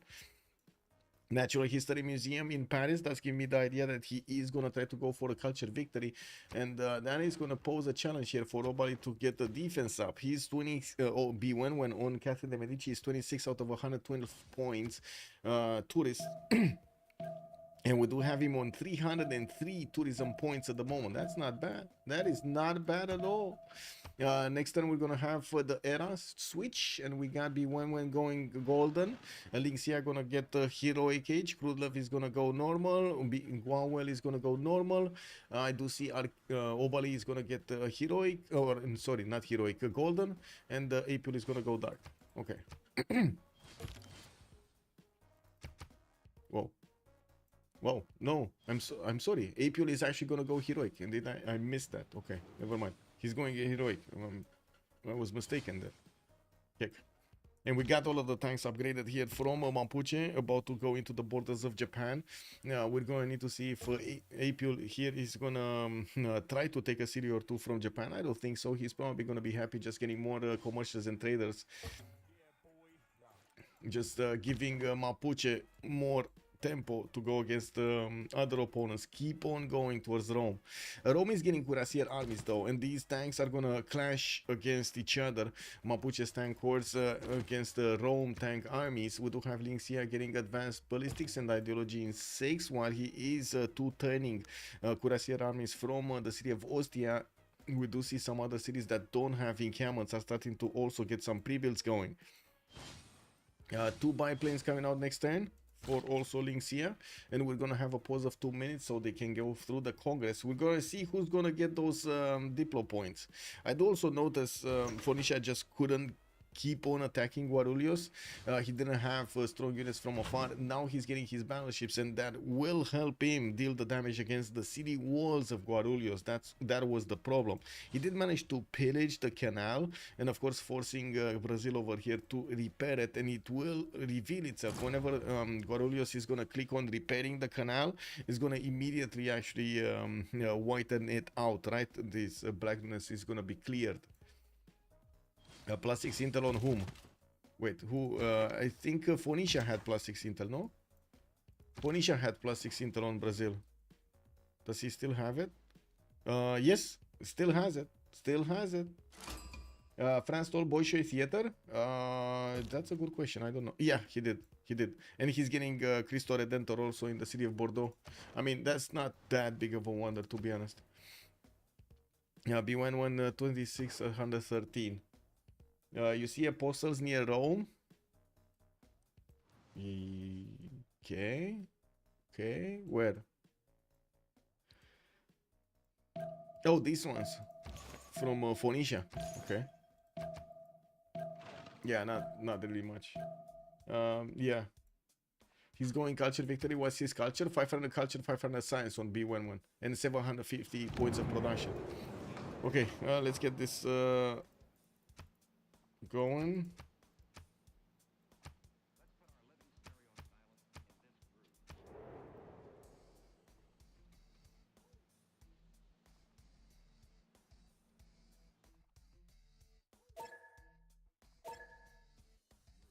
Okay, be right back. 2 minutes and we're coming back.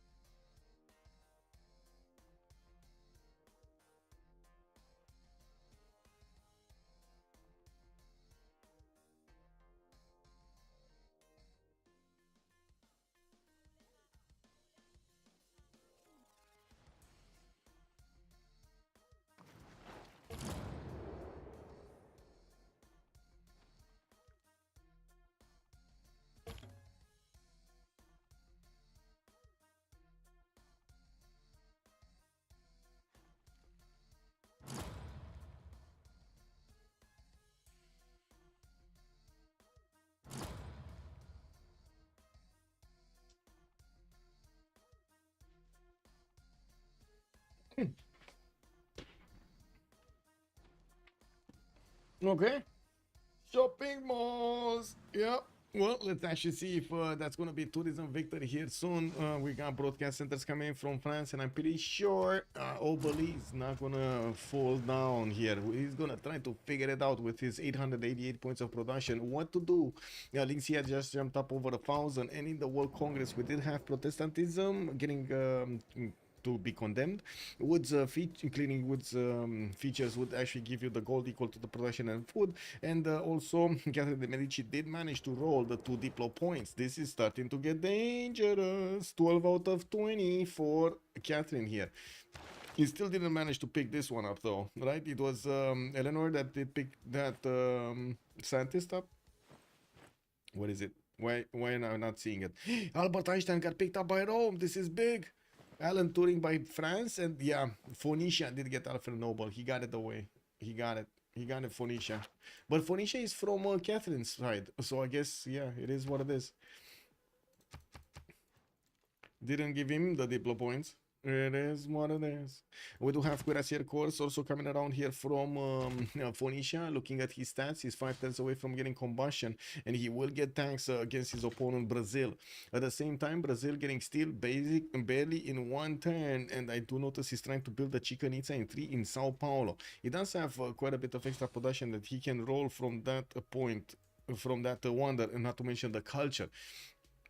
Now we do need to see if Dido is going to be on point here with his tank attacks to dwindle the number of defenses his opponents are benefiting from.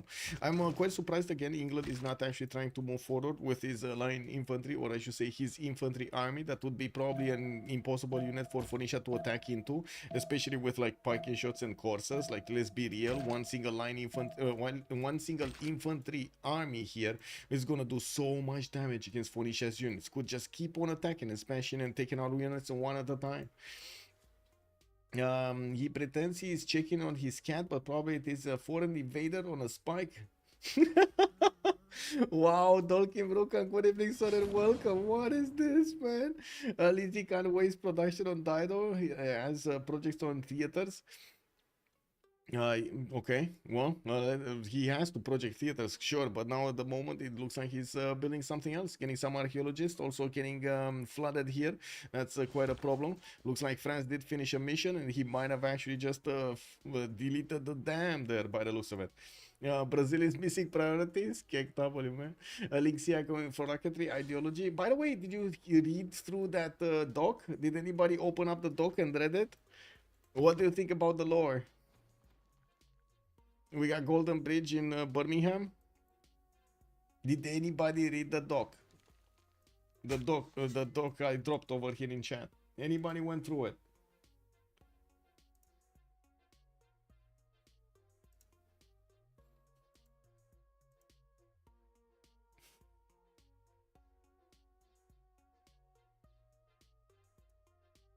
Nobody? Whoa, nobody here? Wow, okay.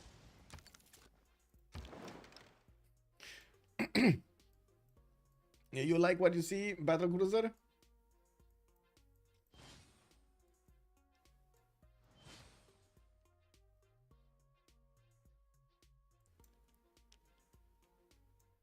Let's see if he likes the ideas. Okay, okay. Works. Tomorrow is gonna be the full reveal, Battle Cruiser. Tomorrow we're gonna see it. Tomorrow or the day after tomorrow, we'll see. Building dams against Black Queen. Classic mistake, yeah. Classic rookie mistake. It is what it is. Where are the tanks? Where are the tanks? Here, still no tanks. Do we have tanks from Mapuche? Mapuche was getting tanks, right? Yeah. He's going actually against Okayama, and he's gonna start taking out these cities quite quickly. His tanks can do the damage against walls even without benefiting from artilleries. I do see Mapuche's battleships are also starting to get closer to the Japanese cities and will probably start shooting down Okayama, while we do have the Roman cuirassiers to the rescue. Now we do need to see rocketry finishing up. Wow, ideology in 3 turns. Looks like Rome might actually try to go to space here while he's gonna get his fighters upgraded and send them, deploy them in the lands of Japan. That's gonna actually put these tanks back very quickly. Japan did send the cities also to the north of Rome, so he is gonna be safe there. And I do notice more cuirassier armies are getting hard built here from the cities of Rome to be sent to the front line and clean up the units that are coming in from Mapuche. On Catherine de Medici, we do have him getting his builders out, and I do notice finally some rock bands are coming out from his cities. Looking at his faith portal, he's only 26. He's not gonna get to buy a lot of those rock bands, but he is 500 science, 530 culture, and we do have him with a lot of broadcast centers that are gonna start giving him the points and the slots to use for those music works. We got him on 600 tourism at the moment, and I'm looking at the great people here. He's inching forward towards Antonio Vivaldi, getting those projects in. England is also making projects for those. Of course, he does need to get as much culture as he can to put off the culture victory of his opponent here, or slow it down, basically.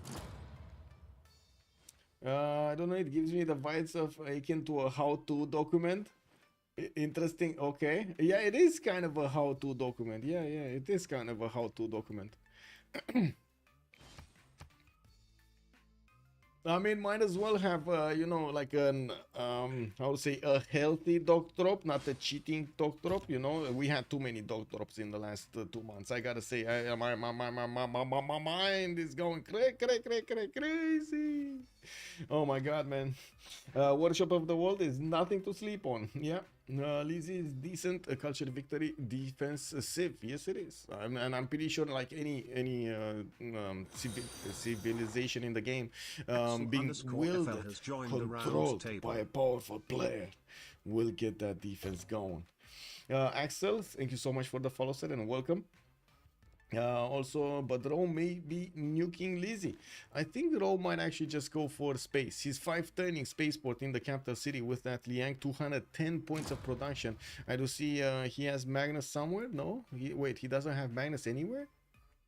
Oh, he does have him here in Bandar Brunei, and that's 105. I was expecting him to go for Magnus vertical integration in one of his cities over here. quite surprising. Like, for example, Antium would have benefiting a lot from it, but anyway, it is what it is. Antium, Aretium, anyway. Why would they push to win conditions? He just wants the vision. He will bring the jet bombers. Well, let's see. Let's see the jets. Let's see the jets come in. We do need to see also what Catherine de Medici is going to do here with his Theatre Square Festival projects. The fact is, he's so... Catherine de Medici pushing the culture victory is gonna slow down Obalie from anything else that he wants to do, right? War units, defenses, and so on. And it gives Rome the opportunity to actually go to space, because again, it's gonna slow down Obalie from even trying to get to space. Too much production will be placed into projects, just like you said, so he can actually get the great people away from Bewewen and also add more culture points on his side. We'll see how the tourism is gonna explode here. Bewewen still needs to get environmentalism, still needs to get to computers. There are still a lot of things that need to be done. And I do see London is also trying to place a spaceport here, in the second ring. 5 turning it as well, just 1 turn later than Rome. Oh no, Rome actually switching back to fighters. He didn't even upgrade this one on the front line here. And he started to reposition them in the airstrips. He does need to put an airstrip somewhere in between him and Japan. Unfortunately, these rainforest tiles are blocking him from getting to do that.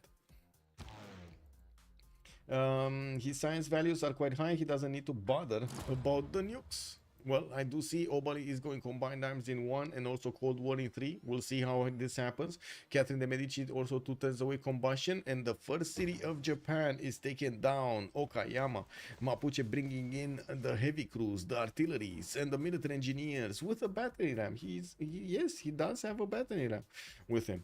I mean, it's important, right? You have tanks made out of steel with a battery ram made out of wood. What do you send first into your opponents? You said the battery ram, right?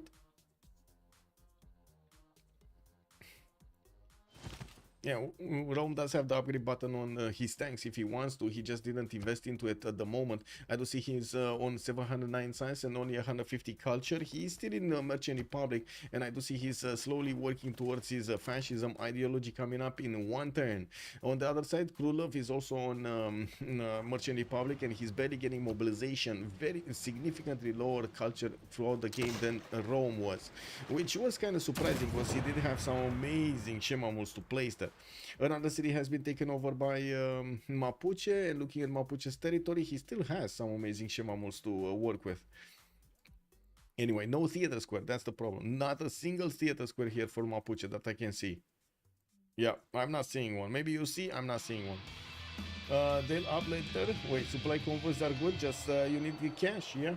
That battery ram has sentimental value. Exactly, man. It's like the special painting from Rock and Roll. Have you guys seen that movie? It's exactly like the special painting over there. Sentimental value. You can't just get that over.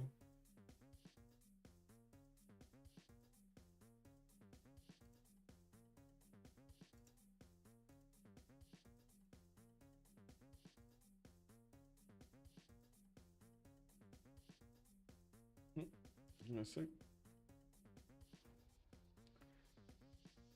Clicking buttons. Okay. Is it still 240? What? What is the great cost of what? You're talking about musicians? It's 425 for the musician. 210 for writers and 210 for artists. And I do see they're gonna roll quite a few of them. Like Brazil has to pick up a writer. I do see he could pick up an artist depending on if France is gonna pick or pass. New theater square in Preslav. While I do notice Brazil is starting to actually steal some gold here from France, we do need to see what Rome is gonna do with his tanks here. Tank armies against Mapuche's units, 113 against 108. Looks like Rome does have the upper stick, the bigger stick. The fighters are also gonna have +6 intel on them against Mapuche, which is gonna give him the opportunity to take out these units very quickly. He just deployed them. He doesn't have the ability to attack into his opponent right now. Did we have anything interesting happening here? No, except the diplo points. Osaka is also getting under attack here. It does seem like Japan is trying to defend himself with the tanks, of course, with the calves, I mean, against the tanks. It's still not, those units are not going to be strong enough, and he does require the Roman help to keep the city of Osaka on his side. Now, that city still might not be defended over here by Rome. It doesn't seem like these fighters are well positioned to handle that threat. Now, they would have needed to be here on the west side of Nagoya to have the ability to attack into these units also. These fighters only have 5 tiles of attack range, and it stops basically at the border of Osaka. Anyway, in the meantime, Mapuche will need to keep on hard building tanks, because otherwise he's gonna lose those on the battlefield really quickly. And I do notice he's actually getting cav cores out and other calves, which, yes, he will have the ability to actually get them into helicopters and also move them quickly to the front line. But at the same time, he is gonna take a while to upgrade these units, and he does need new tanks in just about like 2 or 3 turns from now, which might be a bit too late if he's bringing those like 7 turns later. Looking at between Phoenicia and Brazil, nothing really happening. Phoenicia did manage to retreat his cuirassier corps back because the fighters have started to get up in the air from England. Obalie is also getting his military engineers to build railroads here. How did he not get a railroad here? Yeah, he didn't get a railroad here. He did get one here. You see the circle of it, but he didn't get one on that one. It is what it is. Anyway, and tier guns also for the defense from Phoenicia. We do have a fighter from Rome also deployed on the east side. He does need to put an airstrip to actually make it deploy further, so he can actually trade punches with the English fighters. Okay, Carnival Projects, Theater Square Projects Arena from Sao Paulo. More Minas Gerais getting out from Guarulhos, but he still didn't actually repair that canal. And let's see what's happening here, because this seems to be where the action is. One tank has been taken out. Rome's fighters did just show their teeth and strength, while I do see the city of Osaka is also starting to hit a little bit these tanks of Mapuche. We do have the Roman tank armies that need to start moving towards Mapuche's tanks. And at the moment, I don't see enough of them. We only have like 4 of them at the moment. Yes, they're stronger than what Mapuche has, but he just doesn't have enough units as Mapuche has. Oh, that's gonna be another calf taken out. No? No. No, no, no. It's still alive. Oh, I do see Japan did manage to get to steel walls, which is going to make it significantly harder for his opponents to actually punch through. Rome did manage to get 4 turns away from getting his spaceport, and well, we're going to need to see also after he's going to finish Rule Valley and Durecortorum how that city's production is going to look like. Going for a nuclear fission next turn, and also fascism in 3 is going to definitely have more damage against Lautaro than Lautaro can handle. Baptiste, plastics in 3. I do see Bewewen going for rocketry and also rapid deployment in 2. Tourism, he's on 825 tourism. Oh my god. Okay, and he still didn't get to the doubles, or I should say the 25. Wow, that's gonna be quite something. That's gonna be quite something on his tourism.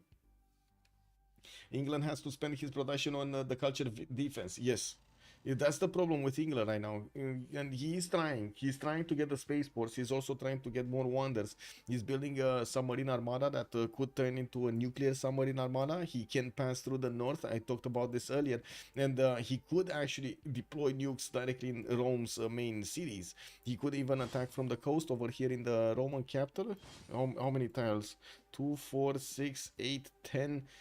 Yeah, he can attack the capital. He can attack directly on that on that harbor and destroy the capital. He has 1, 2, 3, 4, 5, 6, 7 cities that he could attack from that northeast, from the Lake Ocean, which is kind of surprising because Rome should see this, should actually see this, right? Maybe he didn't realize that his opponent may join the fight through the seas against Caesar Augusta. When Rome just makes units, does Rome have his bombers in Dido's land? I don't know.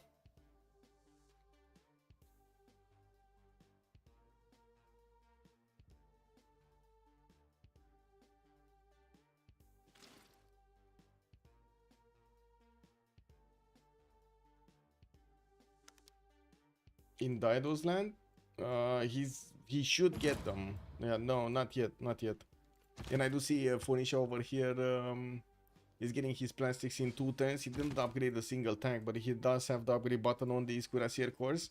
And I do see Brazil actually doing much right now. 157, 125. It does look like they don't have that much confidence that they're gonna attack into their opponents and take them out. It looks like they're more gonna be, I would say,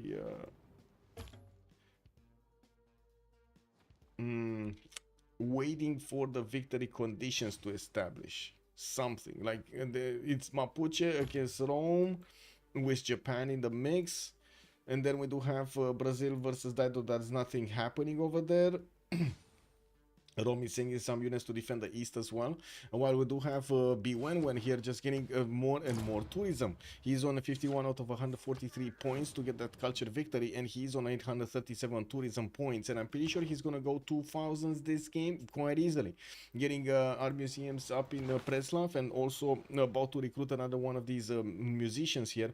He's gonna need to do the projects for it. I do see Jaraki Jamal is also here available, not really important. France Hipper is the next terminal, again not really amazing. And I do have to say John Rockefeller here is again not gonna be that amazing at the moment. Anti-air guns from France. He wants to defend himself against a possible military attack with planes. While I do notice we do have Mapuche about to take over the city of Japan, Osaka. Even through those steel walls, he did manage to peck it with his tanks and with his artilleries, while he did also bring helicopters to the fighting scene here. He has a lot of them. We're talking about 2, 4, 6, 7 of these helicopters. While yes, a tank army is unavailable for Rome to defend himself, he's building a line of defense, not actually allowing his opponent to get in. With also Bewewen going rapid deployment, he's gonna open up that card. Wait, not the card, sorry, the civic environmentalism, right? I hope he actually has cultural heritage, and he's gonna need this one for the 25% tourism across his empire here. This one got split up, right? You need something else also.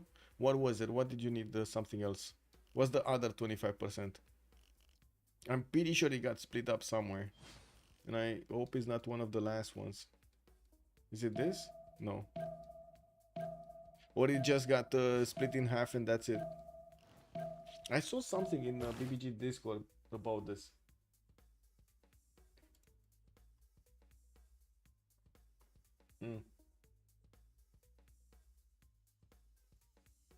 Oh well, Ron knows that, so he will attempt to nuke their social media. Yeah, social media, okay. What was it? It should be around here, social media, this one. Oh, you mean the 50% output towards you have a trade out? I mean, sure, yeah. Anyway, it got removed entirely, or it got split? It might have gotten removed, yeah. I'm not sure about it. Anyway, more submarine armadas. England is getting aircraft carriers, and I do notice he is connecting all of the pathways with his military engineers towards the south there. 5 turns Manhattan project. He's the first one to actually put it up in the build queues. We could have it from Rome also, but he did not actually start building it, or at least I didn't see the project starting to come out from his cities. Getting some more supply convoys and building his spaceport. Next turn he's going to finish in Rome's capital city, while I do notice he did finish also Ruhr Valley and Durecortorum for a very good city. 141 points of production, with another point of production on all of these mines here next to the Durecortorum. Getting lasers up, also fascism next turn is gonna have more than enough strength on these fighters when they're gonna turn into jet fighters to start two-shotting these tank cores, especially with fascism. And +9 intel on Mapuche. 9 intel. Wow, that's a problem. Like, really, Mapuche doesn't have a single spy? Oh, he does, but it's not activated. Chania here, Shani is not activated. And fascism next turn, yeah. Yeah. Baptiste combined armies in 3. We do have him with some military, getting more spies, like 2 more spies out. Getting a settler from Tyre. His fleet kept on fighting off the Brazilian Minas Gerais, and I do notice he's getting hit by an incredible hurricane here, making these units quite weak. That will expose them to the strength of the Minas Gerais Armada quite easily. He can pop out, shoot one boat out, and then shift it back in his city. So let's actually see if he's gonna go for the guerrilla tactics here. It's probably to prevent a rapid culture victory. Yes, if you're uncontested, you can hit sub 90 culture victories. Yeah, but he needs the defensive. So computer environmentalism, okay, yeah, okay.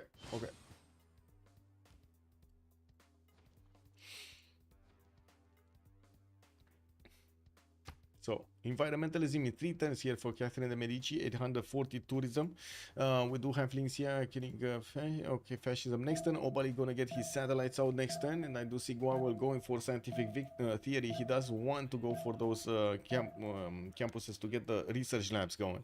We do have Cav armies also coming around from Rome in the build queues. He's getting Manhattan Project in 5 turns from Puteoli, but I gotta say he might get nuked a lot earlier here. England is putting aircraft carrier in the water. He's getting his submarine armada next turn, and I think the question is how quickly can Obalie get to nuclear submarines? That's the problem. Like he needs to go top 3 here, and of course right now with satellites he's not top 3. He's where is he? Here somewhere, right? He's here, and he needs to get telecommunications, which is top 3, past computers, which is not simple at all. We're gonna need to see him how to say, go there for quite a few turns. Okay, what's the tourism acquirement here? 60 out of 160. I would say actually the defenders are adding a lot more defensive points on their side, and I gotta say also England going to space with a launch Earth satellite coming up in 3 turns, and will start to acquire a lot more tourists on his side, especially when he's gonna get the next missions going, the Mars colony and whatever it is, the next ones. What was it? It's moon landing and Mars colony. Yeah.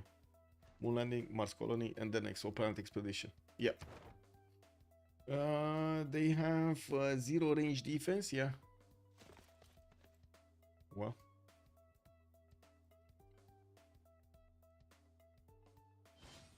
Yeah, aircraft carriers are extremely weak. You do need some form of a defense for them. But to be honest, Rome doesn't have a single unit except a fighter here.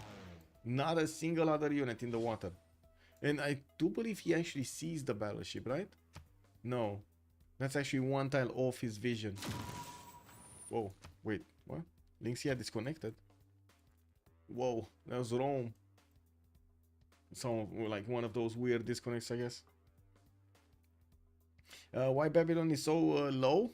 He got attacked from the beginning and lost his capital, like quite a bit. Samurais coming out from Japan attacked into him very early, took the Foro city, then took his other city, took these cities down also. Like these got replaced relatively how to say recently. Yeah, Babylon got samurai. It did. Because he got early destroyed by Japan in the medieval era. Yeah, he did. What's the tech count? Let's see. We do have 59 takes on Rome. Actually, let's check it out. Where was it? Oh, whoa. Here. Oh, never mind. I was thinking of FFA. 59 on Obalie. They're tied. Rome is tied with Obalie, with Elizabeth. Like really tied. Same tech number. Who got the extra policy card wonders? Multiple ones. I think Rome actually did manage to get at least one, right? Alhambra. He got Alhambra. That's one. The economic policy slot on Big Ben was here on England. France did manage to get Forbidden City. Yep. Basically, that's it. Yeah, he's too tight. Rome has harbors. Yes, it does. Look, has a harbor here. It's too tight. A true tie. More production in the capital city of Rome, though, than England has. He's still turning the Earth satellite with 26 population points in that capital city. 26. There is a Potala also, actually. I forgot about this. It's here somewhere in France. Yeah, there we go. It's here. So he got two of them, Potala and Forbidden City. Yeah. Thank you for reminding me. Check total science difference between the two. Total tab, there we go. Bewewen, no, not Bewewen, 17,000 on Trajan, and we do have like about 18,000 on Obalie. About. It's not that much of a difference in between them.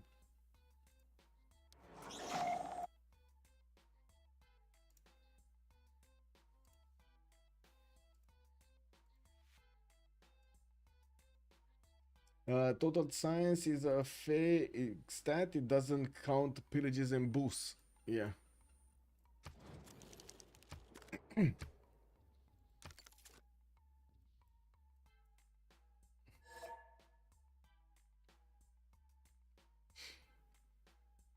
Bewewen is saying they're gonna play this turn, but then they're gonna relobby next.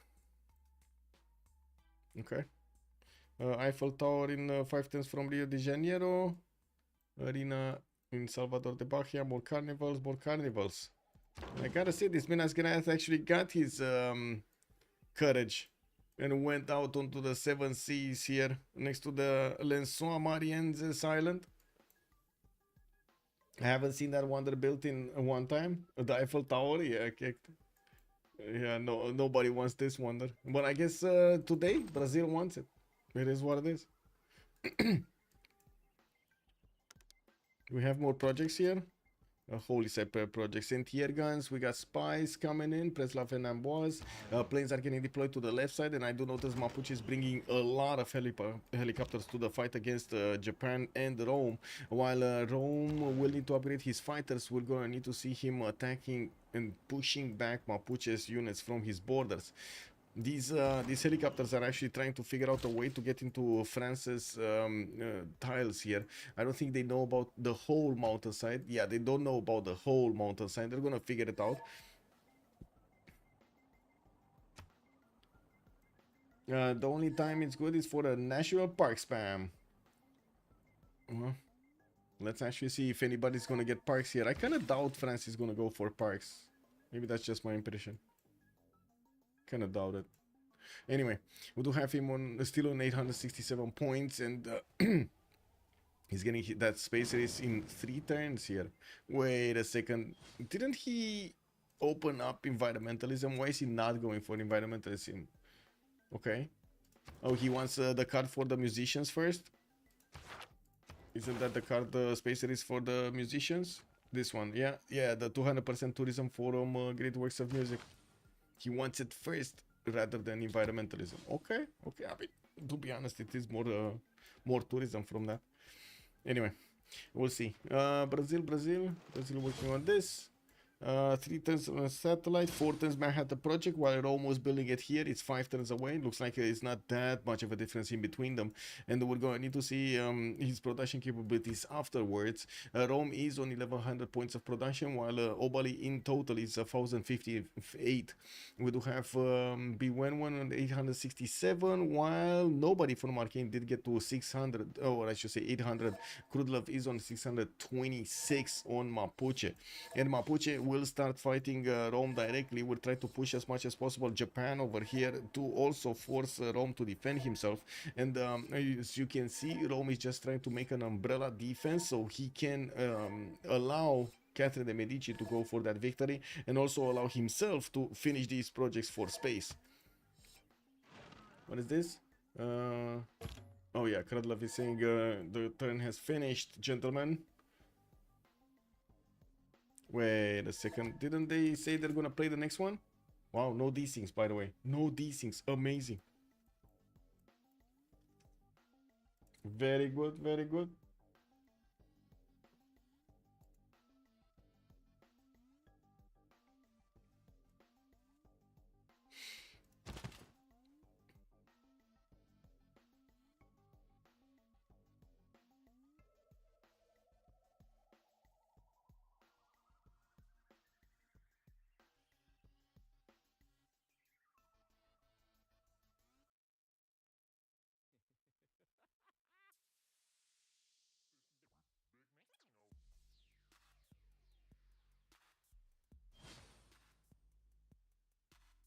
Imagine noticing in novice tournaments King Bomb. Oh, that would be amazing. Good evening, sir, and welcome. Also, they probably can get one more airstrip. Where? You're talking about Rome here?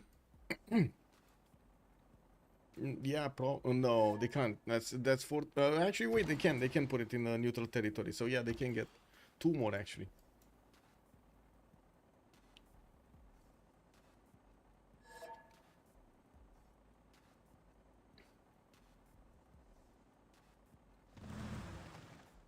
That's the dream, exactly. Like Nakrut is saying over there, that is indeed the dream. Near Dido. Okay, he's getting the strips here, but these are this isn't this floodplains? No, that's plains. Okay, he put it right at the edge of the plains, and we'll need to use his jet fighter to take care of the English planes there in the air. We do have a bomber also deployed to Bandar Brunei. It's just a matter of time until Lin Xia is gonna do this. Ooh, Obalie desynced. Oh no, he not gonna like this. He's gonna be mad, man. The funny thing is, he was telling me at the beginning when I was desyncing, weirdly. Okay, there we go. We got the disconnect. And we're gonna have a reload quickly here.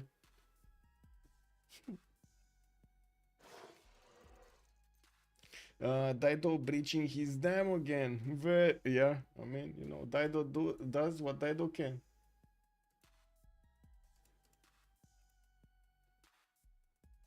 What the Oh my god.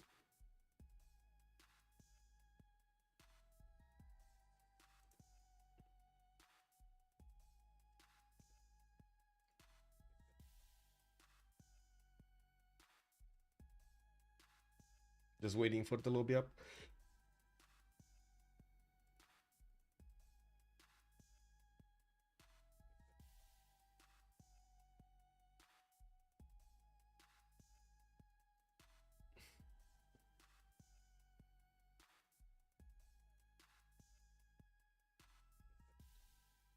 Dams are annoying sometimes, yeah. Especially when they blow. When they release the water, what's going on here? Why don't I see the lobby?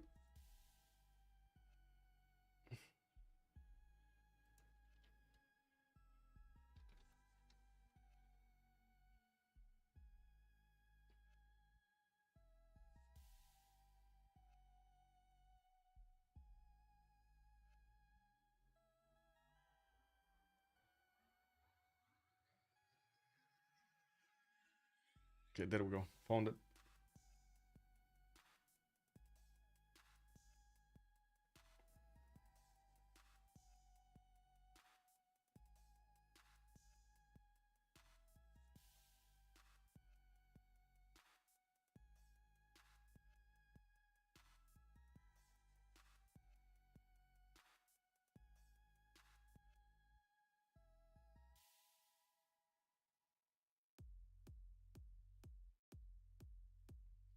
Wasn't aware of that threat with dams. Yeah, you can get the spine over there and just take it out, blow it up against the flashes. It's asking to get griefed. Yes, it is. Big game is right. And I deny revealing my capital when I meet another Civ. I see. I started to group up my D6 to place two spies in a collective fashion. Wow, that's a lot of commitment actually to get the spies later on in the game to do that. But I guess if you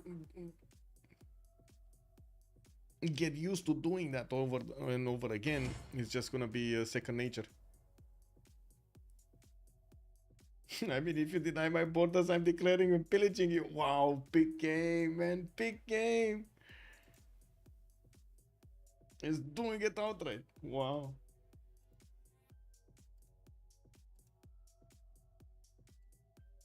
Oh, I think I clicked the wrong button. The noobs need to learn courtesy. Wow.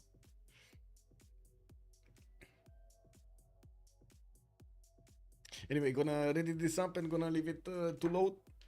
Be right back. Need to go to bathroom again.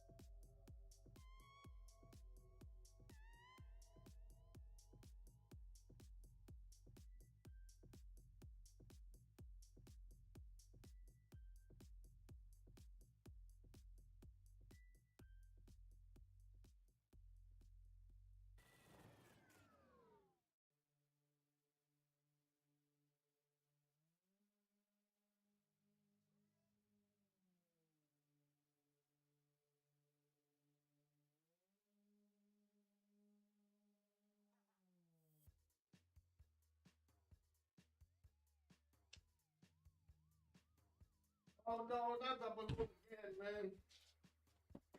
Man, they can't keep their fingers off the keyboard. Wow.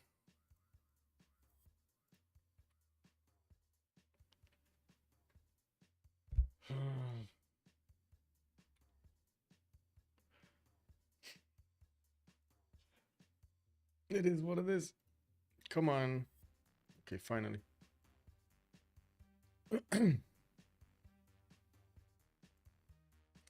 Whoa.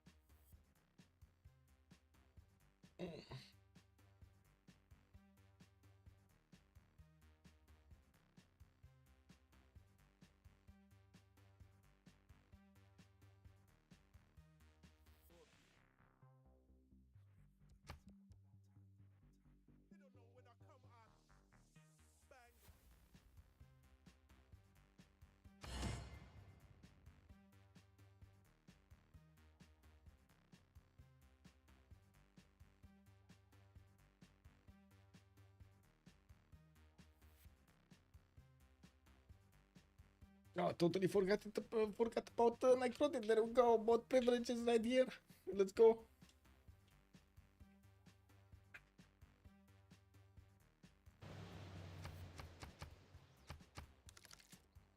Okay, let's see what's going on. 3 turns for nukes in Stoke-upon-Trent. In Rome's territory, 5 turns for nukes, so 2 turn difference. Launcher satellite gonna finish next turn for Rome. He doesn't really have chops available, but he will have his uranium improved soon. We do have also Rome getting some hydroelectric dams. That's also asking for trouble here. We do have one of the Mapuche spies in there, and we'll need to see if he's gonna do the bridge dam thing.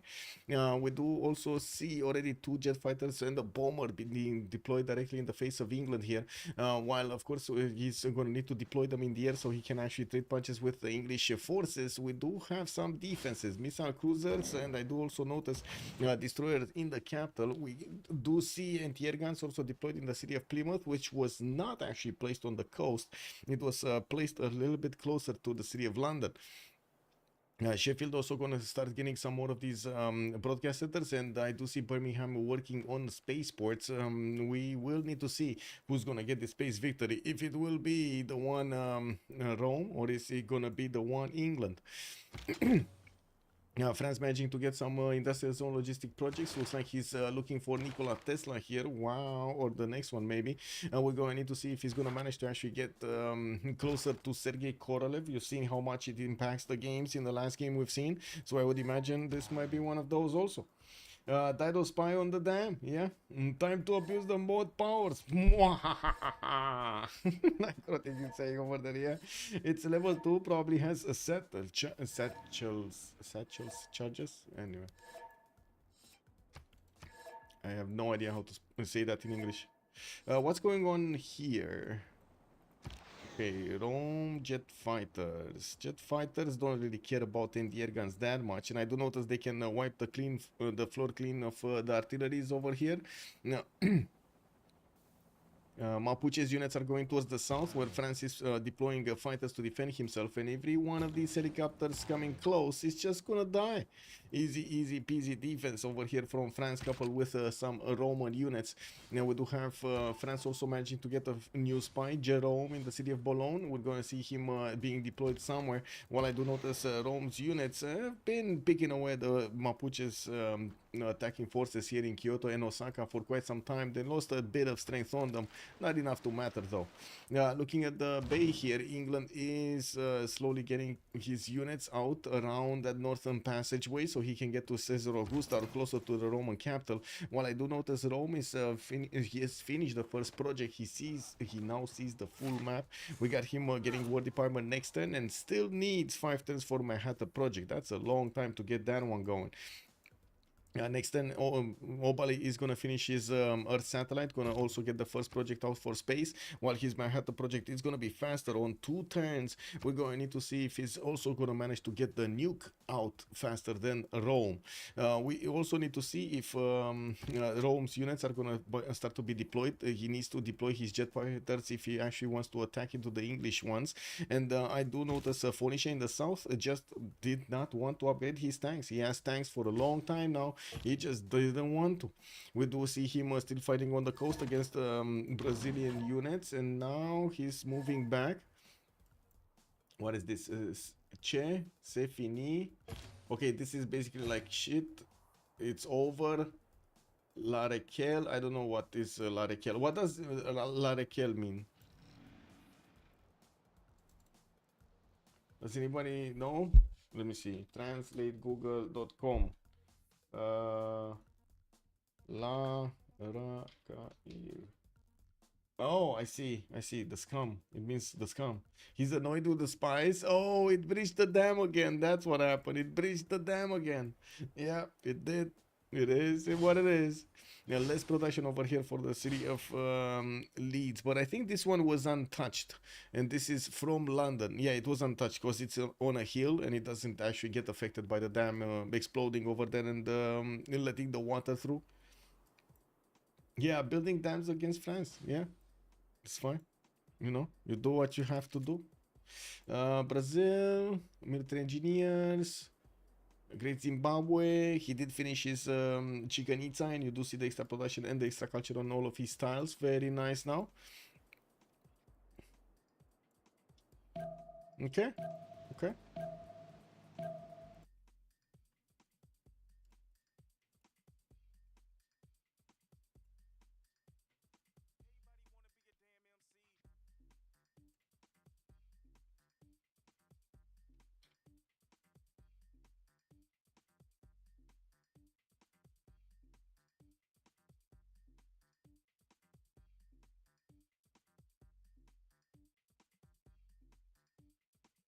England has good amount, I think. Last time we saw he had like 800 GPT. Yeah, he does have 871, and I do see Apeul also has 800. So between them, they have more than 1600 GPT. Not to mention Gwawel's extra 200.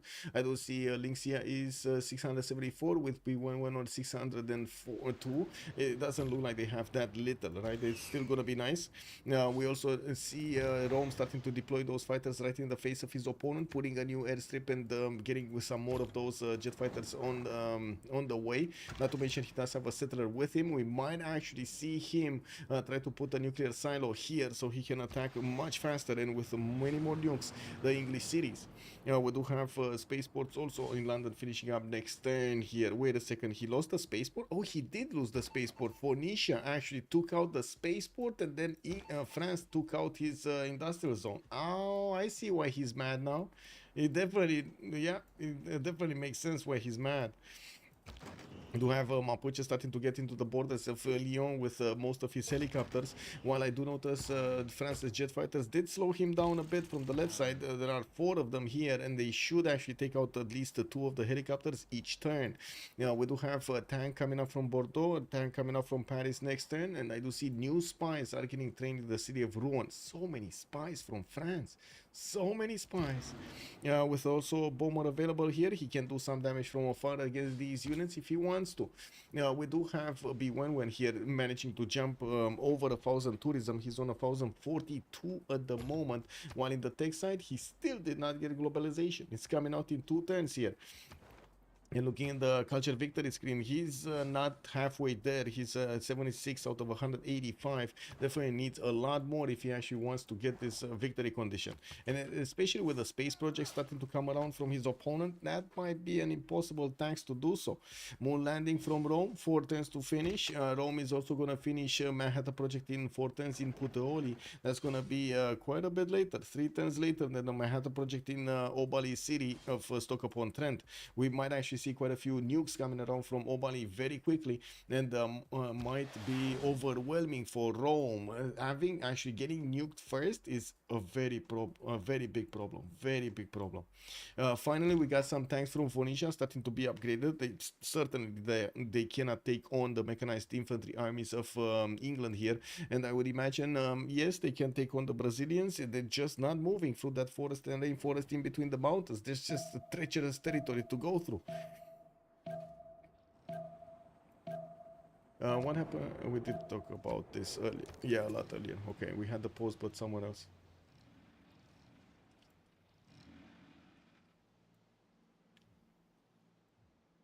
Hmm.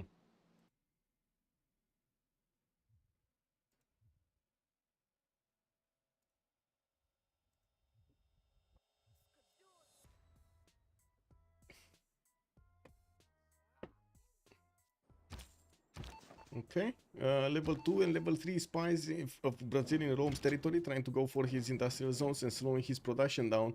While I do notice Rome moving to the front line, he has now to, well, face off multiple jet fighters, and you do see he did manage to take both of them down.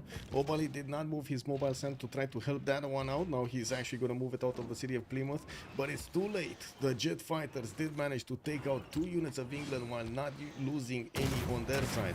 It looks like La Venta is also going to get attacked here by Phoenicia. Rome is about to settle his city next turn, and we'll get the opportunity to get some missile silos in here also. That's going to be very important on his offense against his opponent. The question is, can he get the nukes fast enough? 3 turns for Manhattan, just it is kind of slow. We do see new jet fighters getting built here, and I do see on the western side he did manage to keep on eating away the Mapuche units that were pushing into Nagoya. Now he might get to attack his opponent on return here. I don't think he actually wants to expose his tank armies that much to his opponent here, to Mapuche. And looking in the south, it does seem like Mapuche did indeed lose 2 of his helicopters on the defense of the early beginning of the turn. And we do have these fighters that can keep on doing damage with a machine gun coming out from Lyon next turn. And there is a tank in there that could also help out with the defense, and another one on the way. We do need to see if Crudlove is going to get more than just these tiles to pillage to the south of Lyon. It might be just those tiles. Why is it easy repairing the dam? If you keep repairing, they'll keep nuking it, and your entire game is repairing. Well, I mean, he wants the production. What can I say? And yes, indeed, he keeps on repairing it. He keeps on spending production on it. But he also did buy out a GDR. Look at this, man. Obalie has GDRs. Beautiful. Going for plastics next turn. Globalization coming out in 3. And I'm pretty sure he's going to get to hard build a few more GDRs if he wants to. The fact is, they do have the gold to afford it. In the score tab here, we still have Obalie with 2,500 gold in the bank. Could definitely get enough gold next turn to buy another one of these awesomeness units, the GDRs.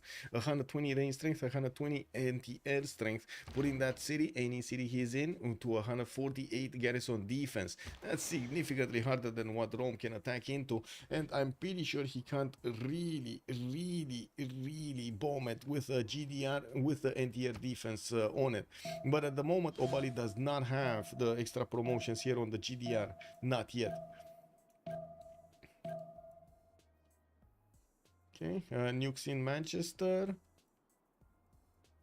Okay, still 3 turns here. I'm a bit surprised we don't see farms. Honestly, I was expected to see all of this territory here as farms. But anyway, it is what it is. Just like he did in Antium, he put so many farms here.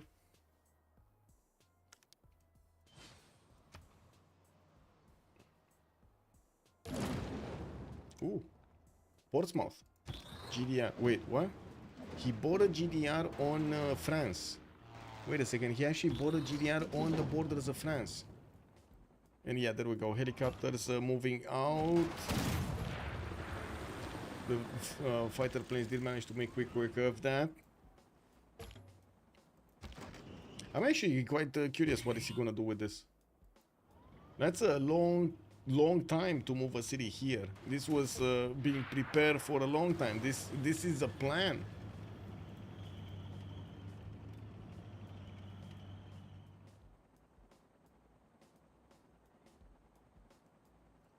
There's a late game guard to build them. GDR promotions from the text. Yes. Rome GDR next turn. Yeah. But he's. I don't think he has gold. Does he? Yeah, he does have gold. Okay, that's fine.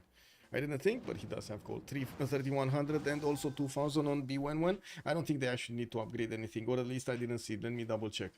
La Venta is going to be taken. Maybe Phoenicia does need to upgrade few, but I don't think he wants to. France, no, not really. Getting more bombers, and I do see he's already getting some tank armies out of his territory anyway. We do have this, Sergei Korolev, which they might actually keep enough gold for it. This would be very important for Rome to actually get it. And I do see he's getting engineer projects. He's on 109 points, and I'm pretty sure he's going to put some more projects in. We got one here in Caesar Augusta, one in Lugdunum, and one in Arretium. 3 more projects coming out next time. Okay, 2 times Manhattan. How much time here for a nuke? Because Manhattan did finish. Can he get a nuke? That's the question. Can England get a nuke? And what's the culture victory? 88 out of 206. We're still not halfway there, but it feels like Bewewen when it's starting to accelerate. We got him on 1078. Next turn he should have, or he did already finish his environmentalism. He does need to go to computers. He's going for guidance systems right now. Wait, he didn't actually get computers? What? Or did he? He probably got it, right? He wouldn't get guidance systems without it. Maybe he's afraid and he wants his mobile SAMs. Maybe that's it. Finally, spies to protect territories. Yeah. Well, this spy looks like he's disrupting Rocket. This spy is killing the dam again. He's killing it again. 110. He's gonna take it out again. Is it? Are we watching this? I think we're watching this, right? We want to see the destruction from the dam. Yeah, we definitely want to see the destruction from the dam. Is CivFR using any other mods than CPL? No, it's like the mods that we have been developing in general in the multiplayer community are common. As in modders are from CPL, modders are from CivFR. Some of them, the translators, for example, are from different other countries doing the translations for like Portuguese, Russian, Chinese, and so on. They're all volunteers. Is this gonna? Yeah, the boom! It went again. The dam has been taken down. I do have to say CPL did go quite crazy with the extra mods, like especially the user interface mods, which is not really healthy to the game. But at the same time, I can see the value that the players are looking for to get more information that was not easily displayed before. You had to actually work for it, like use your brain for it. Now it's just on the table over there. Repair it for the 4th time, see what happens. Yeah. Let's see if England is actually going to get to repair it again. He's getting his moon landing next turn though, and that's at the same time as Rome is going to get his moon landing. And I do still see Manhattan Project needs one more turn to finish on Rome's territory. We do have Sergei being fought over here. Rome does have 235 points, and I do see he still needs 500 points to actually get this on his own empire, while England, I don't think he's actually going to be competitive on this. Brazil might take it though. Brazil does have production spare to actually get those projects in. He's slowly getting some carnival projects in though. Not the ones that he would need. I want to see the nukes. He's not building nukes. We don't have a single nuke here from England. Not a single one. He did manage to get the level 1 promotion here, the reinforced armor plating for his GDRs. And I do see Rome did bring a GDR to the fight, bought it in the city of La Venta. We got him quite close to his opponent GDR, to Obalie's GDRs here.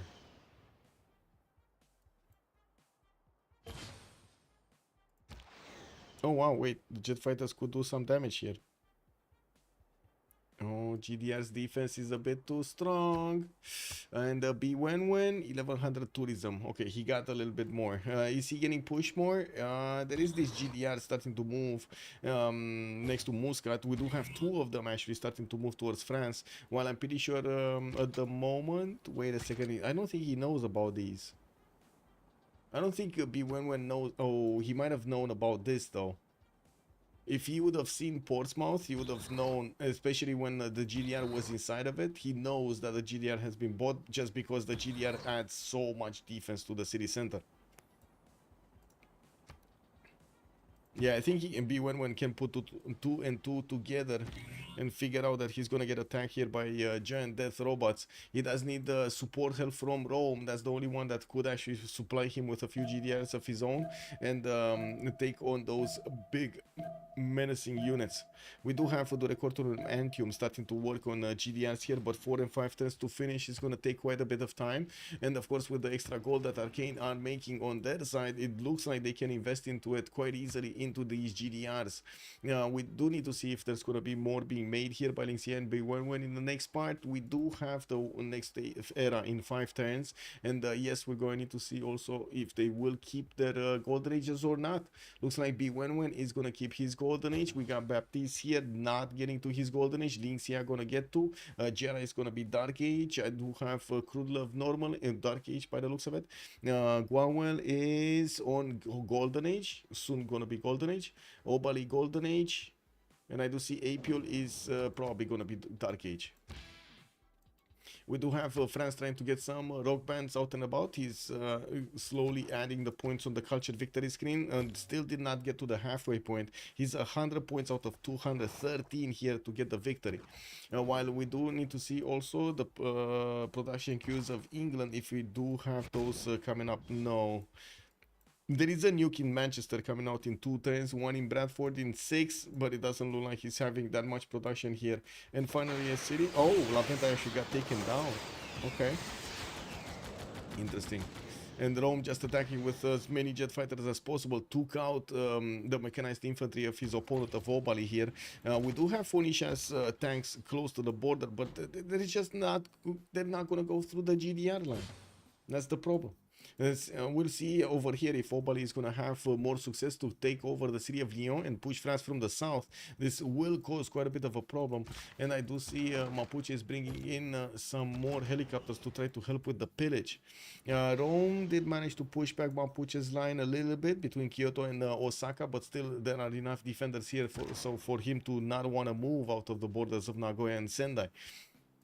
We do have him building a nuke in 3 turns from Rome and also Puteoli in 6. I do see he keeps on getting these industrial zone logistic projects and he's soon gonna get Sergei Kolorev. He does need 425 points to actually get that engineer going. And I do notice at the moment he doesn't have enough points to get any of the, writers for, or I should say France doesn't have enough points to get any of those writers, artists or musicians.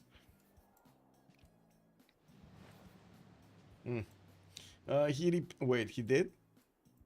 Yeah, he did. And he's repairing his industrial zone also. And look at the spy. Marcel did not even move from the city of Leeds. Did not even move there. He's just there. He's doing his thing, waiting for the repairs. Oh my, man, this is gold, bro. This is like gold. Amazing.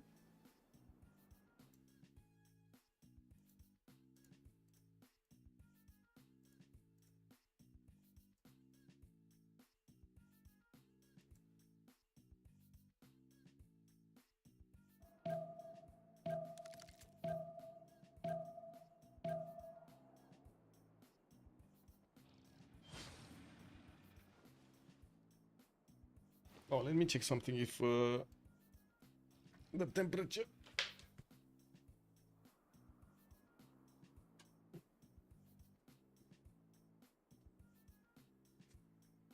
I wanted to see if the heaters, how do you call these wall heaters or something, are on.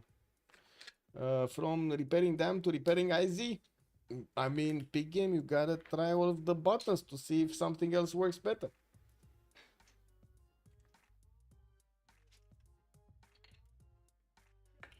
repair something else, then repair, and then repair something else again.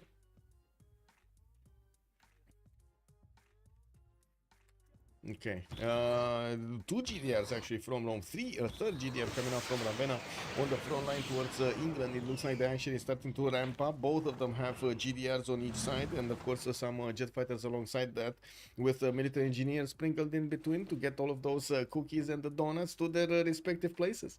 I do see Rome is placing a military engineer with nuclear silo here in the borders of Ravenna. Missile silo will allow him to attack into his opponent's direct capital if he wants to. Now, I think the biggest question is, can he actually go through the missile cruiser defense? And of course, we're going to need to see what's going to happen here with the next wave of GDRs also coming out from France. He needs 5 turns to actually get the first one out, and that might be a bit too late, as in his city of Lyon might be taken out in that time. These GDRs are from England are not something you just want to, you know, handle lightly.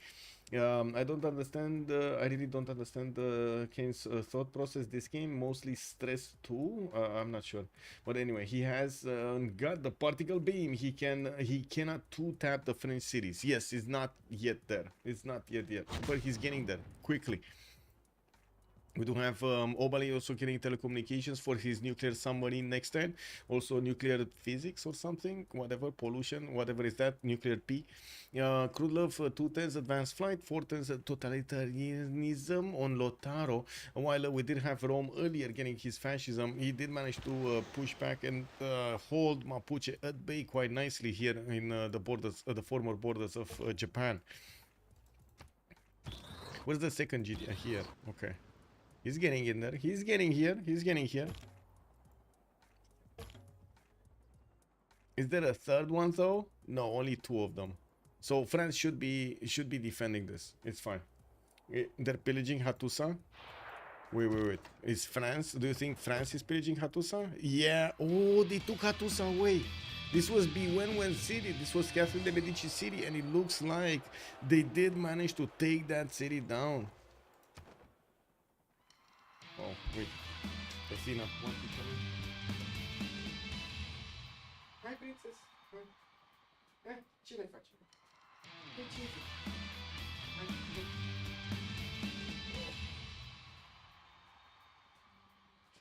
I must have disturbed her when I was moving out and going to the bathroom, and now she's like, what are you doing here all without me?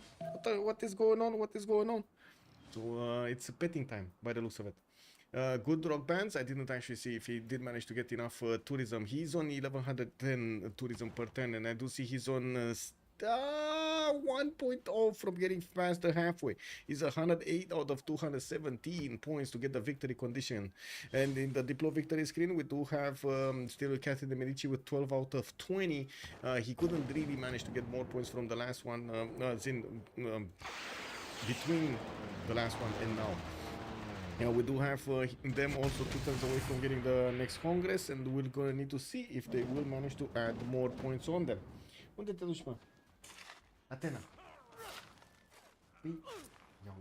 Incredible. I guess she just wanted a little bit of petting, and now she's back off on her own stuff over there. It is what it is. And she wanted the door open. You know, why is it closed? Why is the door closed? What is this? Lizzie now lost. Wait, minus 1 GDR. What? Good rock band, they need the goal. Minus 10 amenities. Plus 6. No, he's on plus 6 right here. We got 1, 2, 3 GDRs, and I do notice England is on 3 GDRs. When is he gonna get to buy another one? Not now. Maybe next turn. Oh my god, there are two players, Obalie and Apeul, are both on more than 1,000 gold a turn. They can buy a GDR every 2 turns. Wow. Anyway, we'll see if Rome over here is gonna manage to keep on punching through the defenses of Obalie. We do have the nuclear submarine armadas that are also gonna get upgraded here in the coast of Leeds. While he doesn't have any on the western side, I do see 1 GDR just poofed. It poofed. And we do have immediately that Phoenician tanker going in. What are you doing? You know what? Oh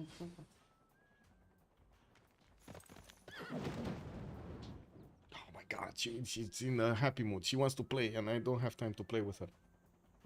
If it's in enemy lands, it got a multiplier. Losing a GDR is max war awareness. Oh my god, let's actually see.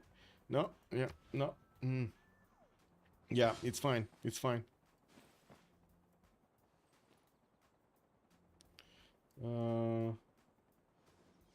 Yeah, that's another GDR here. Oh, there's a lack of a GDR here, I mean. And there's a fresh GDR that just came out to party. Very nice. You went from +3 to +7 to -3 from 1 unit loss. Oh my god, that's insane. That is insane. Okay, so many GDRs coming out from France, and I do notice he's barely getting a more cultural turn, or I should say more tourism a turn. This is gonna slowly be a problem. 150 out of 231 still has problems getting halfway there, but it looks like with more pressure on Obalie, he might get there. We're gonna need to see if Sergei Korolev got picked up. Not yet. Rome is still trying to do the projects, needs 200 more points, and by the looks of it, Athena just is gracing us with her presence here. Hello, Athena? Ce faci? Păi, hai, spune-le și lor.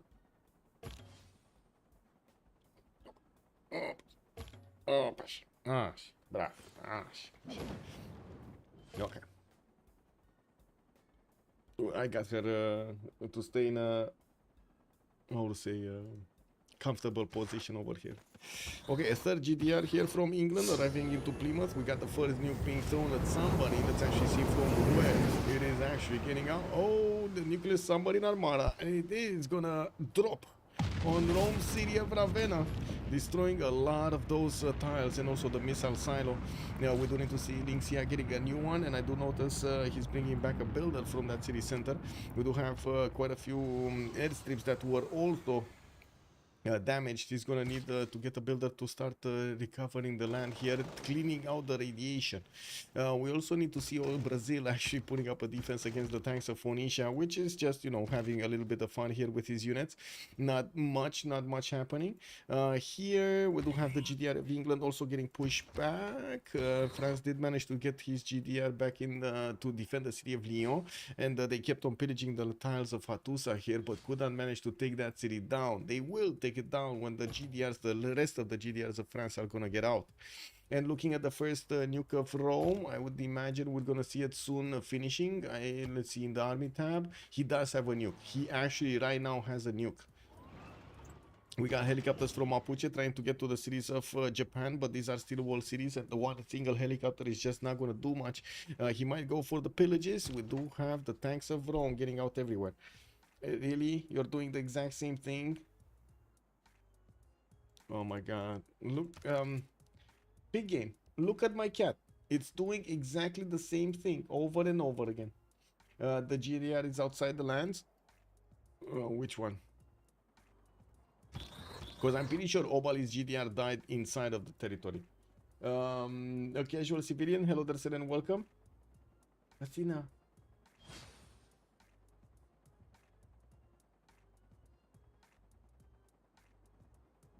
Haide-te jos.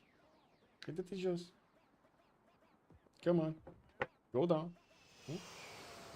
Bravo.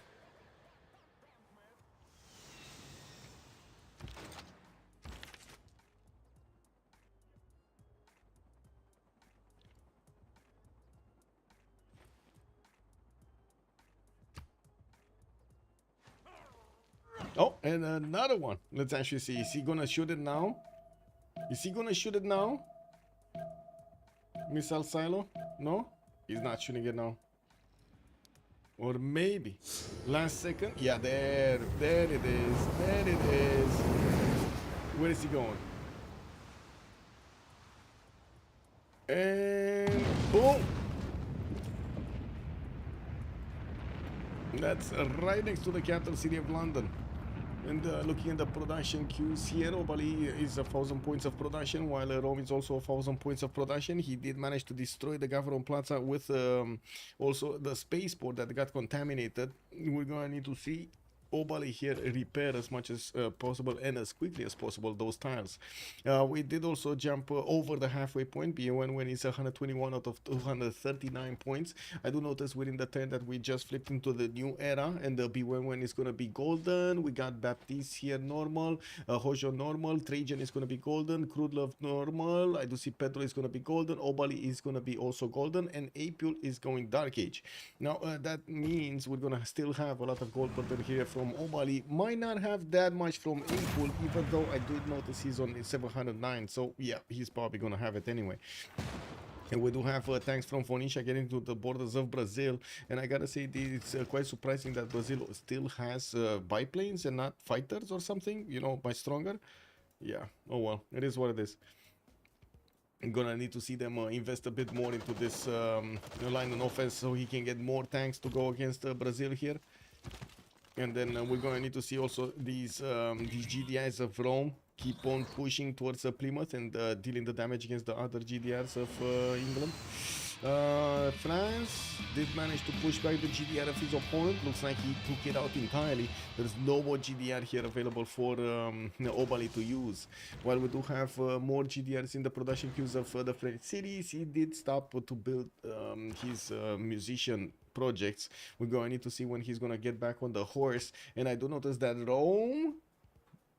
Oh my god, no! Sergei Korolev got picked up by Obalie. He got it away from Rome. Wow. Wow, that is disturbing. Lin Xia is definitely gonna need to handle this disrespect somehow.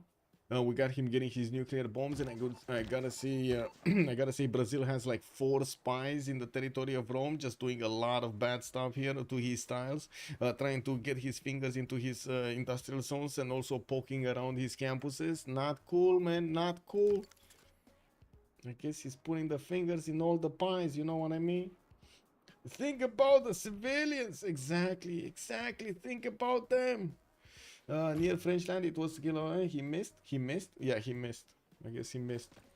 You can call out his miss, but I think he actually didn't want to attack the city center. He wanted to attack the Government Plaza and the, you know, to say the spaceport. I think he knows London is defended by a missile cruiser, so he's kind of wary of attacking that. Okay, GDR starting to go against GDRs. We do have Obalie shooting back here. We definitely need to see more though. There's a 4th one coming on the way from Lin Xia. 5th one also. Yeah, there are a lot more coming in. A lot more coming in. England is trying to build some as well. No, he's not. He's not building more GDRs. Oh my god. Anyway, we're gonna have a pause here.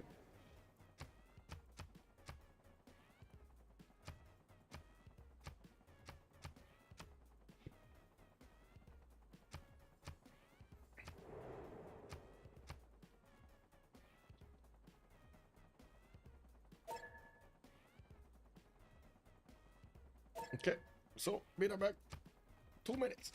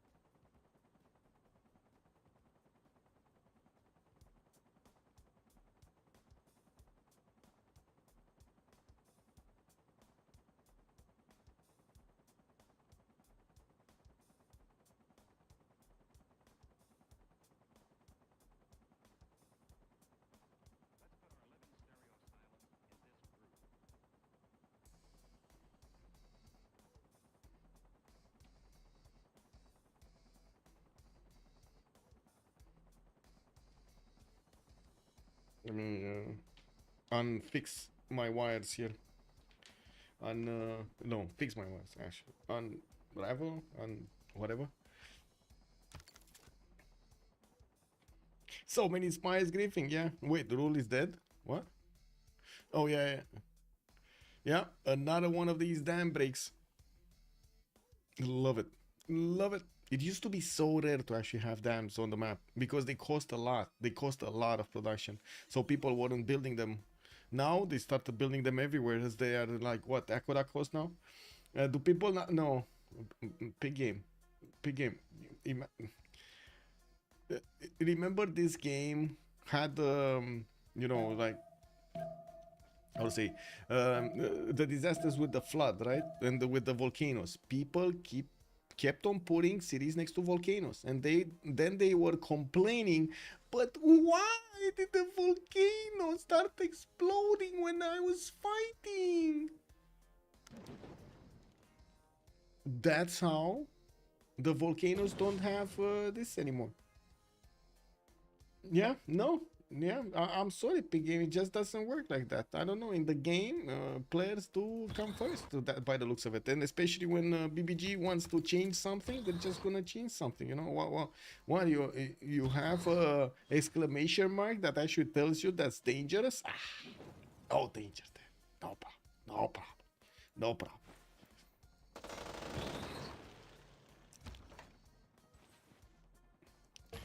Dams maybe work in FFA. Well, they were just the same as bad as this.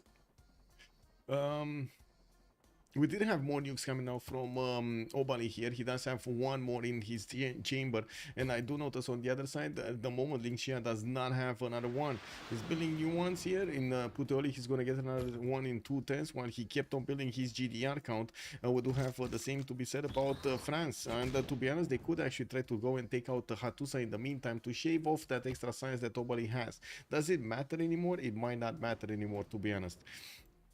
Yeah, we do need to see also the tourism here, still 1135. It looks like we don't have that 2000 mark that I was expecting here from Catherine de Medici, and he's barely getting there. 130 out of 246 still needs a lot of time. Lin Xia was working on the capital, on the space race project here in the capital city. Looks like he put it off. Obalie is also putting it off himself. They do need to get the Mars colony out in the space. Spaceport in Birmingham getting repaired. The one in London is also going to need to get repaired. It looks like we do have the French spies going everywhere and trying to pillage these industrial zones, slowing down the production capabilities of Elizabeth every time they punch one of these out. With 5 GDRs coming out from Rome, it looks like slowly but surely Obalie's defense is getting to crumble. We do need to see if he's going to withstand the next tier of attacks here. We got a lot of these GDRs just waiting to do the shots to hit his opponents. Do we have? Yeah, we got a 6-1 also coming in. So many GDRs coming in. And when is he gonna get his jump maneuver? He needs to jump. Yeah. Did he not actually? Oh, did he actually not hear of House of Pain? This is it. House of Pain Rome, man. He needs to jump up and around. Rome has jump? Okay. I believe he had some with full movement, but he started shooting. Anyway, we'll see.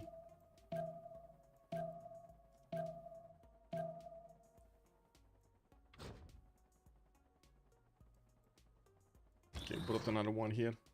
He does have +6 intel on opponent's movements with fascism and military alliance. These GDRs are quite strong, even if England is defending himself with garrison commander there in Plymouth. What he needs is particle beams.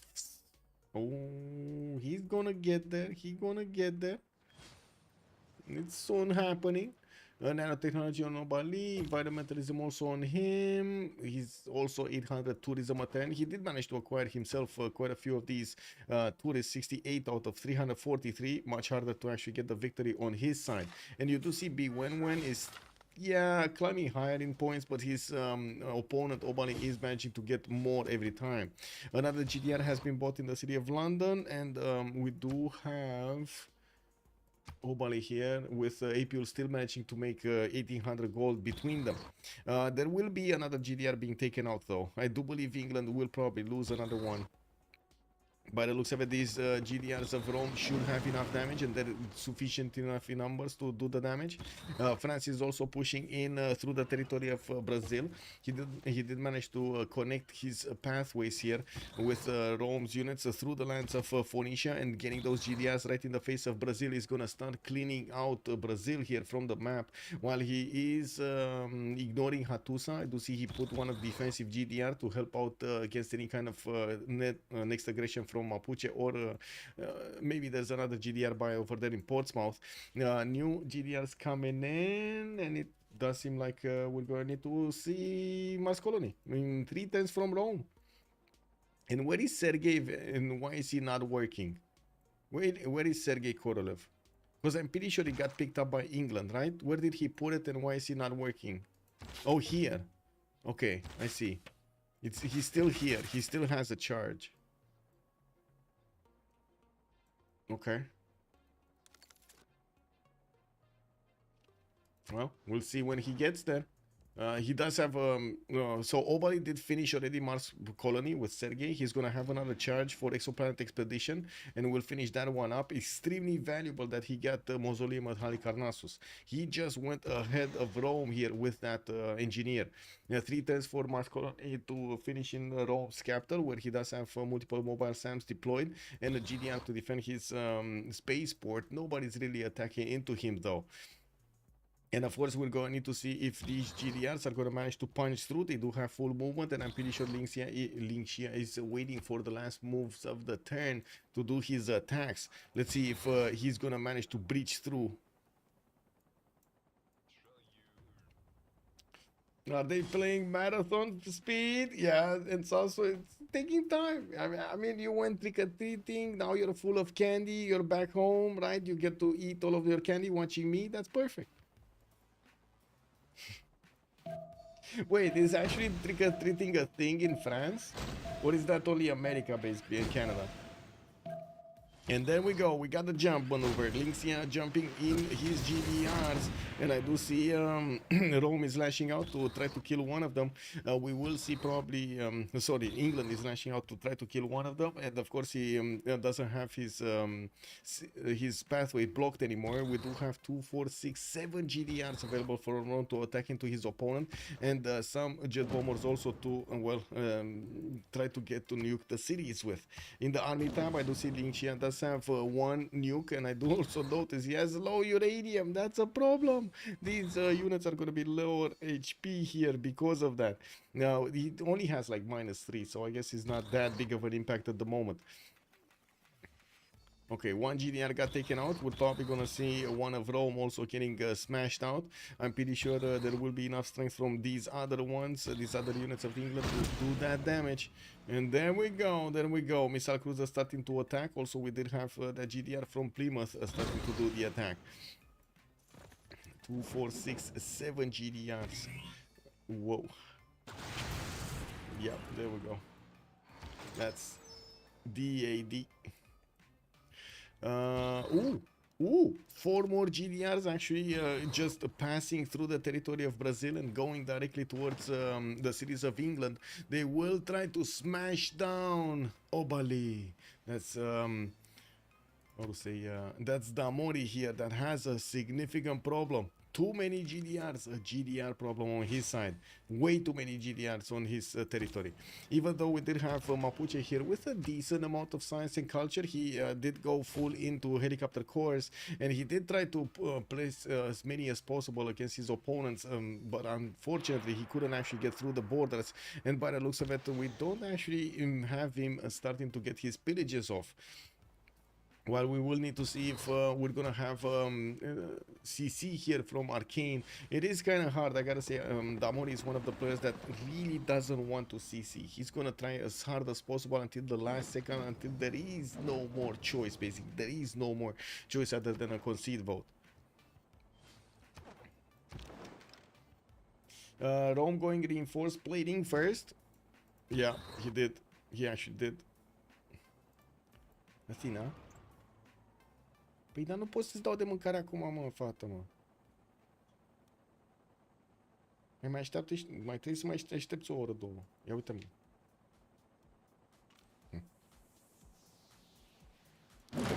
Yeah, one city got taken over. Lin Xia is starting to tear apart the English territory, and I gotta say, there's no victory condition in sight over here for Obalie. If he started losing cities, this might be it. This might be it, especially how you've seen how fast these GDRs are actually smashing down his opponents.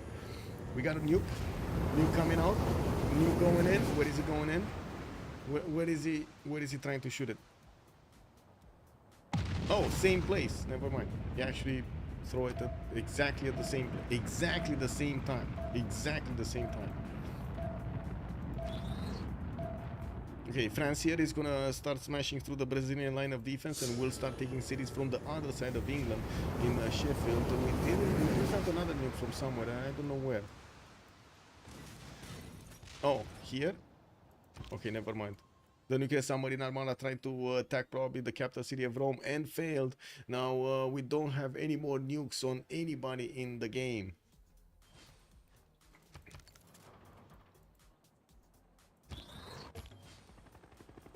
Rome, yeah.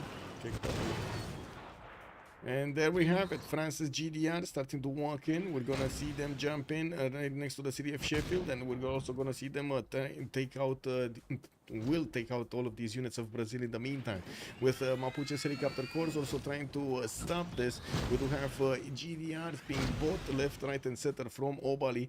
And while I gotta say, he's probably gonna lose his capital soon over here. We got multiple GDRs starting to get to wrap around it. Plymouth is also getting wrapped around here in the south, but it's kind of getting ignored at the same time. New GDR is also coming in. Another one coming in. Yeah, another one with another two finishing up in the cities of Rome next turn. I do notice finally Mapuche actually got into the borders of Rome and will start to try to pillage some of his tiles here. He got at least one of the mobile SAMs of Rome, and that was quite sad. We do have Rome with GDRs coming up on the defense, and you do notice these guys are gonna pack a punch.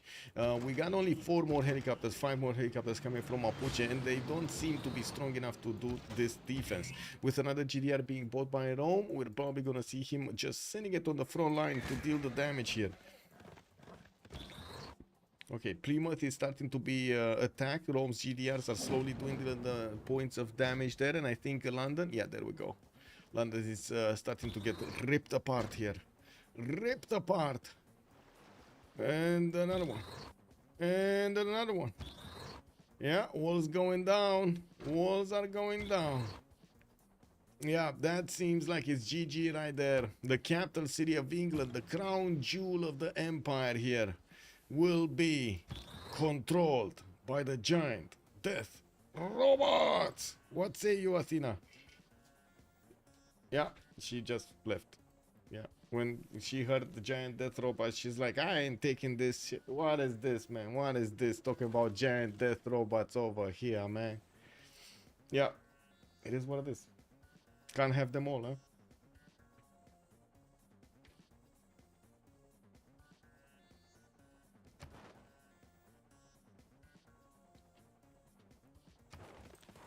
Ooh.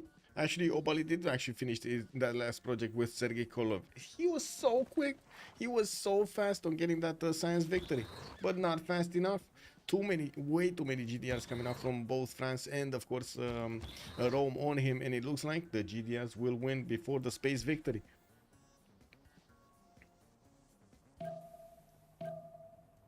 And I think the question is, when will they write down GG? That's the question. When will they write down a GG?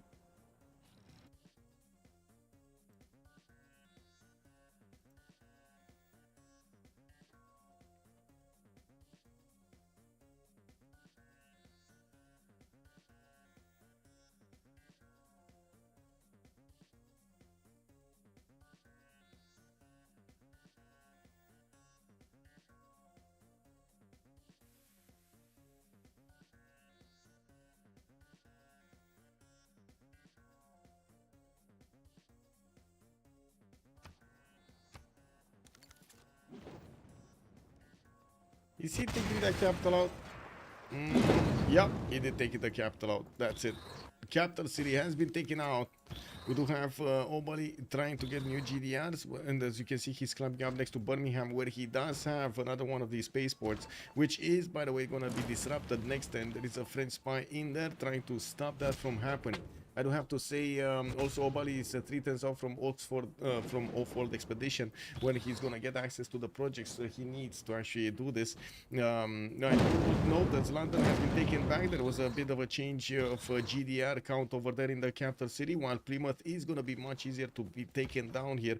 The GDR of Rome immediately shot against it. Shut down the city. We do have also France getting to raise one of the cities of Brazil on the way towards the cities of England. Did take one of English cities also and will move towards Birmingham. There are 2, 4, 6, 7, 8 GDRs just from the south from France, with another 5 from Rome here, and of course a 6th one here next to the city of Plymouth, with 2 ones that did finish in his main cities. He does need to actually move them on the railroads as quickly as possible towards the main front line here, towards the lands of Obalie. Anything happening in the culture victory? 149 out of 298. Okay, we're still... Oh my god, he dropped lower than half. Culture, 1151 points. Okay, that's why he doesn't really have that much of a number. Yeah, maybe if Lizzie had 10 times more production, then they would use on a... Yeah. Yeah, big game. Can't say no to that one. I can't say no to that one.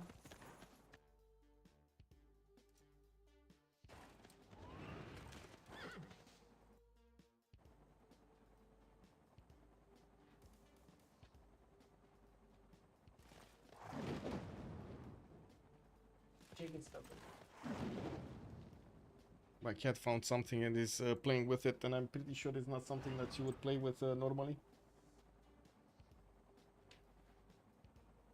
Anyway, she's making noises right underneath my chair. I'm scared to move. I don't want to hurt her. Anyway.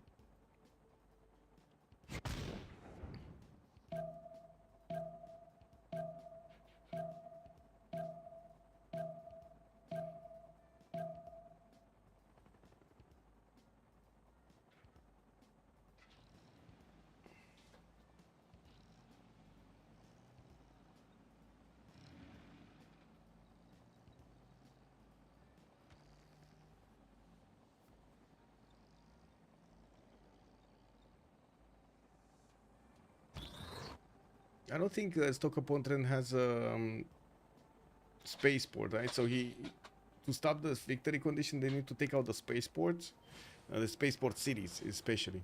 So this needs to be taken out, and that is gonna be, there we go, spaceport destroyed over here in Birmingham.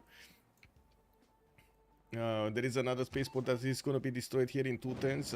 I don't know what that one is from. That is from Newcastle upon Tyne. That's the northern city.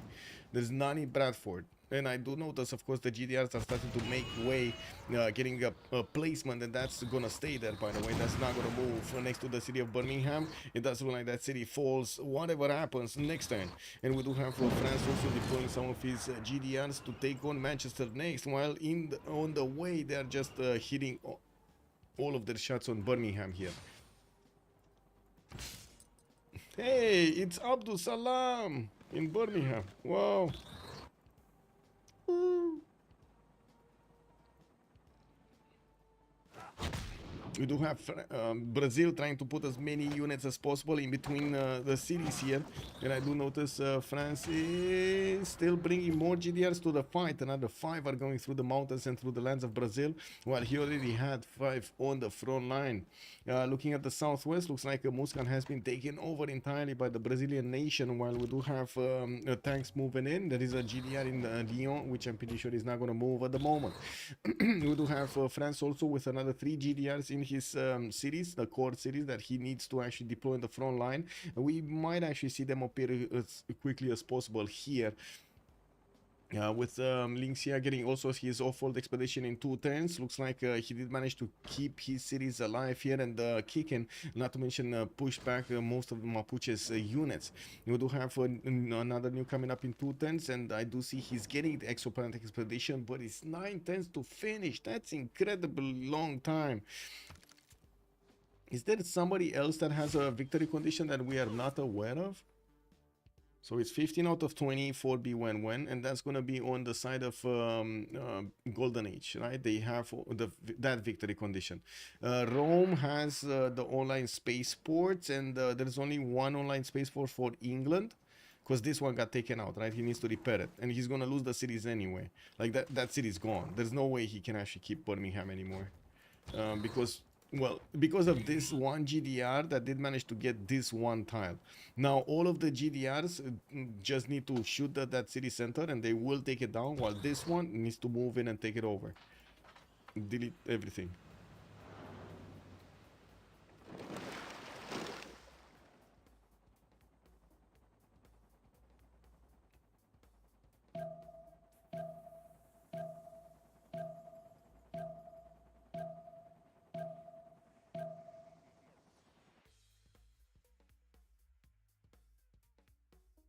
Jeepers.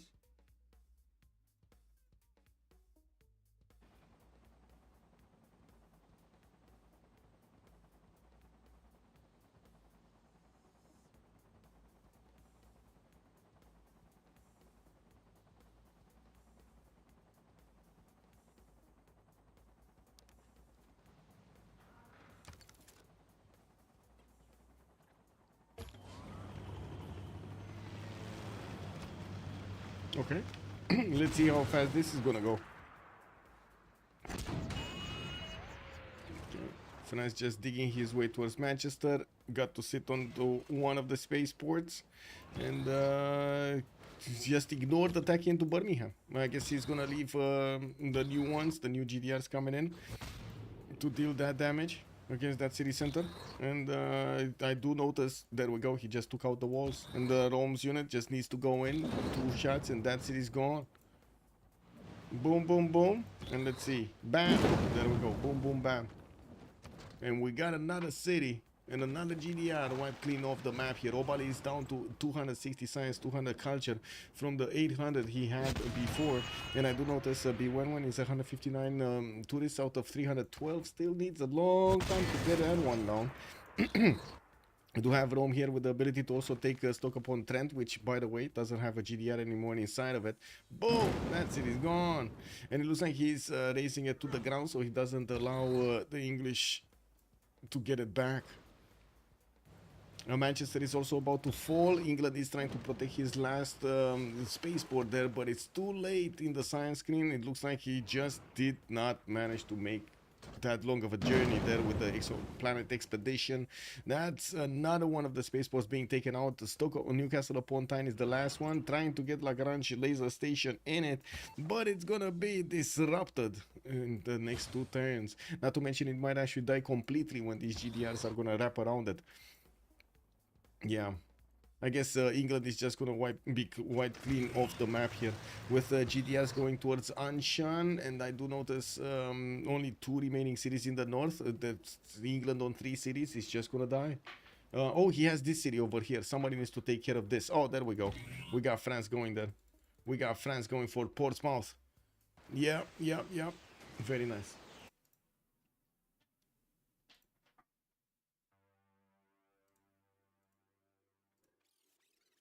Da. Miłości. My cat wants to how to say play.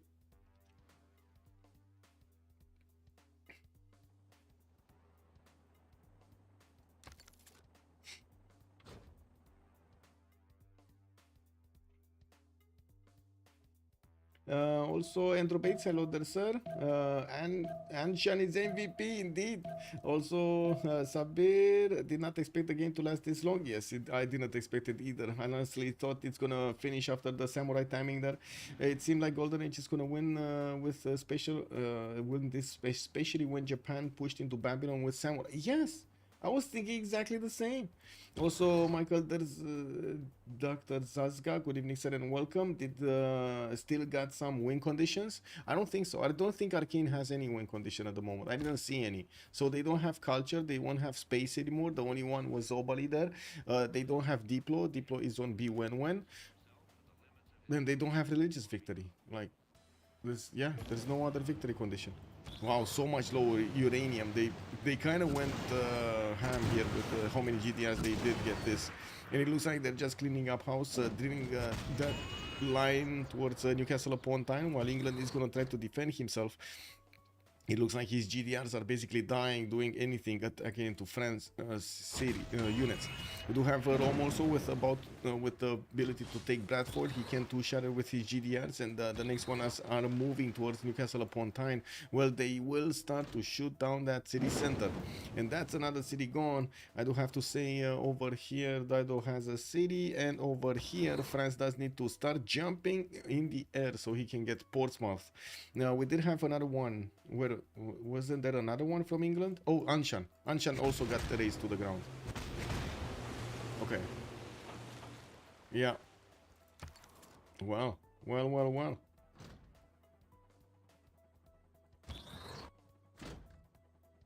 Why is game still going? I have no idea, Clithian. Good evening, sir. I don't think there is a Diplo cheese, no. I think they just so like Damori wants to play, and he's like, no, I'm not giving up, man. This guy doesn't give up. He doesn't give up. You wanna guarantee that he's gonna be the one standing last at the end of the game? Basically, just put him in, coach. Put him in.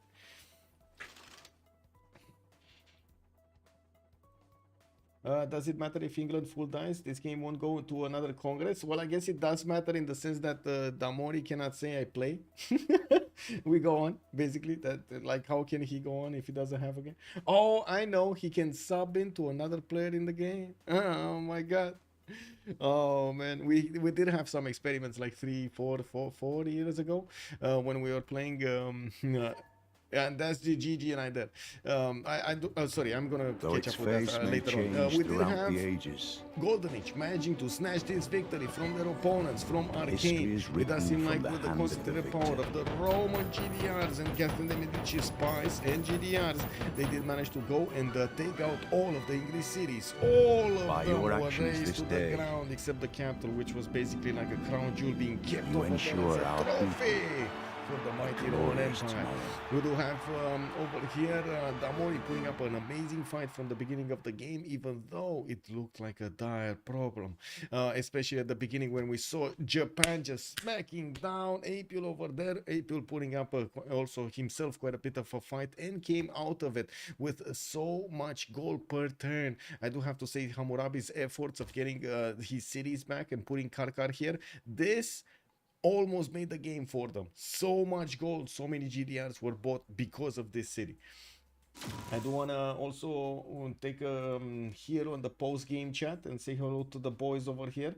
Oh, wow. Actually, Damori left entirely.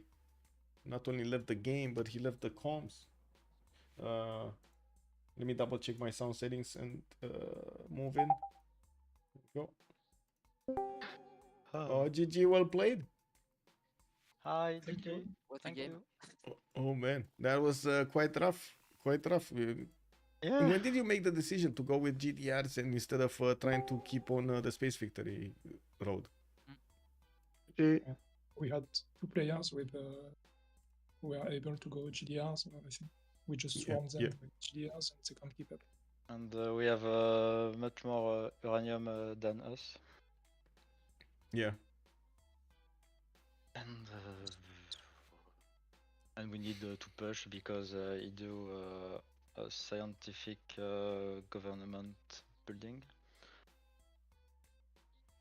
Yes. Well, he was so close to the victory, I gotta say. If you didn't raise his cities in 3 turns, you would have gotten the victory, basically. Yes. Yeah. You're on time, right on time. He must be mad. He must be really mad. GG. Yeah. GG. GG, well played. Apeul put up an insane fight over there against the Samurais, and somehow 1,000 gold per turn. Where did you pull that off, man? Apeul. I just like settle the shit ton of cities and martial hub, and I don't care about the rest. Yeah, Collecting. But Yeah. yeah, I took the I think samurais. I think that's the biggest Awesome. comeback I've ever seen. Yeah, but that's the only thing I could do. You know, I could like try to pillage a bit, but it's too far, and I have to go through Japan land. But Japan is already RL, so there's no point. So I just quick Yeah. shunt and settle cities and give gold to my mates. Well, work out beautiful. You bought so many GDRs with that gold. Yeah. I mean, at least I could do that in the game, you know? Yeah, yeah. But yeah. Verenic_got has joined the samurai round took things, table. all of my units I didn't expect. Thank you so much for the follow, Varenik. Much Ouais, appreciated, mais sir. après, il y en a sombre et tout. Ouais, je sais. Ça Well, met des grosses tartines. I'm gonna leave you to talk in French. I'm sorry to disturb. But thank you so much for allowing me No to stream, problem. and I'm sorry for the Thank you for the disconnect. card. No problem, Much no pleasure. problem. Michael. Have a great evening. Thanks. Bonne soirée and a happy Halloween. I Bye. understand this is the big night, Bye. right? We need to go trick or treating. Yeah. Feel like kids again. Have a great one. Bye. Bye. Bye. So there we have it. We heard from both teams. We did hear also from Apeul, who was being smashed over there by Samurai. So now we did have him come back with quite a bit of gold and did manage to try to do his best over here to help out his teammate get that victory. Tamori, unfortunately, wasn't here to actually give us a little bit of an insight of what he was planning, how he did plan this out, and why did he not manage to actually get the defense up. Yes, I know a lot of GDRs coming against him. Yes, that's one problem, but maybe he could have done something in between, maybe changed up a little bit his build queues so he can get that defense going. I don't know, you tell me. In the meantime, I did drop a doc over here if you are interested about an upcoming tournament.